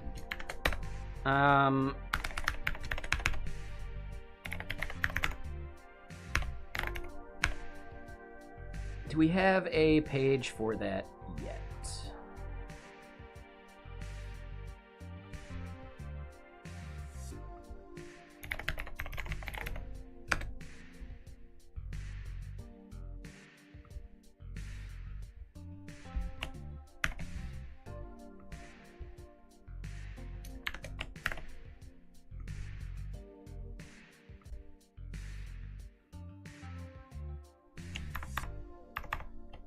Weird that they don't actually, like, have this as a responsive thing, but whatever. Ah, privacy policy in terms of service. Yeah, exactly. Yeah, exactly, yeah.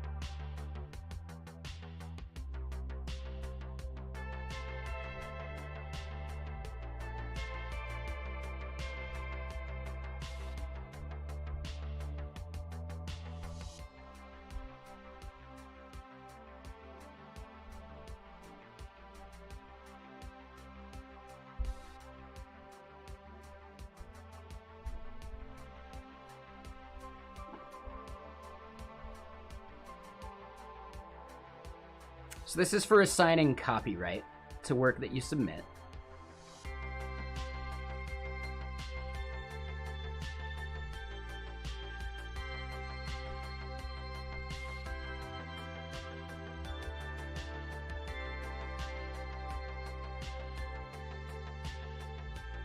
Sure.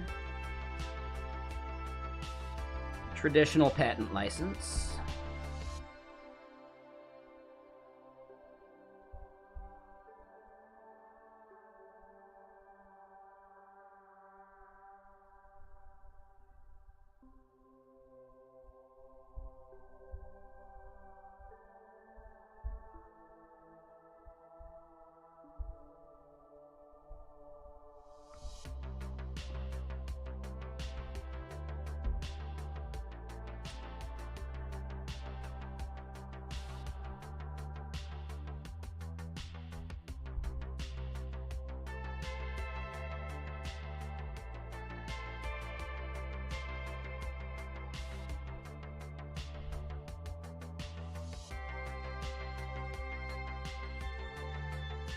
Thank you, QC Emperor.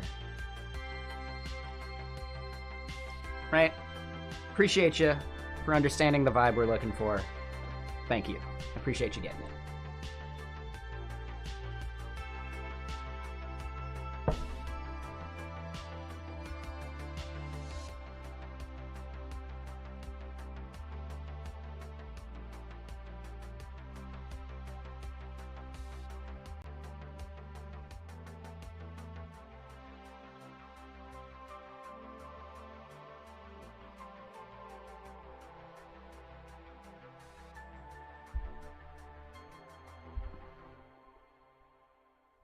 Okay, so We'll copy that.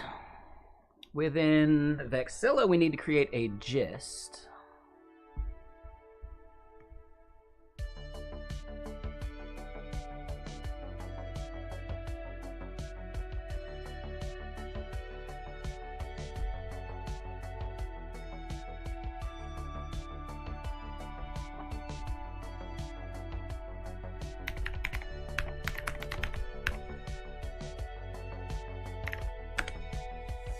It's not github.io. It's .com.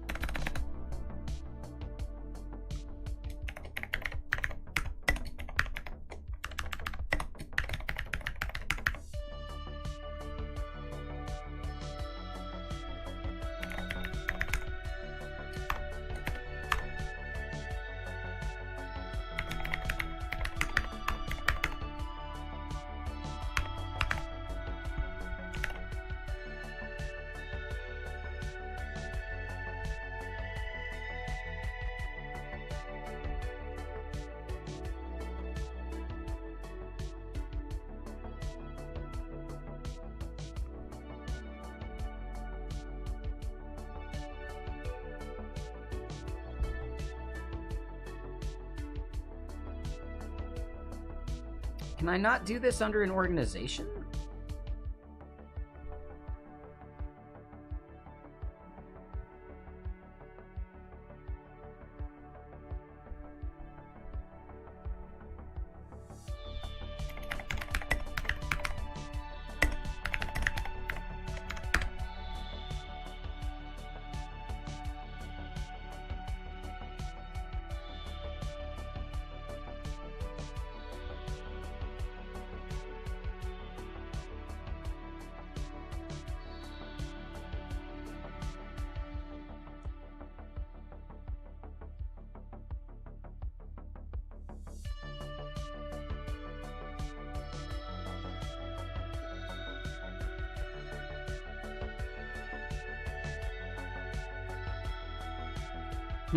So you can't do it. That's annoying.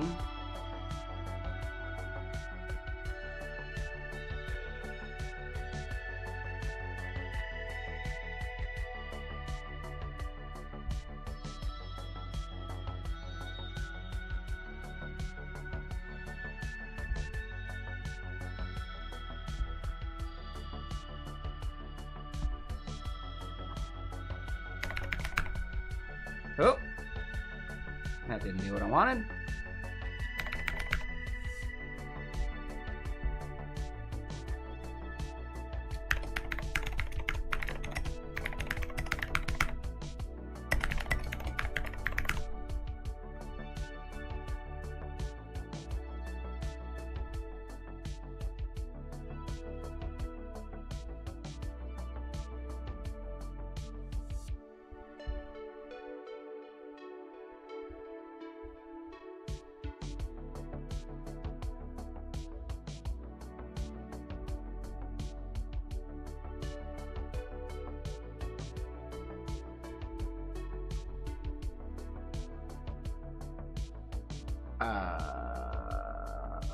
Can I not create a file here?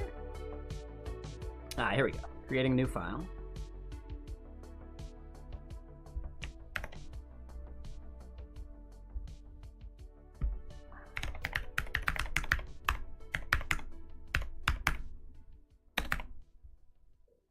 So, individual CLA.md.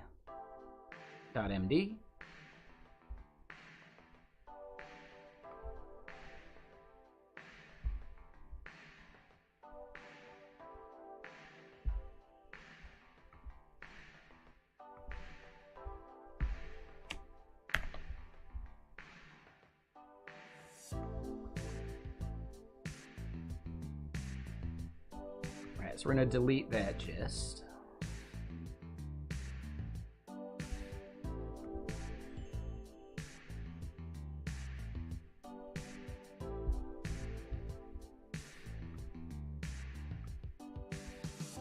entity CLA.md.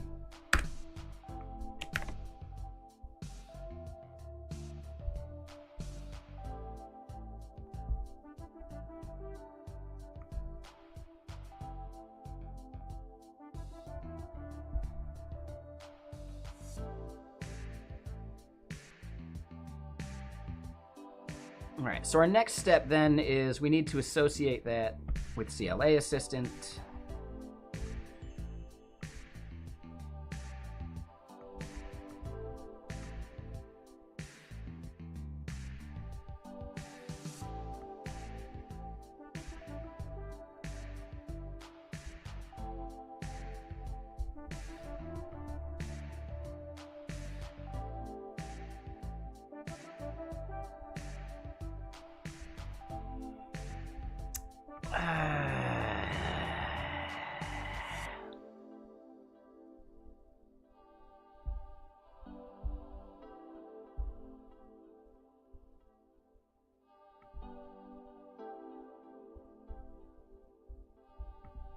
Right, so we've got that in there.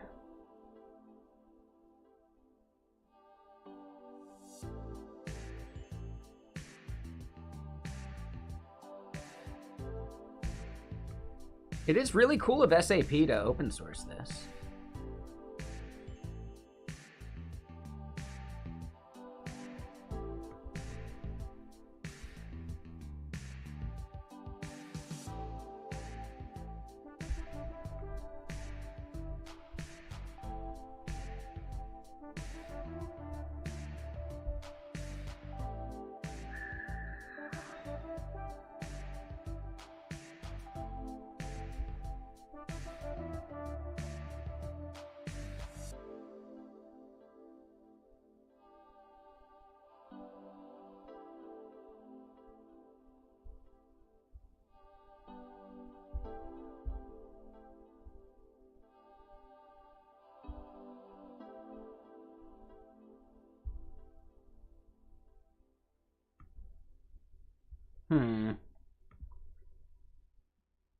That's kind of annoying.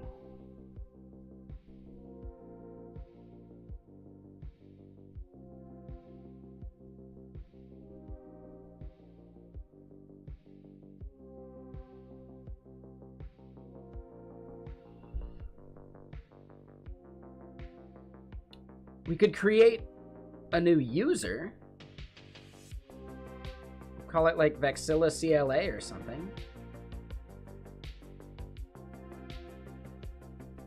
It's just yet another thing to like memorize though.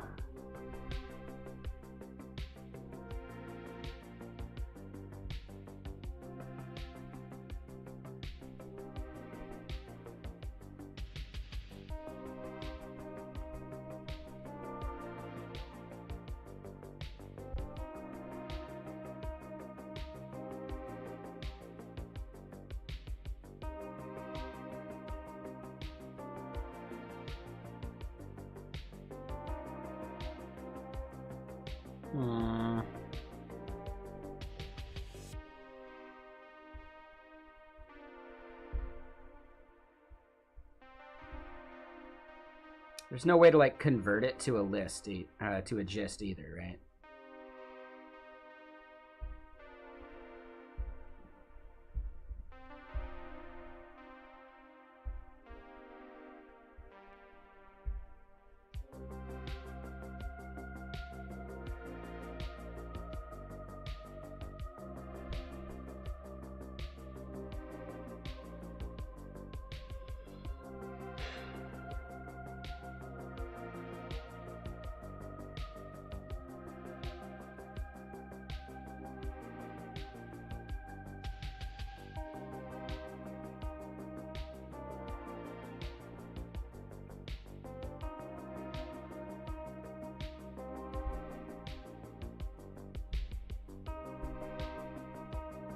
How did...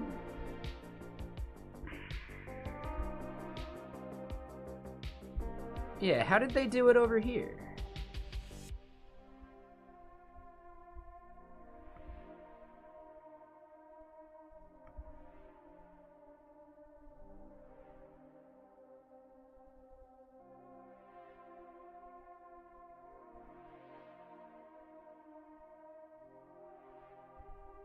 Damn, and their repo moves fast.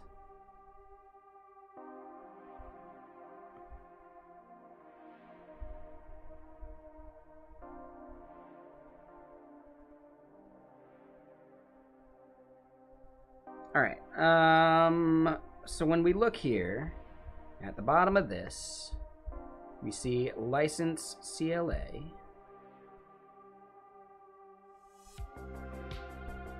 I've already signed it, but we don't know where that's actually from.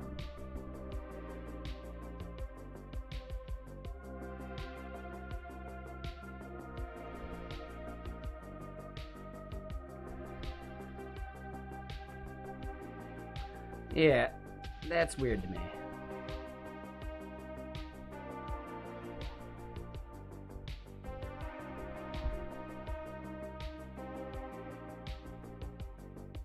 So, Calcom, cal.com.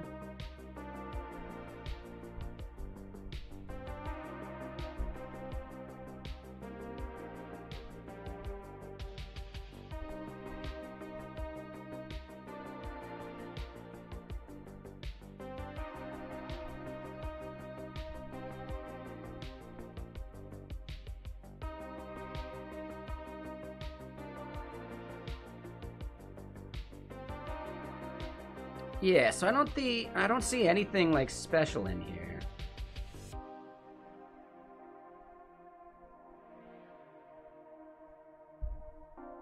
It's in the .github.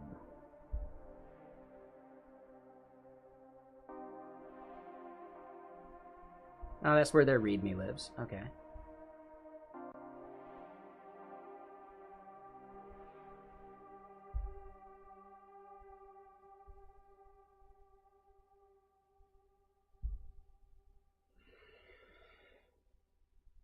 I guess I just have to create it under my name. That is annoying.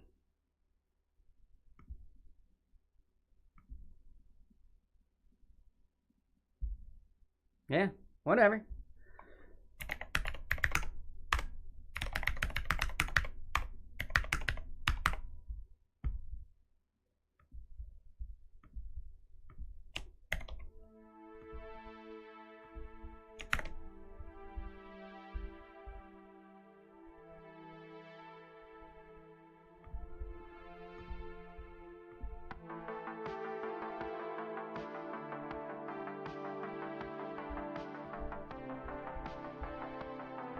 Oops.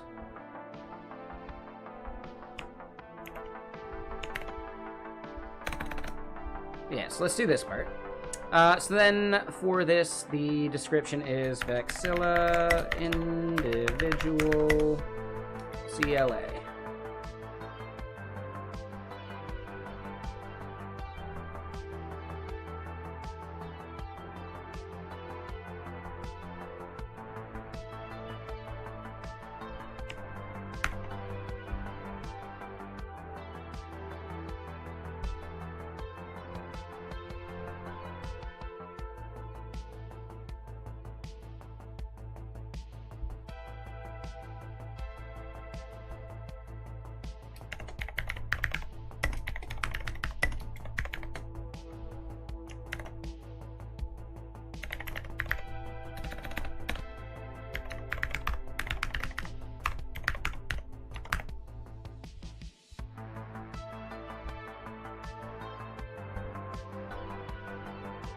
Oh.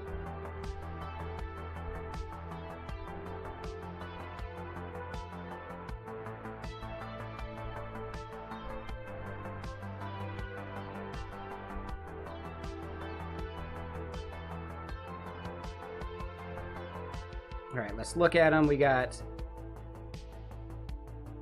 entity CLA and individual CLA. Cool. All right, so now over here in CLA Assistant, might have to refresh.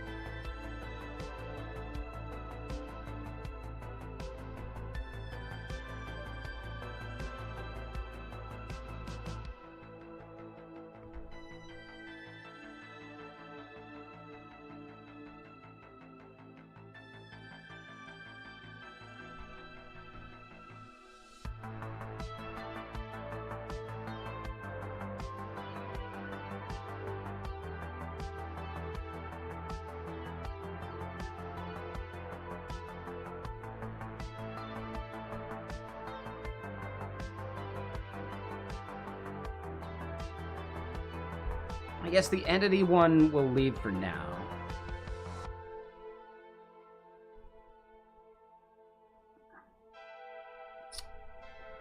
But yeah, so that should work. Now when people create CLAs, they are agreeing to allow us that. What is shared gist? I still don't think I understand what shared gist is there for. But whatever. Let's close some of this.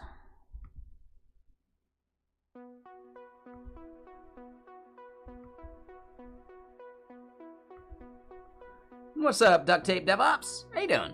What are you up to? Pretty good. We just set up a CLA, right? Content license agreement for individual contributors. That way, you know, we don't have any like major issues about copyright, etc. Yeah, my first time setting one of those up, so I'm a little confused by it, but I think we're good. Oh, I do want to go back here. We're going to go back there. We're going to get to this and leave that as that.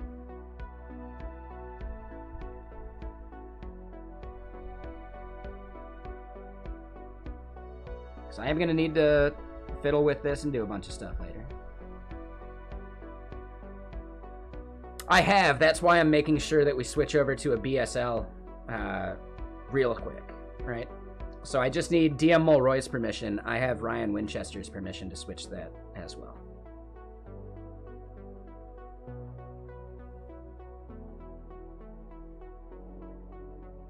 Yeah, next time we see DM Mulroy, we'll make sure we ask him.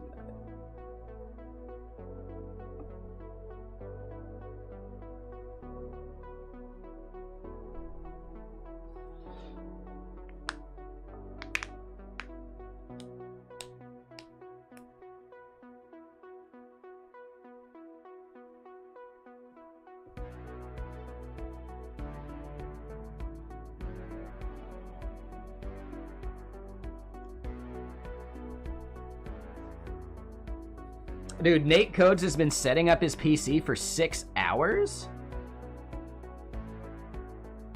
Is this his first time setting up liquid cooling? I feel like it is.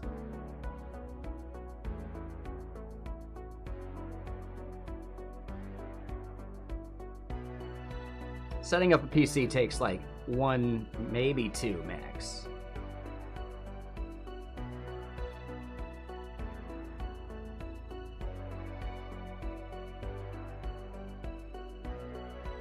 Maybe he had to go get some parts or something. I don't know. That's weird.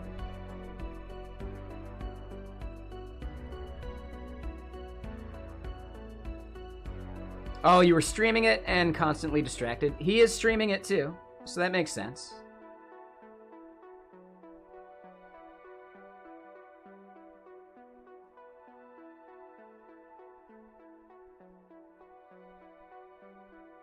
So I get it.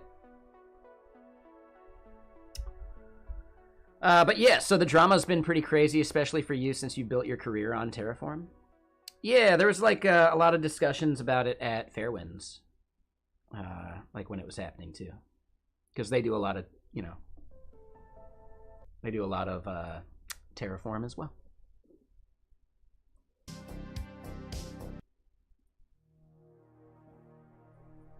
All right, so our next steps. Yeah, the CLA. I'm proud of that. Stoked on it. We do need to relicense to the BSL when we get a chance. Damn, it's already 7:30. The time just flies when you're having fun.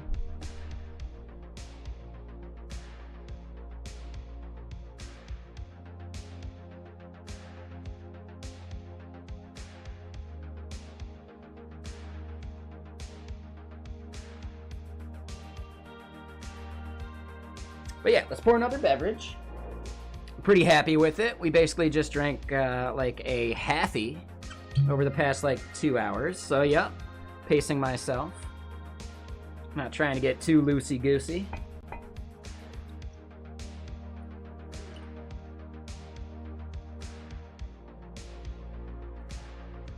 Not sure what we're gonna do on gaming stream tonight.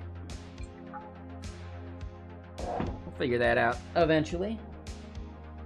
I'm gonna need to go to the grocery store here soon. But not today.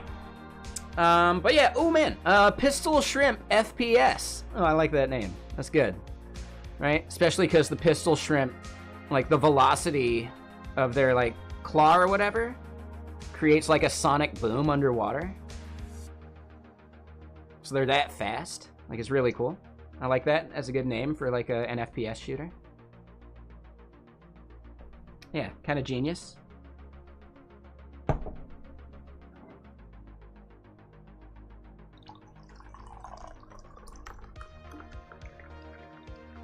I'm out of lemonade mix. That's another reason I need to go to the grocery store here soon.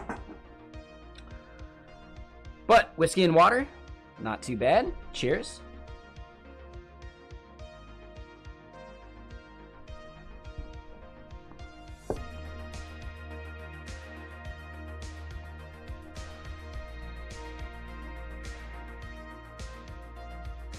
I don't know if it, like, what is a whiskey sour?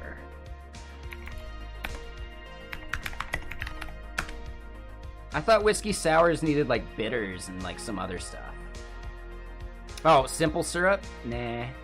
I mean, I guess the simple syrup and lemon juice basically become lemonade mix. Yeah, I guess it's really close to a whiskey sour. But yeah, I'm not gonna do the dash of egg white. And I tend to like water it down more than like a whiskey sour would.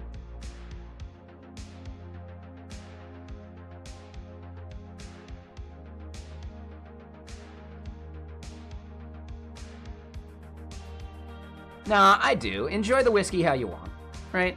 This is very similar to your first comment too. You know, let people enjoy their stuff. Yeah, sour mix is gross. Yeah. Sour mix is gnarly.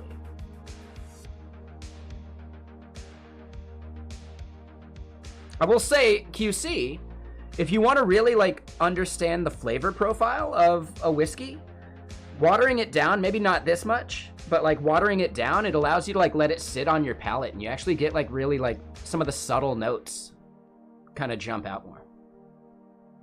Even like whiskey snobs and connoisseurs will even say some whiskeys need like drops of water to open up their flavor.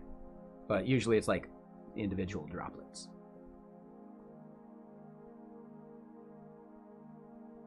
Yeah, splash of water really does help open up the flavor profile. Especially for some of the higher proof whiskeys, like a Knob Creek or something.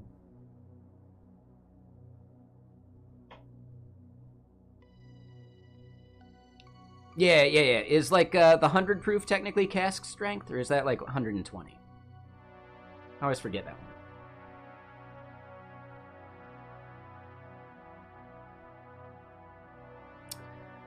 Yeah. Do you mean like a whiskey stone, or do you mean just like the ice cubes? The ice cubes kind of like open up the flavor. A big part of the reason you don't necessarily want to do ice cubes though is because they make it colder, and cold actually messes with your taste buds. Right? It's why ice cream is so delicious cold, but then like when it's warm, it's like, meh, you know? Like the flavors are overpowering in ice cream when it's like the warm part.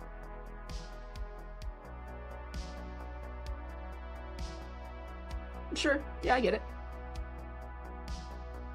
Yeah, if you're really trying to like get the flavors out of it, ice is not necessarily the move. And hey, DM Mulroy, Mr. Sir, we were just chatting about you.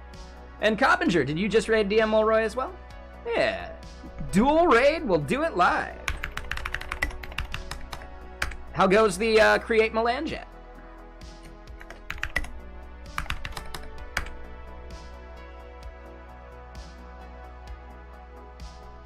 And yeah, we'll do the regular shout out for the Coppinger.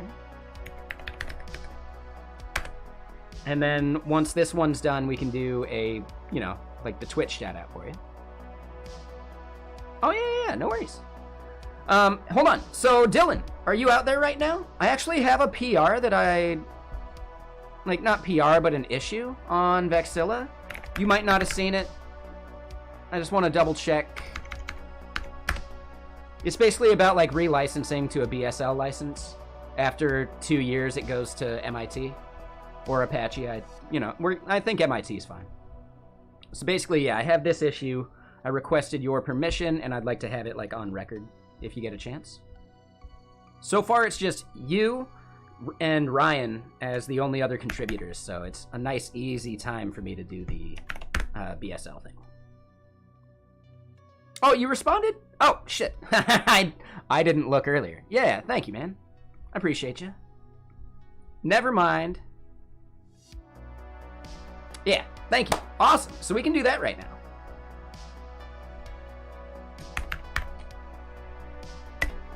All right, so the BSL license is a MariaDB thing.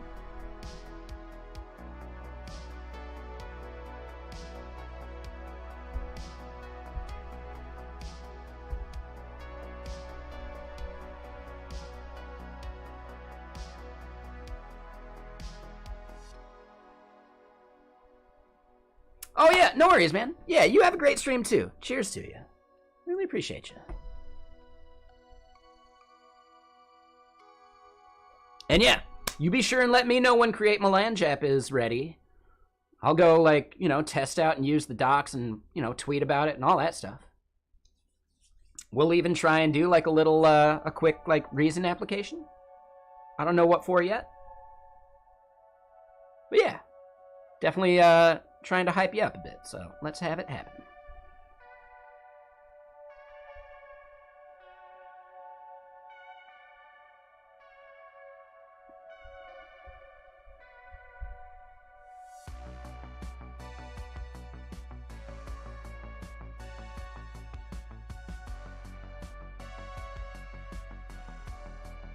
All right, so licensed text copyright. Yeah, I think I need to do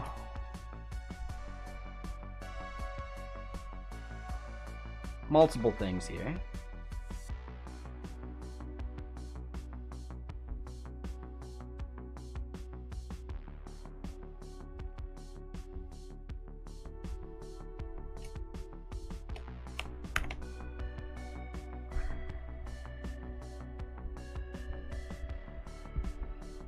And yeah, we've gotten a lot of good work done here. So everyone joining from DM Mulroy's raid, the thing we're working on is a static file-based feature flagging tool.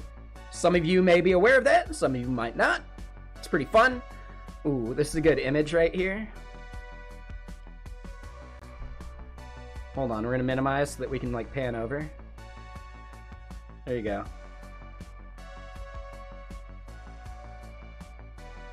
Right, he wants to believe. It's like wiggling, sorry. But yeah, Half-Life 3. It's gonna happen, right?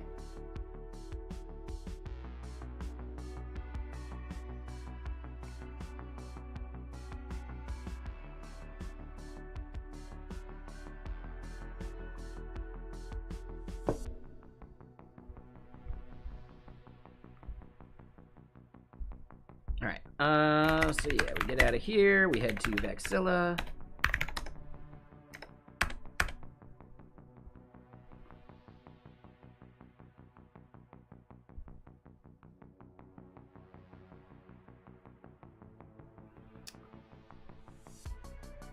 Yeah, it's pretty good. That is called CRT.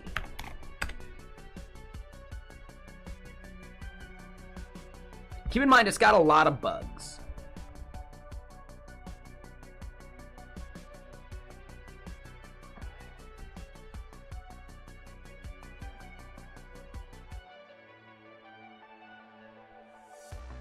Yeah, no worries.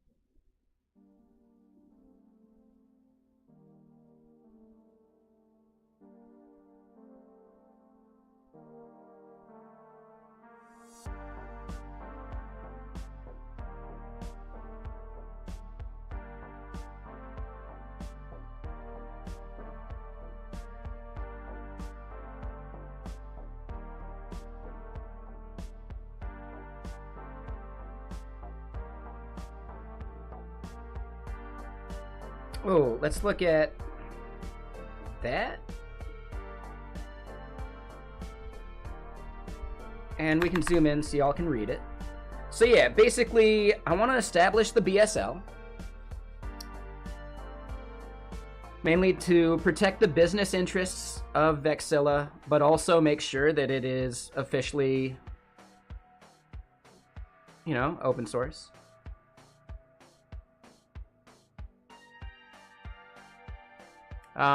He-Man! I don't know if that's actually how to pronounce your name, but thank you for the follow.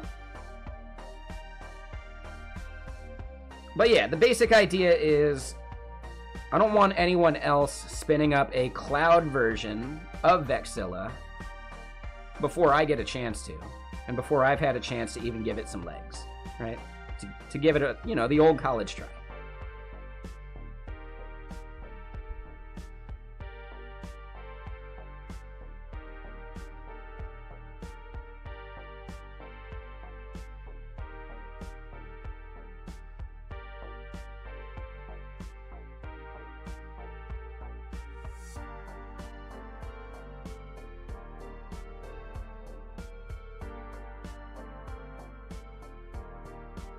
Yeah, especially early.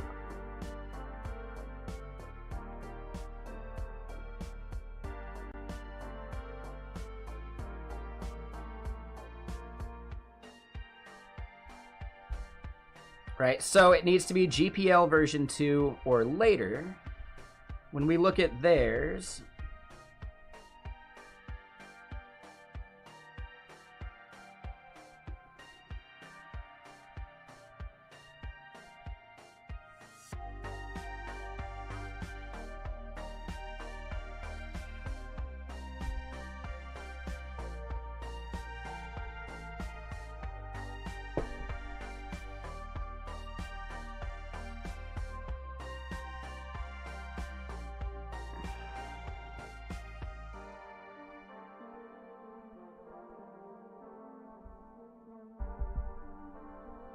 okay, so this right here is the only part of the license we need. I don't see GPL in here, though.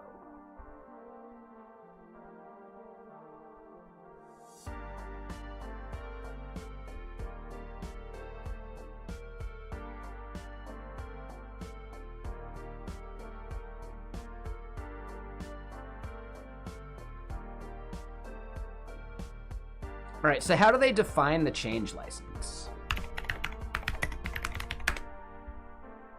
It'll probably be in here somewhere, right?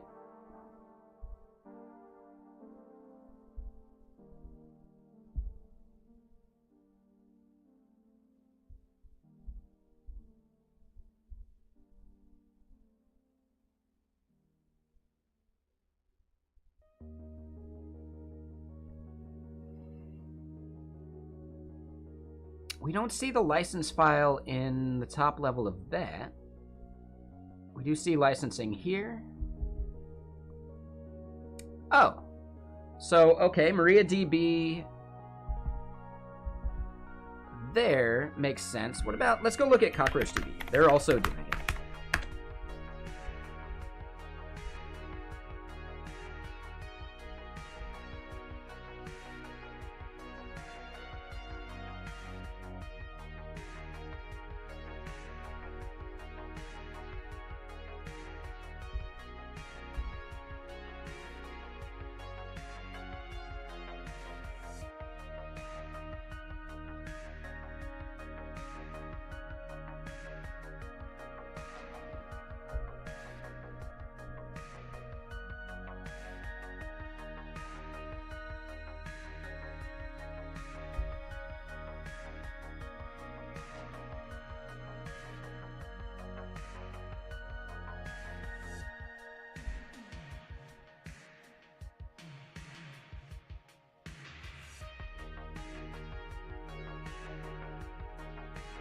Okay, so they've got a licenses folder.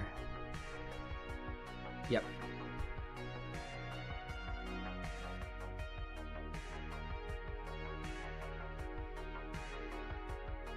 Oh, and yeah. This is for like generating from like other things too. All right. So when we see there bsl.text,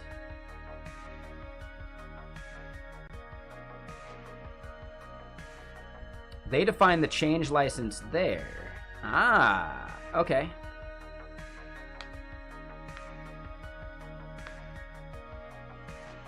Yeah, it makes sense.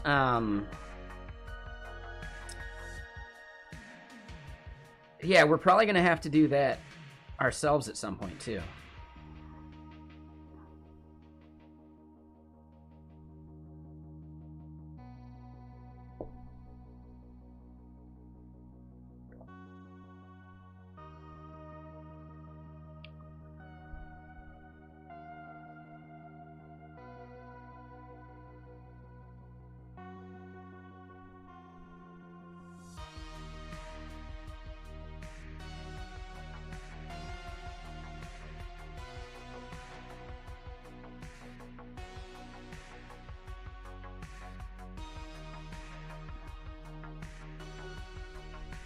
I'm not sure the covenants of licensor is actually required.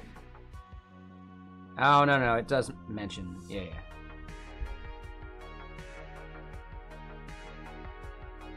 Oh, yeah, you know what? I don't think we need this and below.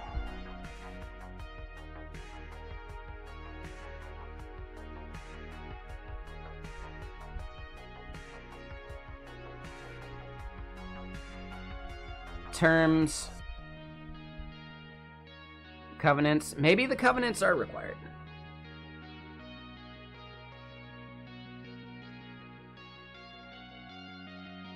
Hey, there you go. Yeah, good call. I forgot that one. Was that you, Coppinger? No, that was Nightshade. Thanks, man. I almost forgot. Yeah, good catch.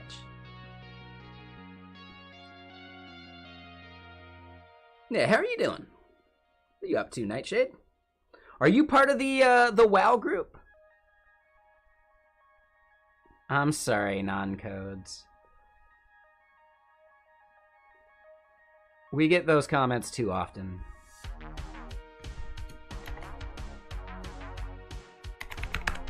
Right, 468 times. It's happened like 4 times today already. We gotta draw the line somewhere. I know, exactly productive time. It happens, I get it. A lot of people make that comment. I get it. But Nightshade. We've got like an only devs guild in World of Warcraft, like the Season of Discovery thing. Right? So like on Wild Growth. Not sure if you play WoW. Throwing it out there just in case. Yeah, no worries. It's kind of nice with like a big old group. Like it's pretty damn cool, actually. There's like 20 plus of us, most of us programmers. There's a bunch of people that created like names based on like tech. I think Nate Codes had a good tweet showing it.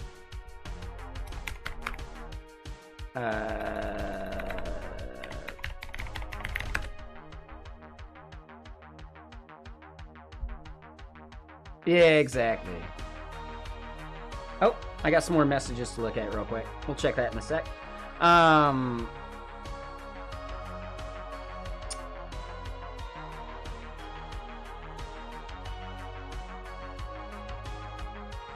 Yeah, so Nate, I think it's Nate Emerson, that's it, yeah.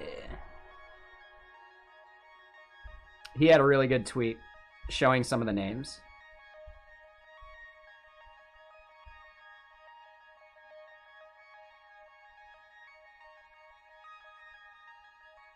Close all tabs to the right. And yeah, sorry, 1 second, duct tape.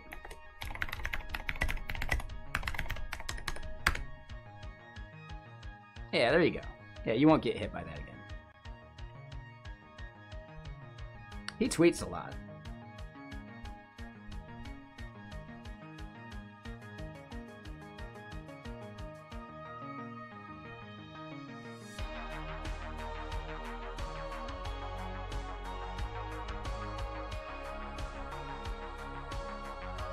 Here we go. Here it is. So yeah, right? And there's more now. Right? But AstroJS, AWS, CoffeeScript, CSS, .NET, GCP, GitHub, NeoVim, Next.js, Perl, PHP, React, SST. It's pretty good. I am Angular. I was really hoping I'd be able to name my imp, or like my demons, or whatever that I can sub. Or that I can like summon. I really wanted to name my, my summon RxJS. Right? As like a little demon. Maybe the succubus, whatever. That would have been cool, wouldn't it? Do you think they'll know we're devs? Yeah, I think they'll know.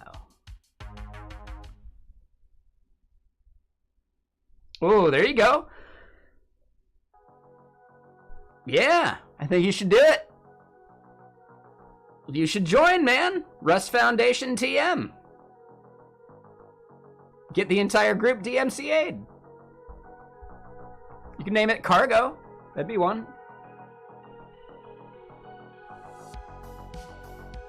Hold on. Yeah, let me check these messages real quick.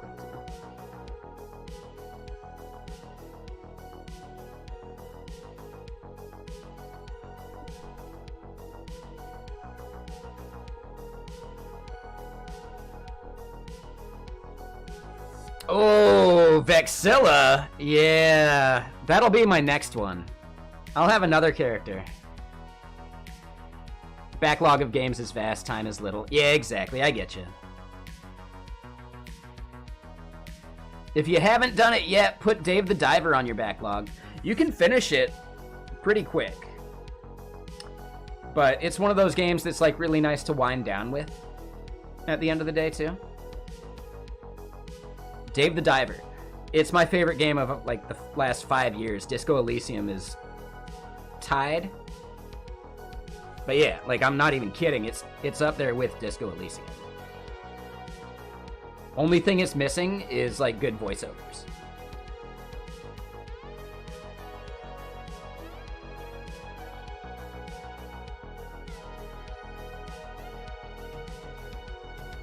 Up to chapter 8? In what? Are you saying in Dave the Diver? They had chapters? I don't remember that part at all. Okay. What part of the story are you on? I'll remember it that way. So yeah, you've been playing it. It's a really good game. It's the best. The music, oh man. Yeah, like how deep have you gotten? I don't want to spoil anything, so I'm waiting on you to let me know.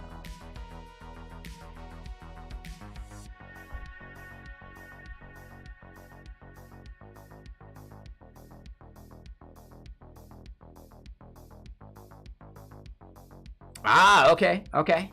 Yeah, that's a good spot to be at. Nice, nice. Super fun. Ooh, yeah, the deeper glacial area has the best song in the entire game.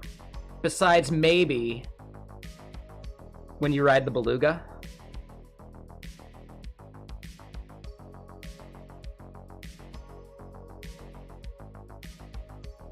Yeah, so getting to that area. Yep.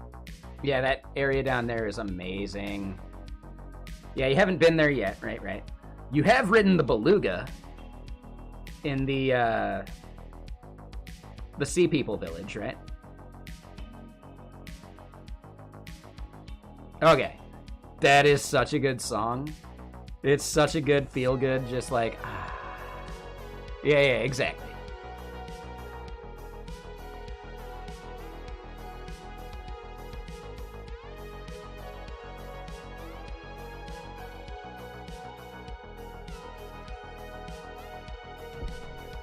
Yeah, man, I'm pumped for you. It's such a fun game. Yeah, such a good game. But okay, here's what we're gonna do. I think we're gonna copy this business source license.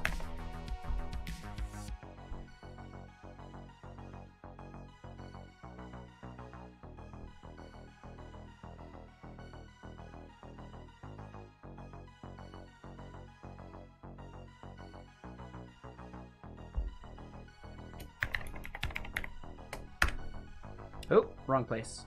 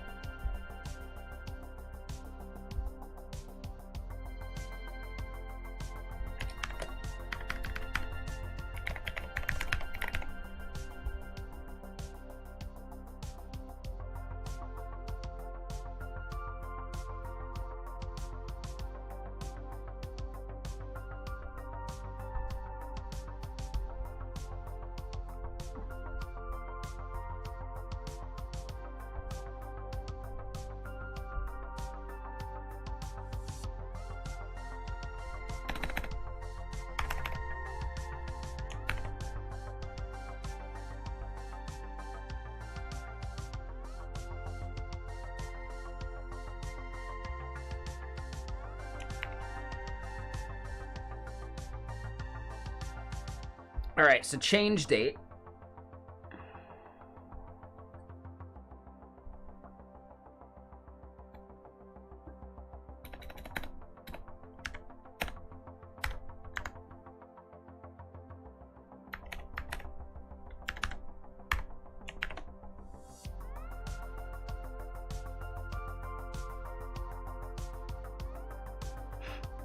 All right, I'm gonna call that good. And in our README,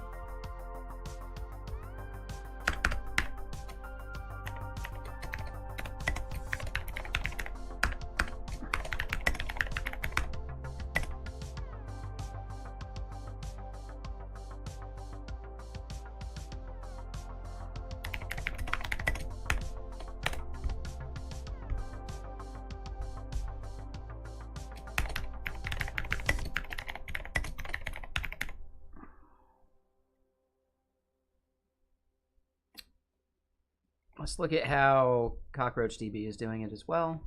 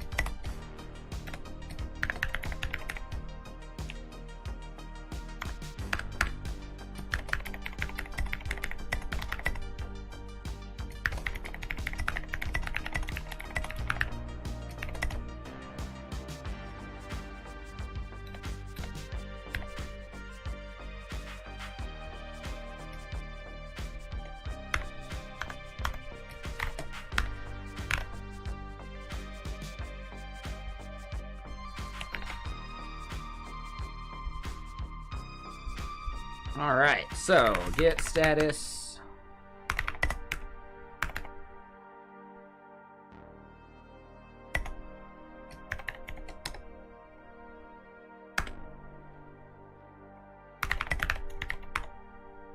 So we add that, git add readme as well.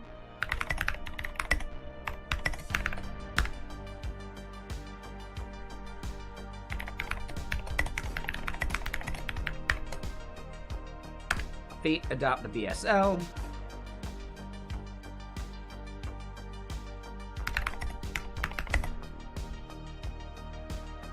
We want to add apps/docs.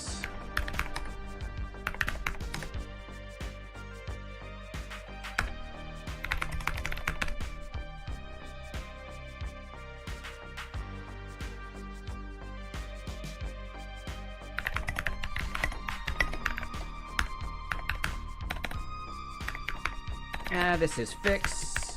Get icons working.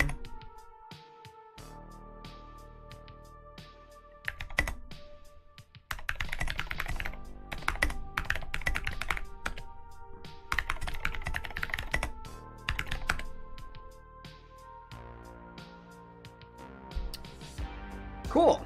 All right. So yeah, man, we've done some really good work today. We deprecated a bunch of the old repos now that we've moved to a mono repo. We adopted the business source license.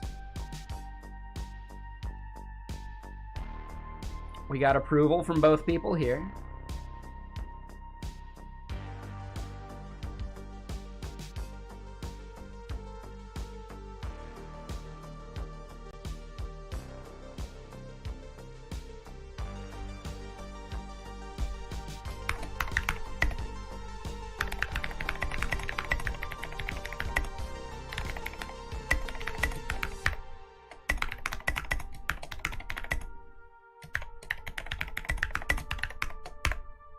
So yeah, this project is now licensed under the BSL with the change license of MIT.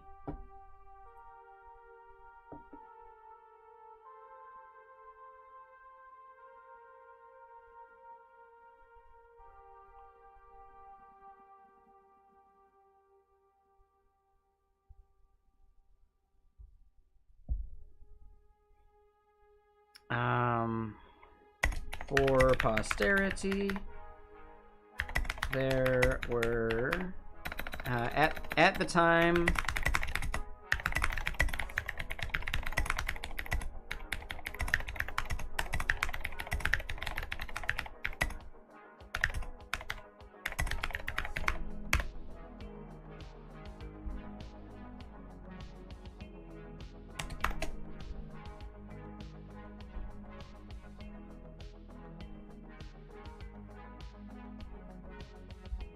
let's do a sketch real quick. Actually, hold up.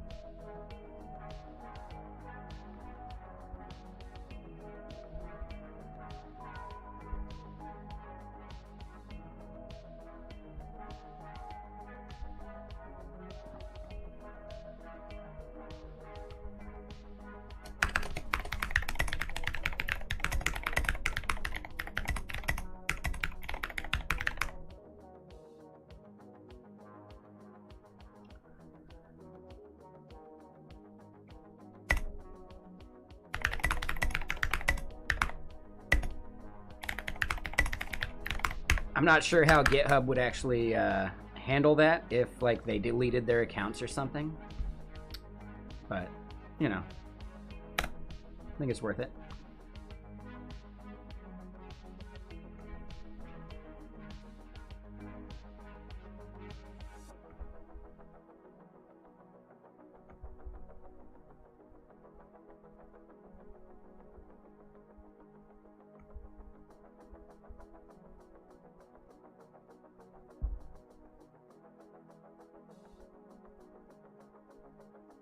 Cool. All right. So yeah, that's another bit. Already 8 p.m. The time just flies, doesn't it? Let's go look at our actions. Did all of them succeed? No.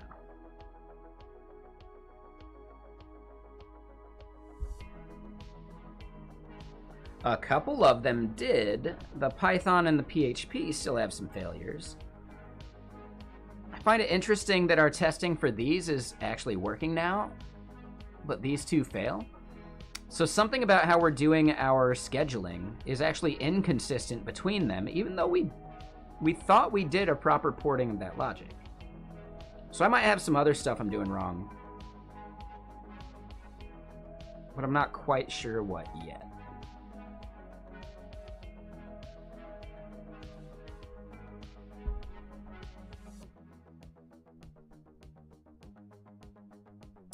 But okay, yeah, we got some progress at least. All right, so let's close that. We're gonna leave that. That main.py we don't need anymore. Yeah, I know, we're closing tabs. It's the craziest thing you've ever seen.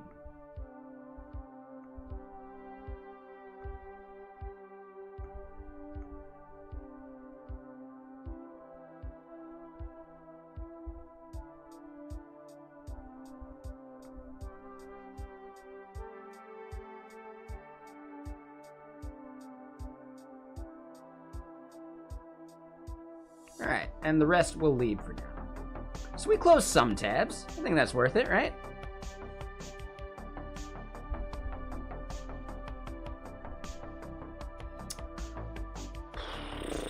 Okay, so what are the next steps now? We've implemented the contributor license agreement.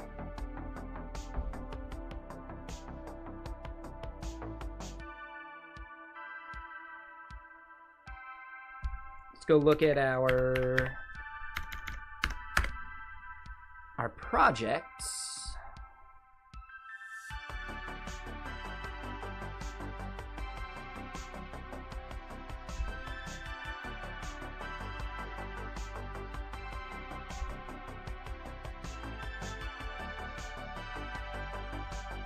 Right, so that one is now done.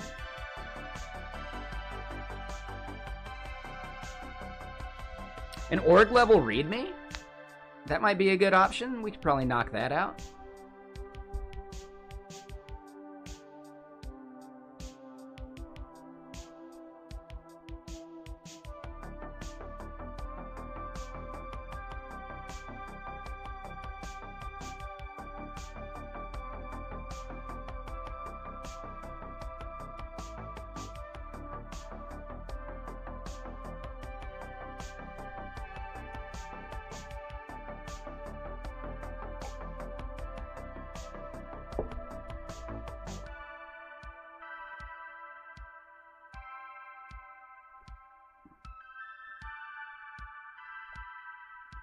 I think some of these articles would be a good idea. Removing placeholders, move that to the top. Actually, it'll happen as we do the others. When we look at the docs, ooh, getting a contributors list. Let's go look at some other really good tools. Right, I think, do they do a call out of contributors here? Nah. I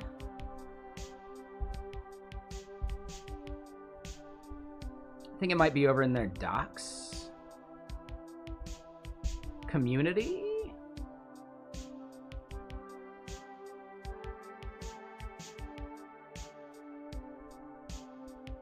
Oh, that's super cool.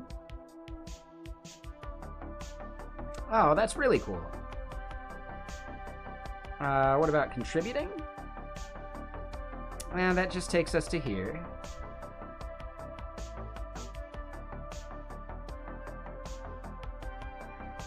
Well, what does partner with us mean?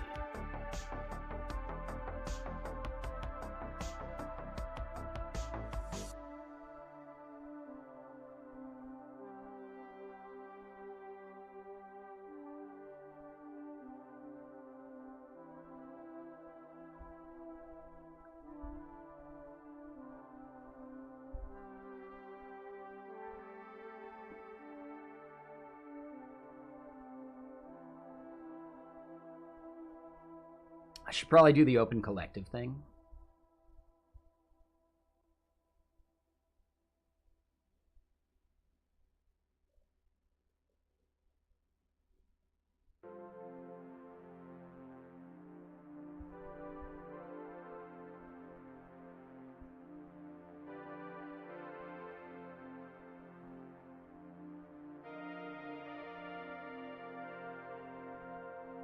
So they don't do the paid content placement, sure.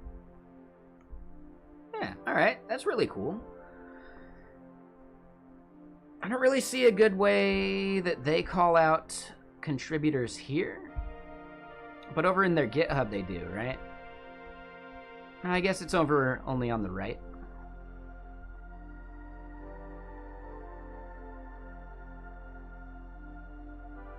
I'm trying to think of where I've seen like a good contributors list before.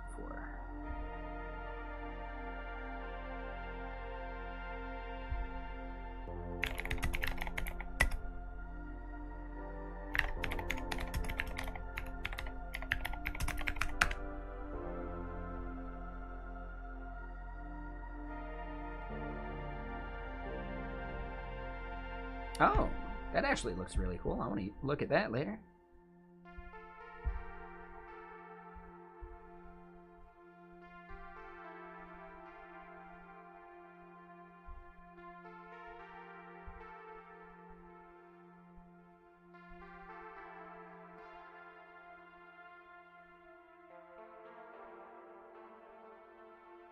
Yep. So Feature Visor's doing this too. That's right. Yeah, so Feature Visor's doing like the exact same thing we are.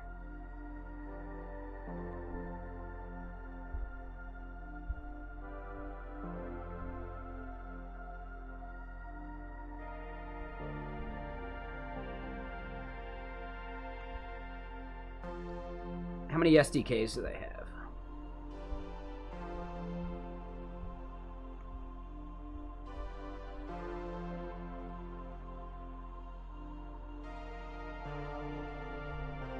Aha, yeah, so they only support one. So yeah. Alright.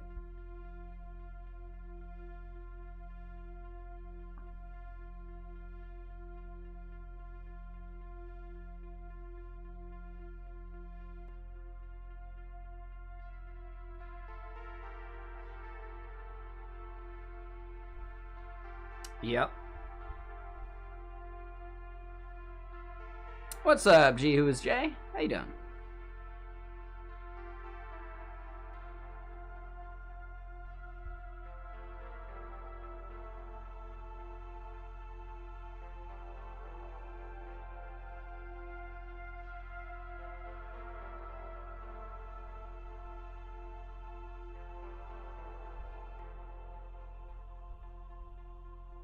Yeah, if this dude ever gets funding,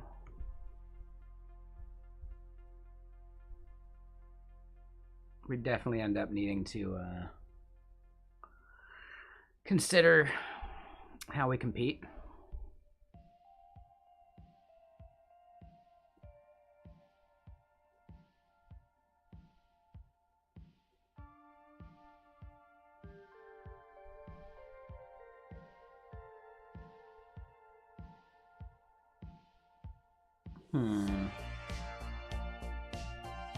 Yeah, interesting.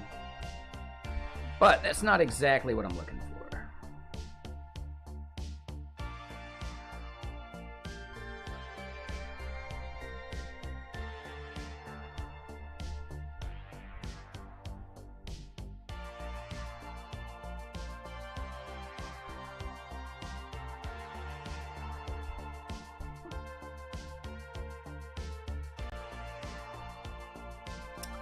Nobu's pretty cool.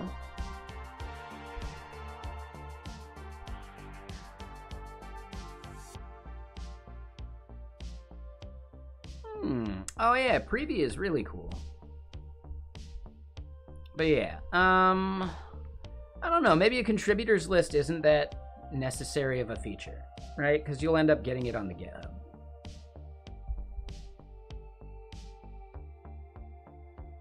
The get help section would be good, a glossary. We need to do stuff for the app.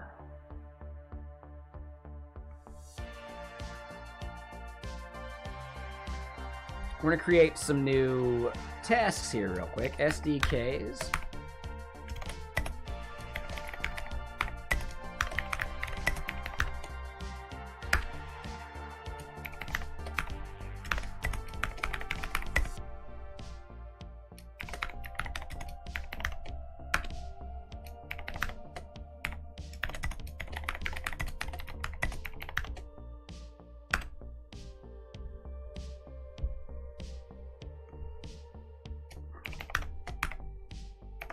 Who?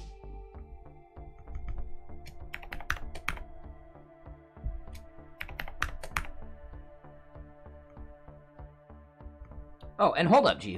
1 second.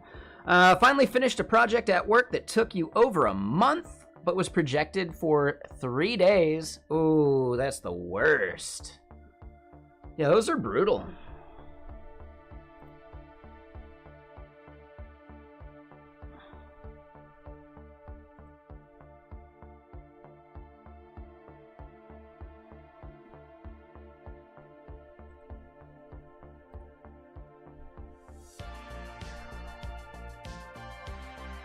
But you got it done, right? It was like just this thing on your shoulders, you know?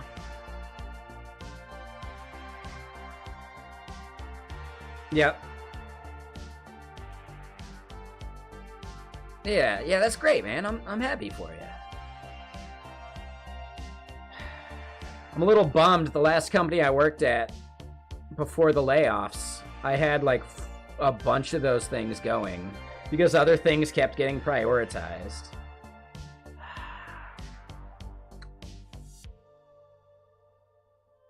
I had the migration from Vue CLI service to Vite. That was part of the way there, but it messed with some things.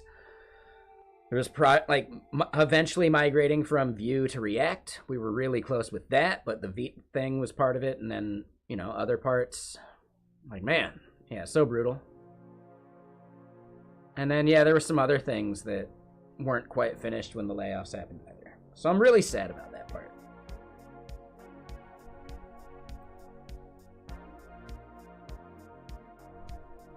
Ooh, a rendering for static site docs has failed. What?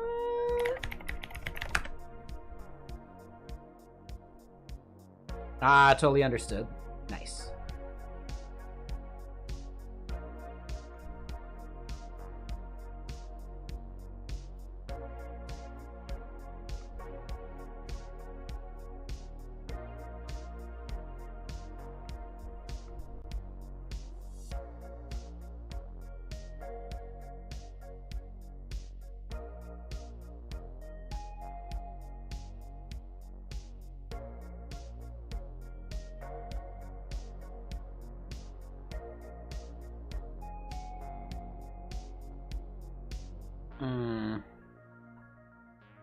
Okay, so we gotta fix that.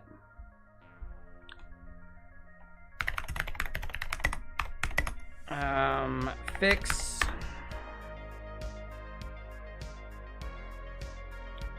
docs deploy.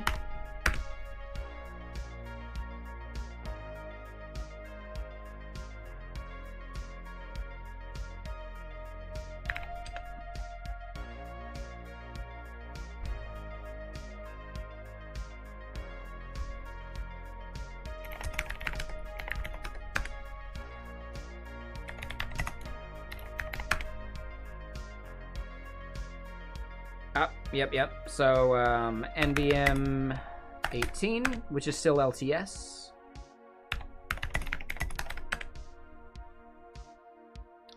The BS you had to deal with this migration was crazy. The service is like 15 years old and critical, so it's it's just hard to fix in general. Yikes, dude.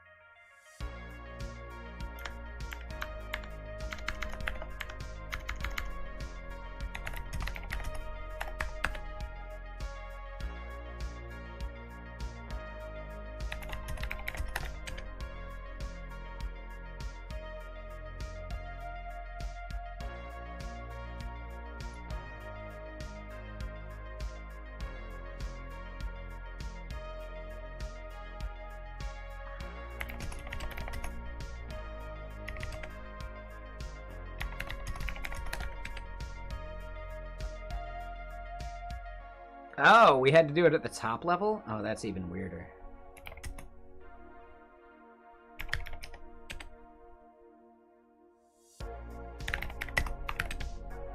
Alright, so that works.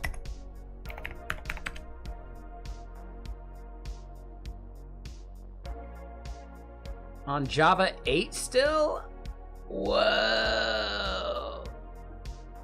Trying to migrate to 17, praying that isn't you that has to do it, right? Time to dust off the old resume, huh?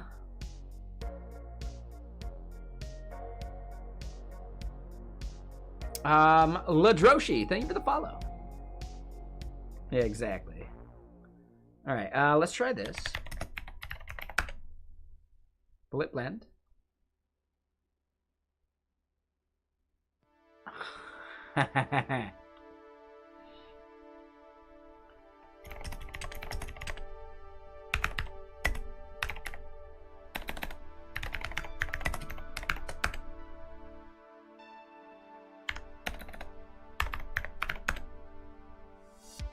Oh, 20 is the LTS now.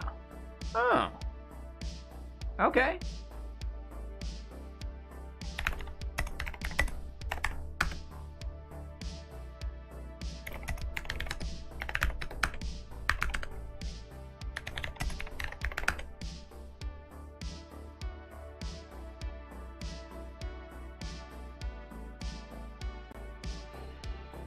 Aha! So, that's not ideal.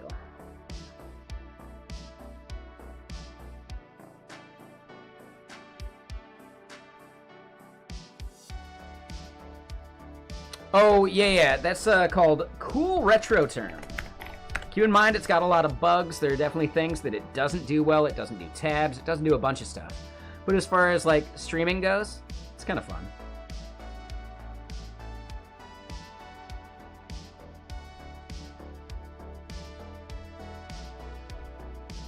Yeah, iTerm's fine.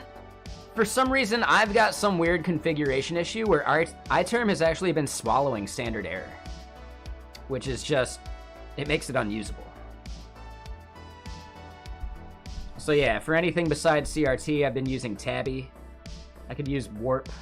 There's other stuff, but yeah, for some reason, my iTerm has been swallowing standard error output. Super weird. Yeah, I don't know either. I ended up reinstalling it, and it worked for a bit, and then it ended up happening again. I've had it happen many times, actually. I still don't understand the mechanism for it. Granted, this is a Mac Mini from 2015 that I can't update to the latest version of Mac OS for. So that's annoying.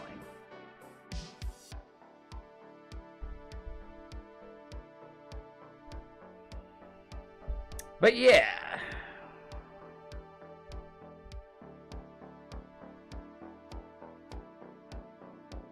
Oh, filter, yeah, that can be rough. Oh, that can be really rough. Yeah, it's extremely weird. I don't know what's causing it. It's definitely my own cursed machine. But whenever it gets me, it's always like, why am I not seeing this error output? Oh.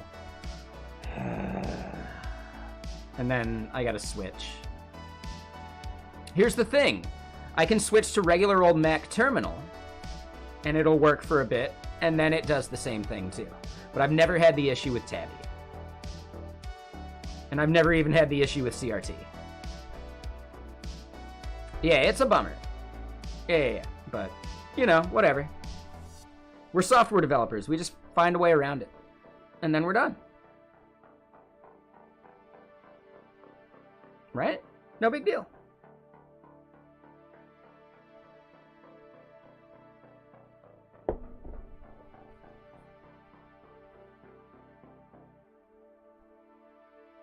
Oh, that would be a nightmare. Oh, you just described a new circle of hell, I believe. Right? It's like in Big Trouble for Little China, when they're talking about like the hell of the upside down sinners, the hell of like whatever, hell of boiling oil. Yeah, this is hell of swallowed standard error.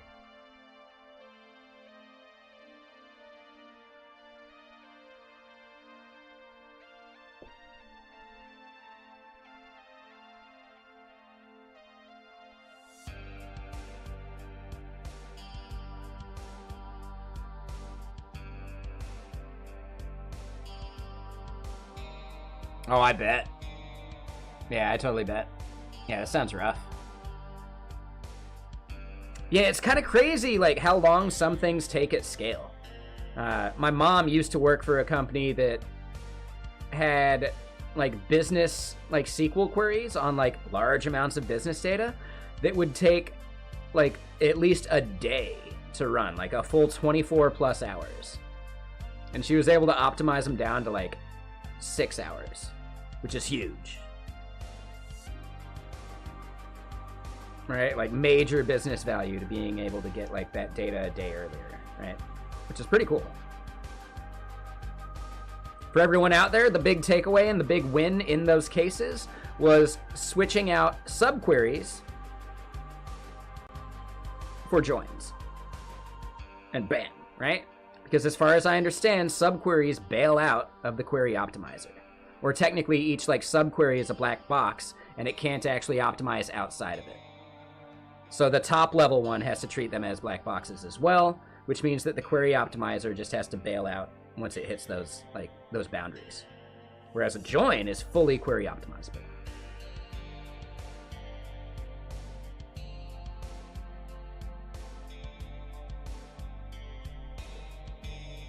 Now keep in mind this might be specific to SQL Server rather than Postgres or MySQL, but it is a thing. I might have just hinted at the company she worked at by saying the database system.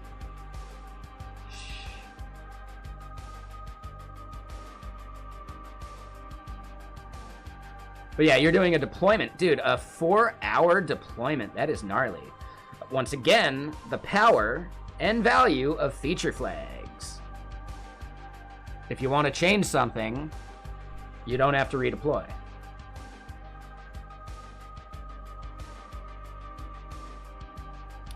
Yes, G Who Is J is a plant just so I could actually hype up feature flags some more. Right? I'm like Matt Rife. I just, plant people in the audience and, whenever he's, like, blowing it on a joke or, like, forgets a joke to make, he'll have one of his plants chime in with some BS and then he can just rant on it for a bit. I'm not sure that's true, but it sounds plausible, doesn't it?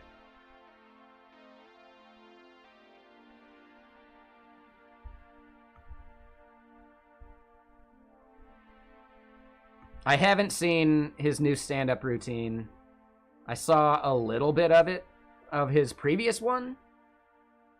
That one was good up until a point. And then it was meh. Like, really meh. Maybe it gets better after, but, like, he blew it. Yeah, I've heard he got, like, massively canceled for it. Which is interesting.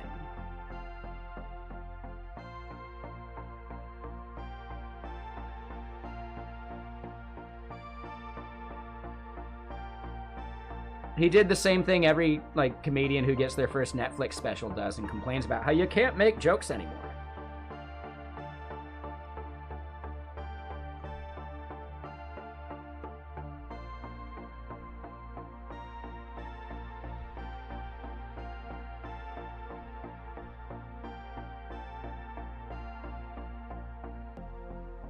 So Lightspeed, he mentioned that one of the things is a performance test that I could see taking a lot.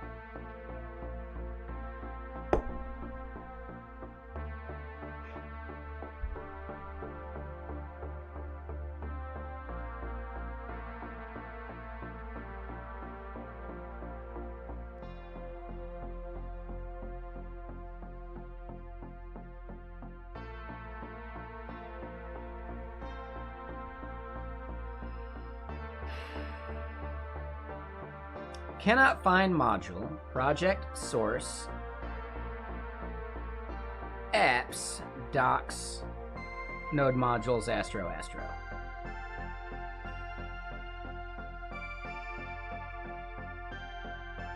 We're on a new enough version of Node, so that should be fine. It's this pathing that's our issue.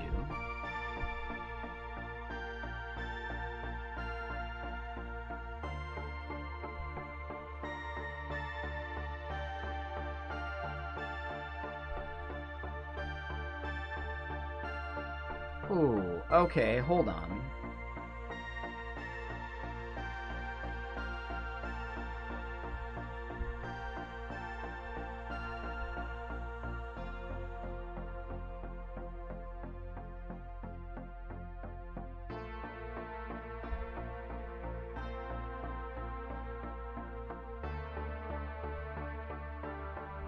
So here in this one,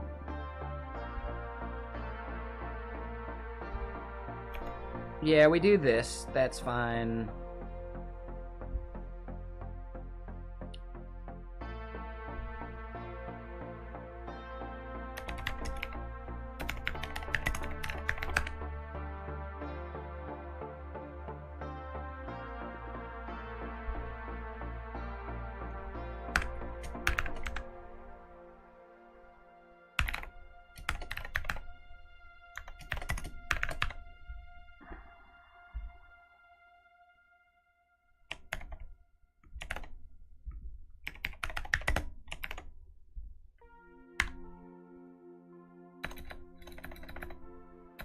Oh, and I'm in the wrong folder there.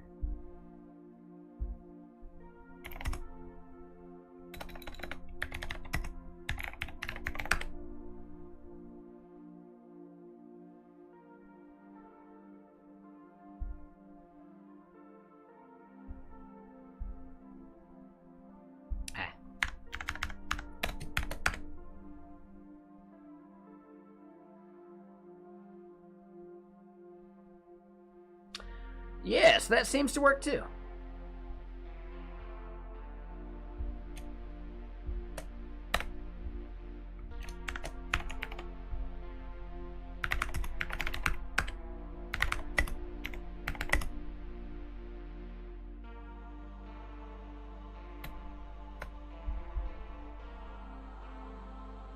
All right, we'll let this one finish.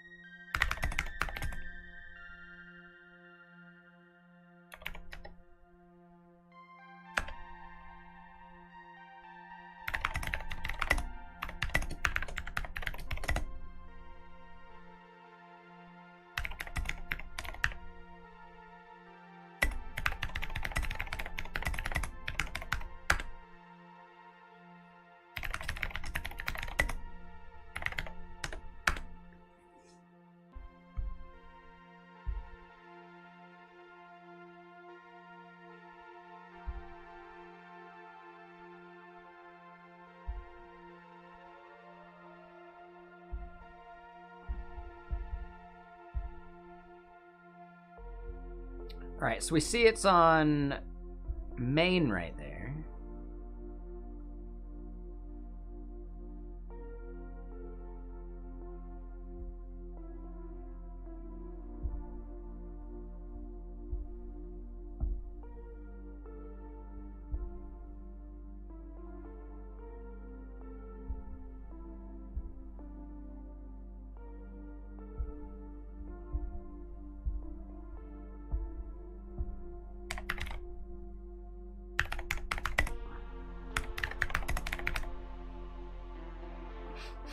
All right, so temporary build test.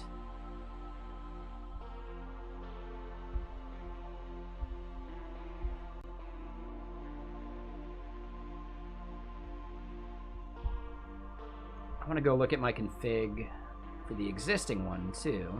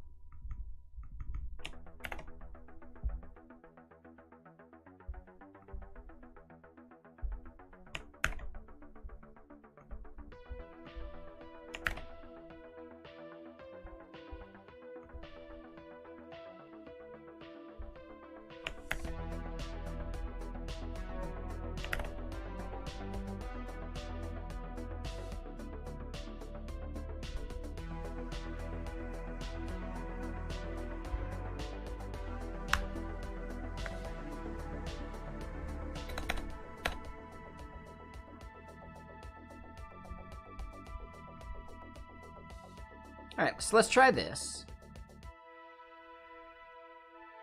And let's see if it builds. If it does, then we can merge it. And then we can delete this deployment.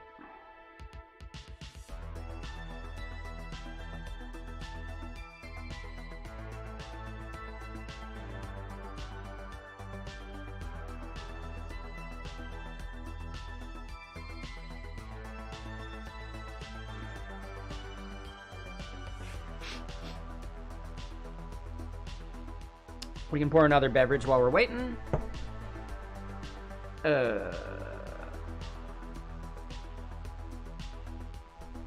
Hold on, I messed something up.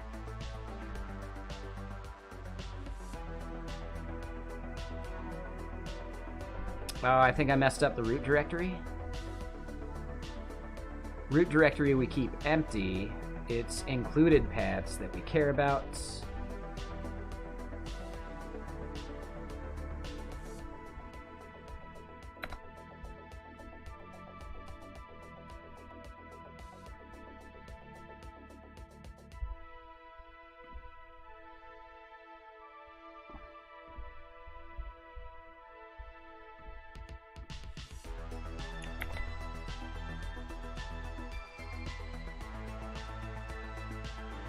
What's up, Sutal? How you doing?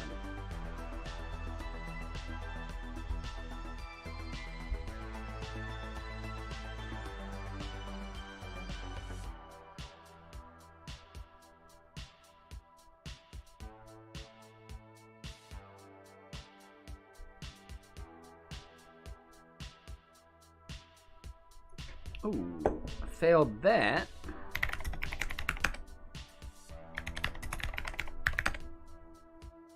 Do that again, just to be sure.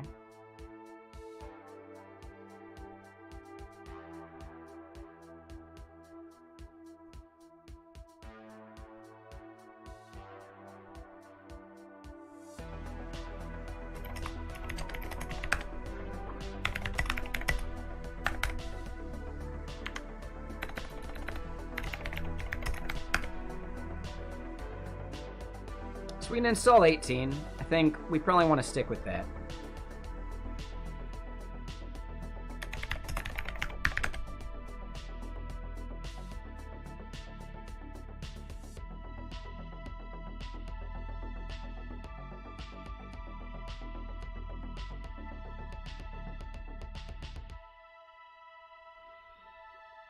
It's not midnight for me yet.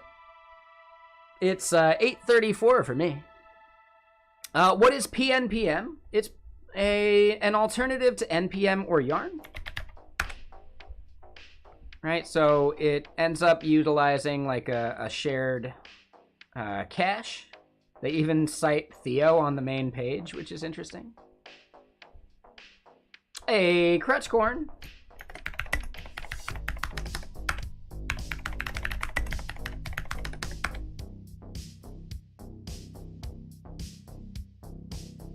But yeah, so it's like better for disk space because it can share things. Is that how they pronounce it? PenPem? All right. Because we get that comment a lot. It's pretty boring to respond to it. Ooh, someone else already did it. Hey-oh, nice. But yeah, another really nice thing that PNPM does is its monorepo support. So the way that you reference things in the monorepo is quite nice. So here, I think... Nope, not that one. Let's look at the app, right? So here in the app, our package.json can reference our workspace, and we can decide to use like, the star version, the caret version, or, whatever, which is kind of cool. So it's I think it's a little cleaner in how workspace dependencies are actually like shown in your package.json. It's really useful. Oh, it's fine, Sutal. I got you. Yeah, I appreciate you. Thank you for getting it. Oh, PenPem, like saying squeal. All right. Squirrel.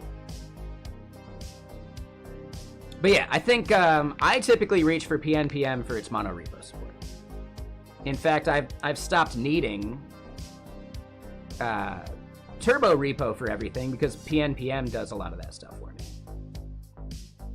Oh, so Yarn 2.x also does that. Awesome. Yeah, I haven't worked on a Yarn 2.x repo yet. Yarn 1.x leaves a little to be desired.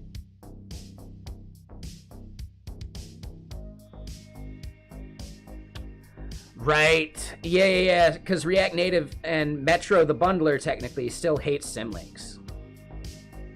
Yep. I know that's on their roadmap to fix, though. If you're on the latest version of React Native, you might even have that support now. But it's a Metro bundler issue. Oh, it's experimental. Okay. And its support is shaky. Gotcha. So it'll probably be ready eventually.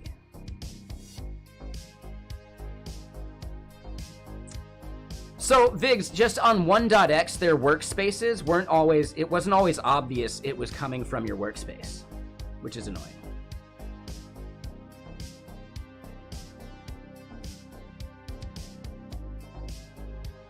I think that's a big part of it there, CD Villard. Right? The goal is to use Turbo to run a bunch of other commands for you.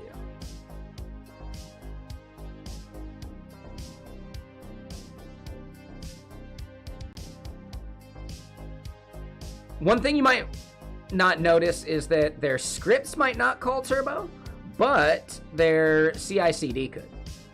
And then that becomes hugely worth it.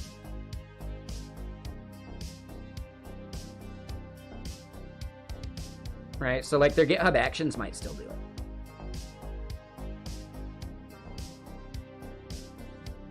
A big reason for Turbo Repo is the fact that it has a way of caching your build, so you only end up rebuilding what you need.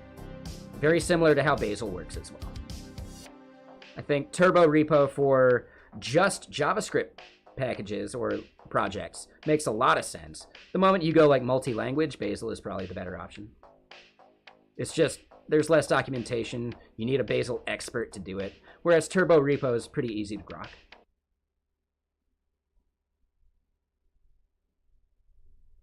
Does that make sense, CD Villard? NX does a pretty decent job for non-JS projects. I haven't messed with that yet. So, yeah, I have little experience with that. Bazel's pretty damn good. Bazel is pretty awesome. I'm using it for like 3 of our languages right now. Right, the ones I'm not using it for, there weren't good, like, build tools or whatever. I forget what they call them. So yeah, like PHP doesn't have a good one. Elixir doesn't have one at all. There's an Erlang one, but that's different. I think technically the RabbitMQ one probably does Elixir, but I couldn't find any documentation or good examples. So yeah, we just have some projects that we've opted for just, you know, Docker builds in our CI/CD, whereas using Bazel would be way better. Their website's all right. The best place I've found to learn Bazel stuff is like just looking at other projects that use it and seeing how they're doing it. Okay, I can wait. Let's give it time. I'll pour a beverage while we're waiting.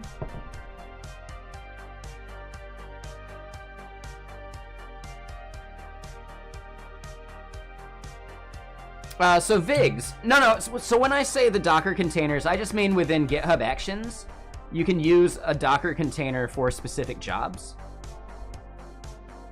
So I end up doing that for like test PHP. We spin that up within a container. That way we get the specific version we're looking for. We can give it services access, and then using their stuff, it's like easy enough to do.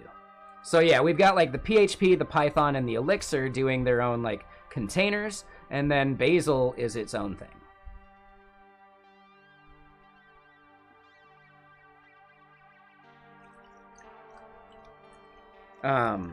I'd say one of the best languages to do the Bazel stuff with, or to like learn the Bazel stuff, is Go. The Go build rules, or whatever they call them, are really good and really well documented. And yeah, sorry, 1 second, CD Ballard. Yeah, let me give you link privileges.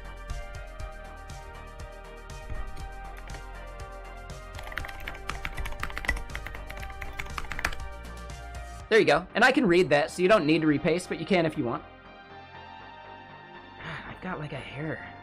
It's just been in front of my eye for like all day. Oy. Maybe it's an eyebrow. Do I have like a wisdom eyebrow? I do have a wisdom eyebrow right now. That's probably it.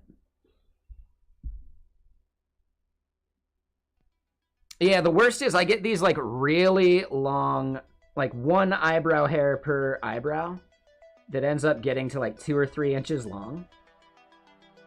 I'm tugging on it right now, this far away from my fucking eyebrow. So yeah. Anyone else get like their wisdom eyebrows like that?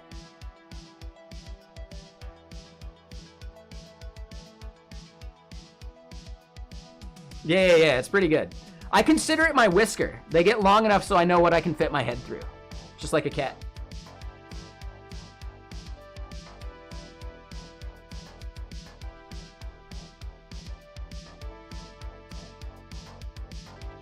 Yeah, exactly. Am I clipping a bit? Yeah. I was dealing with some weird mic issues. Hold on.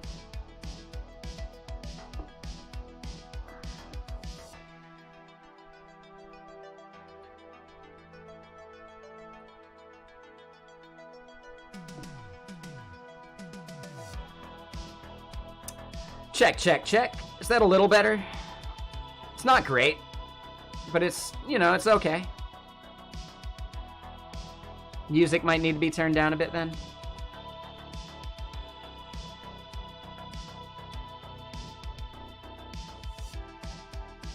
No, I appreciate it, Crushcorn. Yeah. It depends on if I'm yelling or not. I do that from time to time. And yeah, check. Yeah, no, it's clipping right there. So that might have actually been fine. Oh, yeah. I was clipping at this stage, so I might be able to add the gain over here again.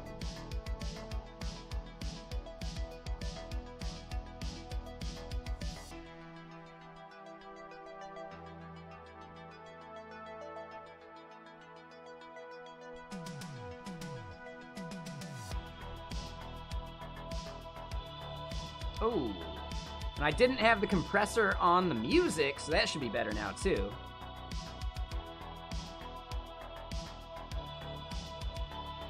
All right, but I'm probably still a little quiet. I am getting into the red. I don't see clipping on the input device anymore, so we should be good.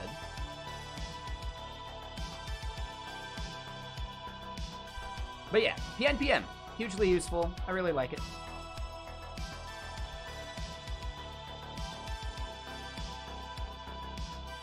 All right, let me try deploying that latest commit again.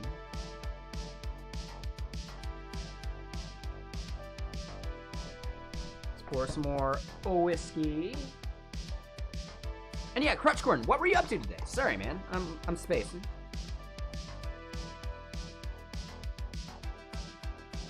I think I'm actually lurking myself again because I was lurking you.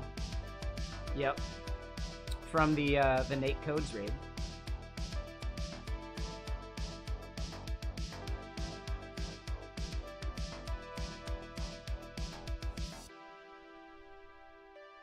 So hold on, wait. Let's just check. Test. Hey, I'm a raider from Crutchcorns too. Hey. Most complex TS of your career for Tanstack form. Is that to do, like, dynamic form stuff? Dynamic forms are a nightmare.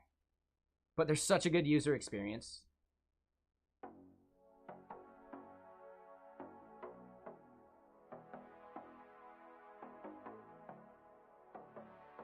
No, I understand, like, Tanstack form in general. I'm just curious, like, what part is, like, the tricky part? Right, is that to support the dynamic forms, or is it just the form stuff in general? Oh, you found a bug in Vue's TS compiler. Huh. Interesting.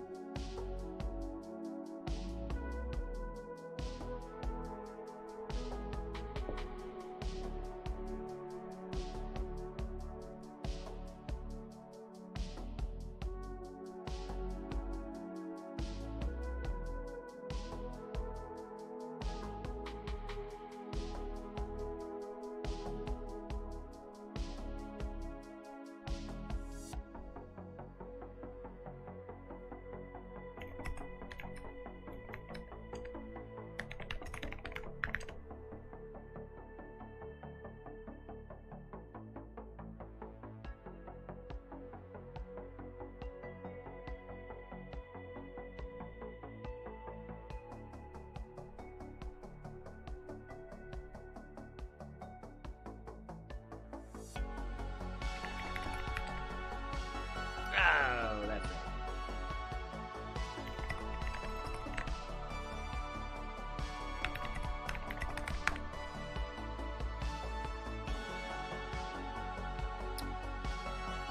I didn't want someone trying to spin up a cloud platform of my code before I've given it like the old college try.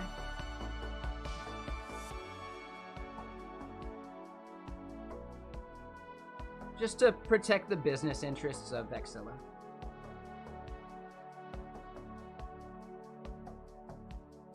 I do think a cloud platform would make a lot of sense.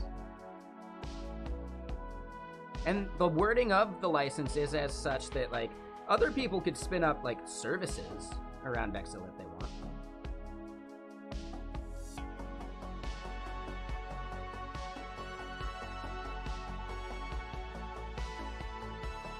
Oh, interesting, Crutchcorn.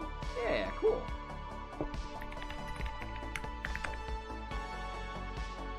Yeah, type inference and yep. Yeah, it sounds really complex.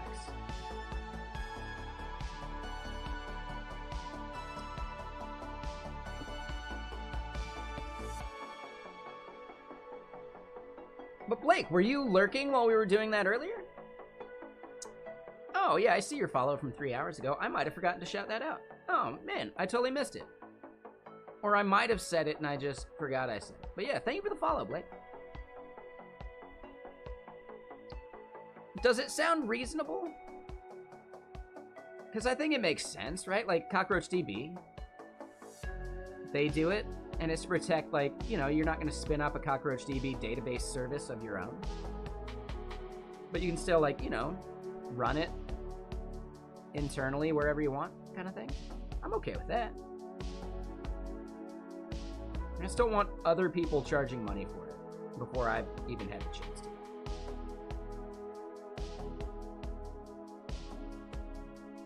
Yeah, I think it makes sense. I would say if you're going to be doing open source, like, you know, you were probably here while we were doing the CLA thing as well, maybe. But yeah, CLA Assistant is really cool. It's a way of, like, enforcing that people sign your CLA for your project or whatever. And it's, like, automated as, like, a webhook and, like, PR review step. It's really cool. I saw it in cal.com's repo. Yeah, it's really awesome. It's maintained by SAP, which is kind of cool.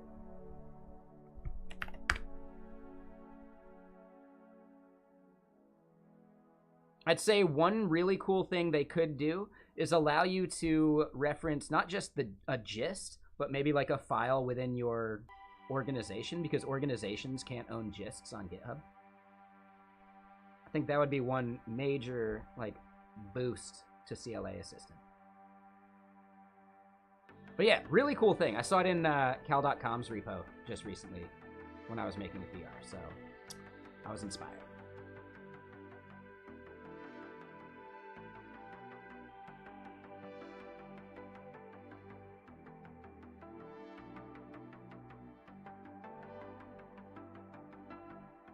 God, his hair, it's like just there somewhere. I don't know, man. Super annoying. Hey, what's up, Ian? How you doing? Yeah, happy Tuesday. I was just on render right now, and we're trying to figure out why my build is failing.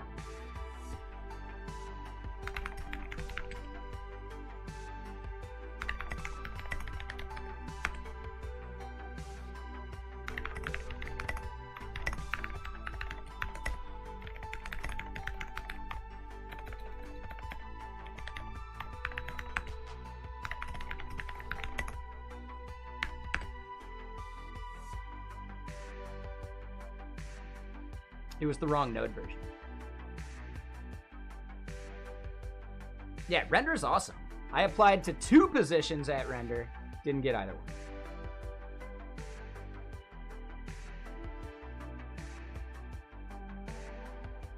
At some point, though, I might be able to get someone to give me a reference.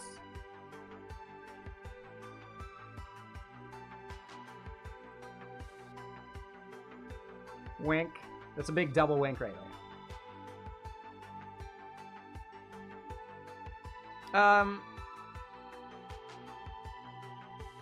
Okay. Yeah. I didn't want to, like, dox you. Yeah, I appreciate it. Thank you. Yeah, basically, Ian Douglas now works at Render. Head of DevRel, I think? I know. I just wanted to make sure. Couldn't be positive. And yeah, the amber display, that's CRT. It's pretty good.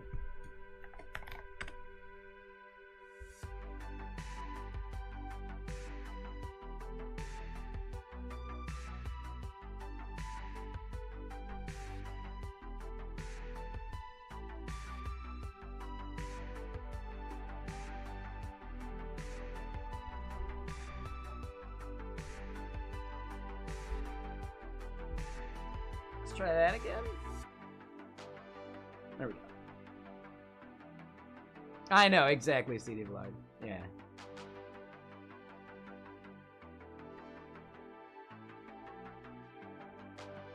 Oh, not the head, just the only. Gotcha. And it makes sense. Like, yeah, I would not have been great as, like, the only DevRel there. Yeah, I would not have been a good fit for that. So yeah, I get it. But yeah, hold on. VP of Engineering role? Crutchcorn, at which company? I'm curious about that. Do you publicize that? If not, don't worry about it. But that's awesome, man.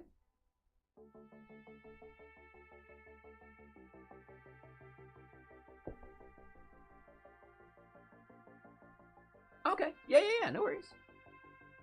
Oh, is it like a different role you're applying to, not at the company that you're currently at? If so, all of his coworkers, you didn't hear nothing. You didn't hear nothing.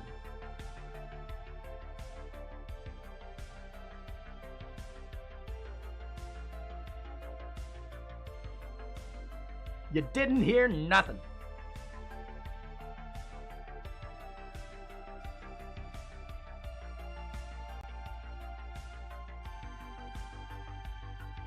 Hell yeah. No, that's awesome, Jews, Jay.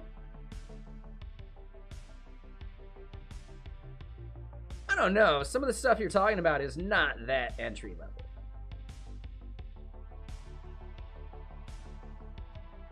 Up to 5? Nice. Yeah, biggest team I've ever had was 4.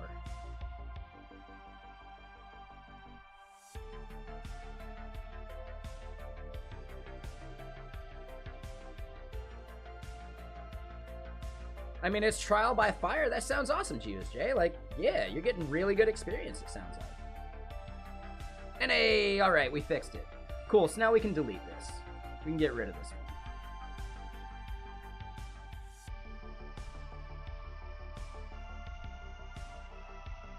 one. Oh, jeez. They make you type a lot. Holy, wow. All right.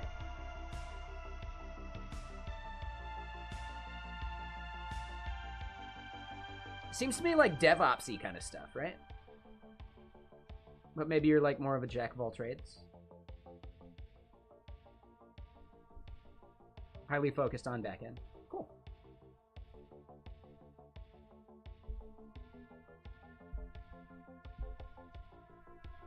Okay, so GitHub. Let's get this merged.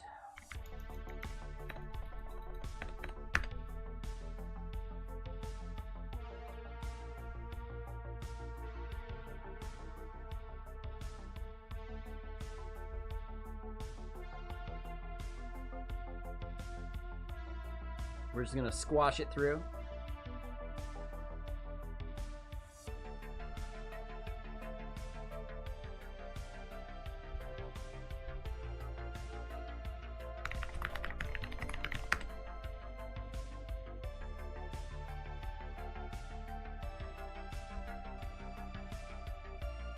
So that should be good here in a second.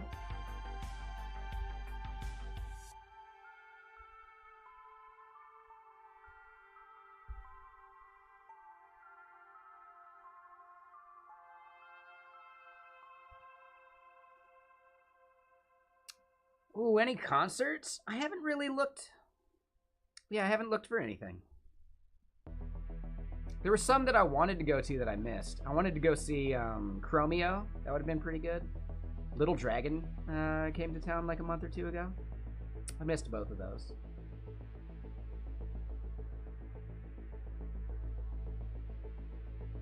I realized that there's a decent comedy club over in the U District.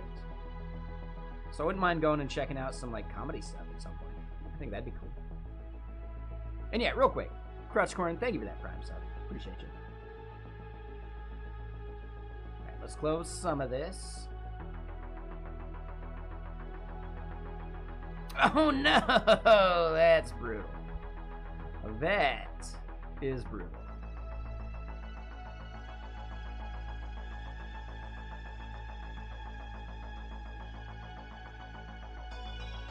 Alright, so our dock site is now redeployed.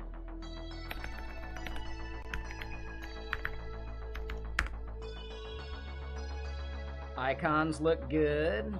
Let's verify they actually show up in Safari now.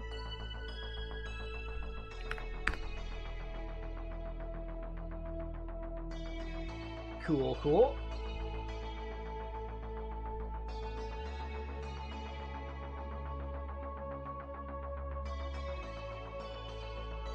Yeah, no worries, Crutchcorn. Yeah, I should probably be getting going here soon, too. I need some food in my belly. I can do chicken pot pies again. I don't have anything thawed.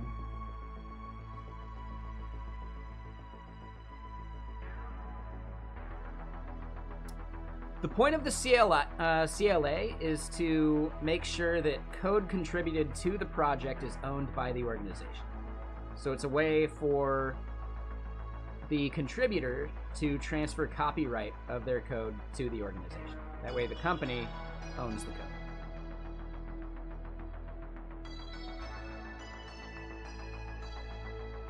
Yeah, exactly.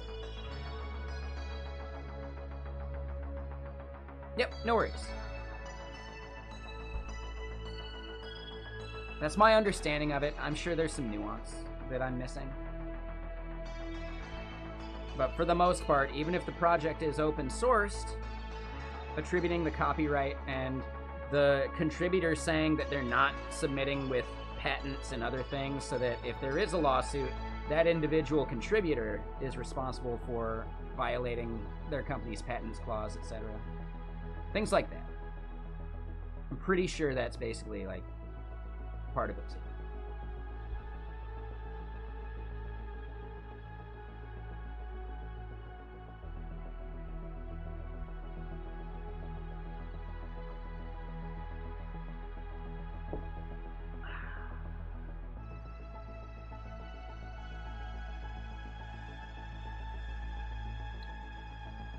All right, so let's go look at what else we got going.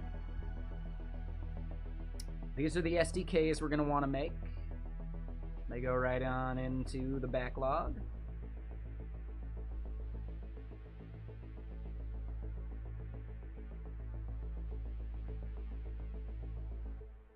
I think the Ruby one is probably one of the easier ones to build.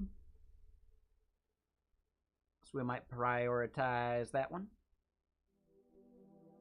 Pretty sure Bad Cop wants to help us do a Bash one and a C++ one. Dylan is helping us build the OCaml one. So yeah, we're getting some pretty solid language support.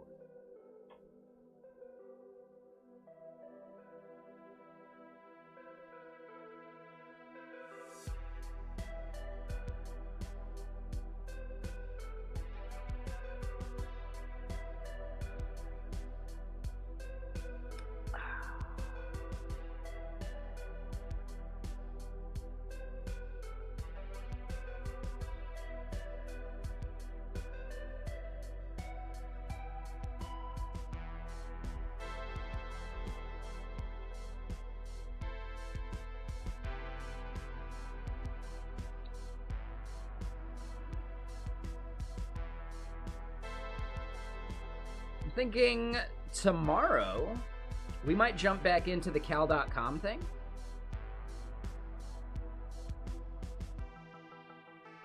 I want to get like the, you know, open API spec validated and tested with Dread.js. I think that would be like the #1 thing. And then maybe we want to like split out the generated SDKs into a separate branch. I think that might be valuable. But getting the, you know, open API doc tested against the API, I think is going to be a huge, huge valuable step for them. And then SDKs is just a second step.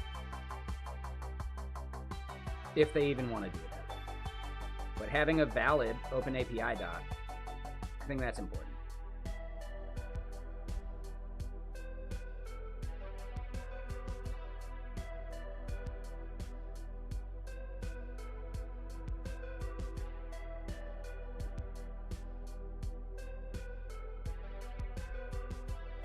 So yeah, I think I'm running out of steam. I'm not sure what other stuff we want to do right now, and it's pretty much time for some food, I'm thinking. Who should we go raid? We could go raid Juicebox Hero, Midnight Simon, Coding with Strangers, Maweeksy, Odat Nerd?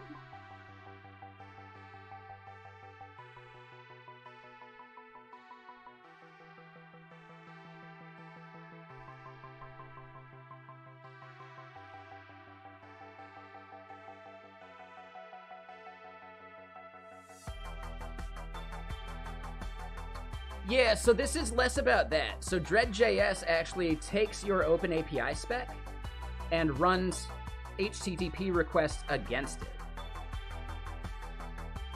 Right? Now you end up needing to jump into some hooks to maybe create things ahead of time, get like IDs that you can pass to certain endpoints versus the placeholders that you're given. But that's actually like the value you get. You know that your open API spec is actually accurate. Because when you are doing something like, hold on, do I have it open? I don't have it open right now. When you're doing doc blocks, how do you know that what you put into that like Swagger.js doc tag is actually accurate? You don't know until something runs a test that validates it by not even just validating the schema, but validating the API against it. Some stoner made a video about it. Some stoner made some video explaining Dread.js and its use case. Look at him. He looks so young and lifelike. I don't know. It's a good video. I know, so young. So naive. So sober. Yeah, you're not wrong about that one. Yeah, I record videos sober in the mornings. That way I'm not, like, slurring my speech too much. But yeah, it's a solid video. I'm proud of that one. Just good 10 minutes explaining what it is, how it works. I really wish Dread was more up to date. I think someone was saying that Swagger actually provides a tool that does the same stuff Dread does. I'm not aware of what that is. So yeah, if anyone comes across it, let me know. I'd be curious.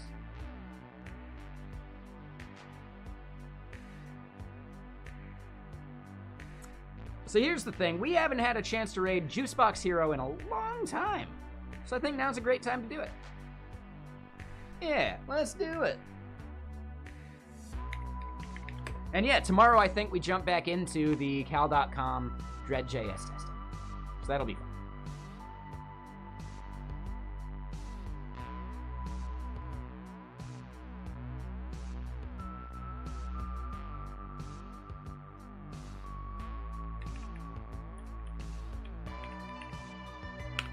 So yeah, Juicebox Hero. With apple juice in her eyes. All right, there we go. I think that works. That's a good good spoof, yeah? So yeah, she's doing Advent of Code. Her title is Finishing Day 5, moving on to Day 6. Sounds awesome. If you're interested in Advent of Code, definitely check it out. She's very entertaining. And yeah, she's pretty damn good at Advent of Code for being a project manager. Or product manager, I forget the difference. So yeah, people over on YouTube, thank you all so much for hanging out, for the lurks. We went pretty late today. I'm pretty proud of that. That was a solid, long stream. And man, yeah. It's looking like we're getting a good 15 plus watch hours out of the lurks today. So thank you all. You really helped out. Thank you. I'll be here tomorrow doing some more stuff. Not going to go nearly as late, but we're going to be doing some cal.com Dread.js testing. And yeah, that'll be pretty fun. So, have a great rest of your days. I'm going to get going. Later, YouTube.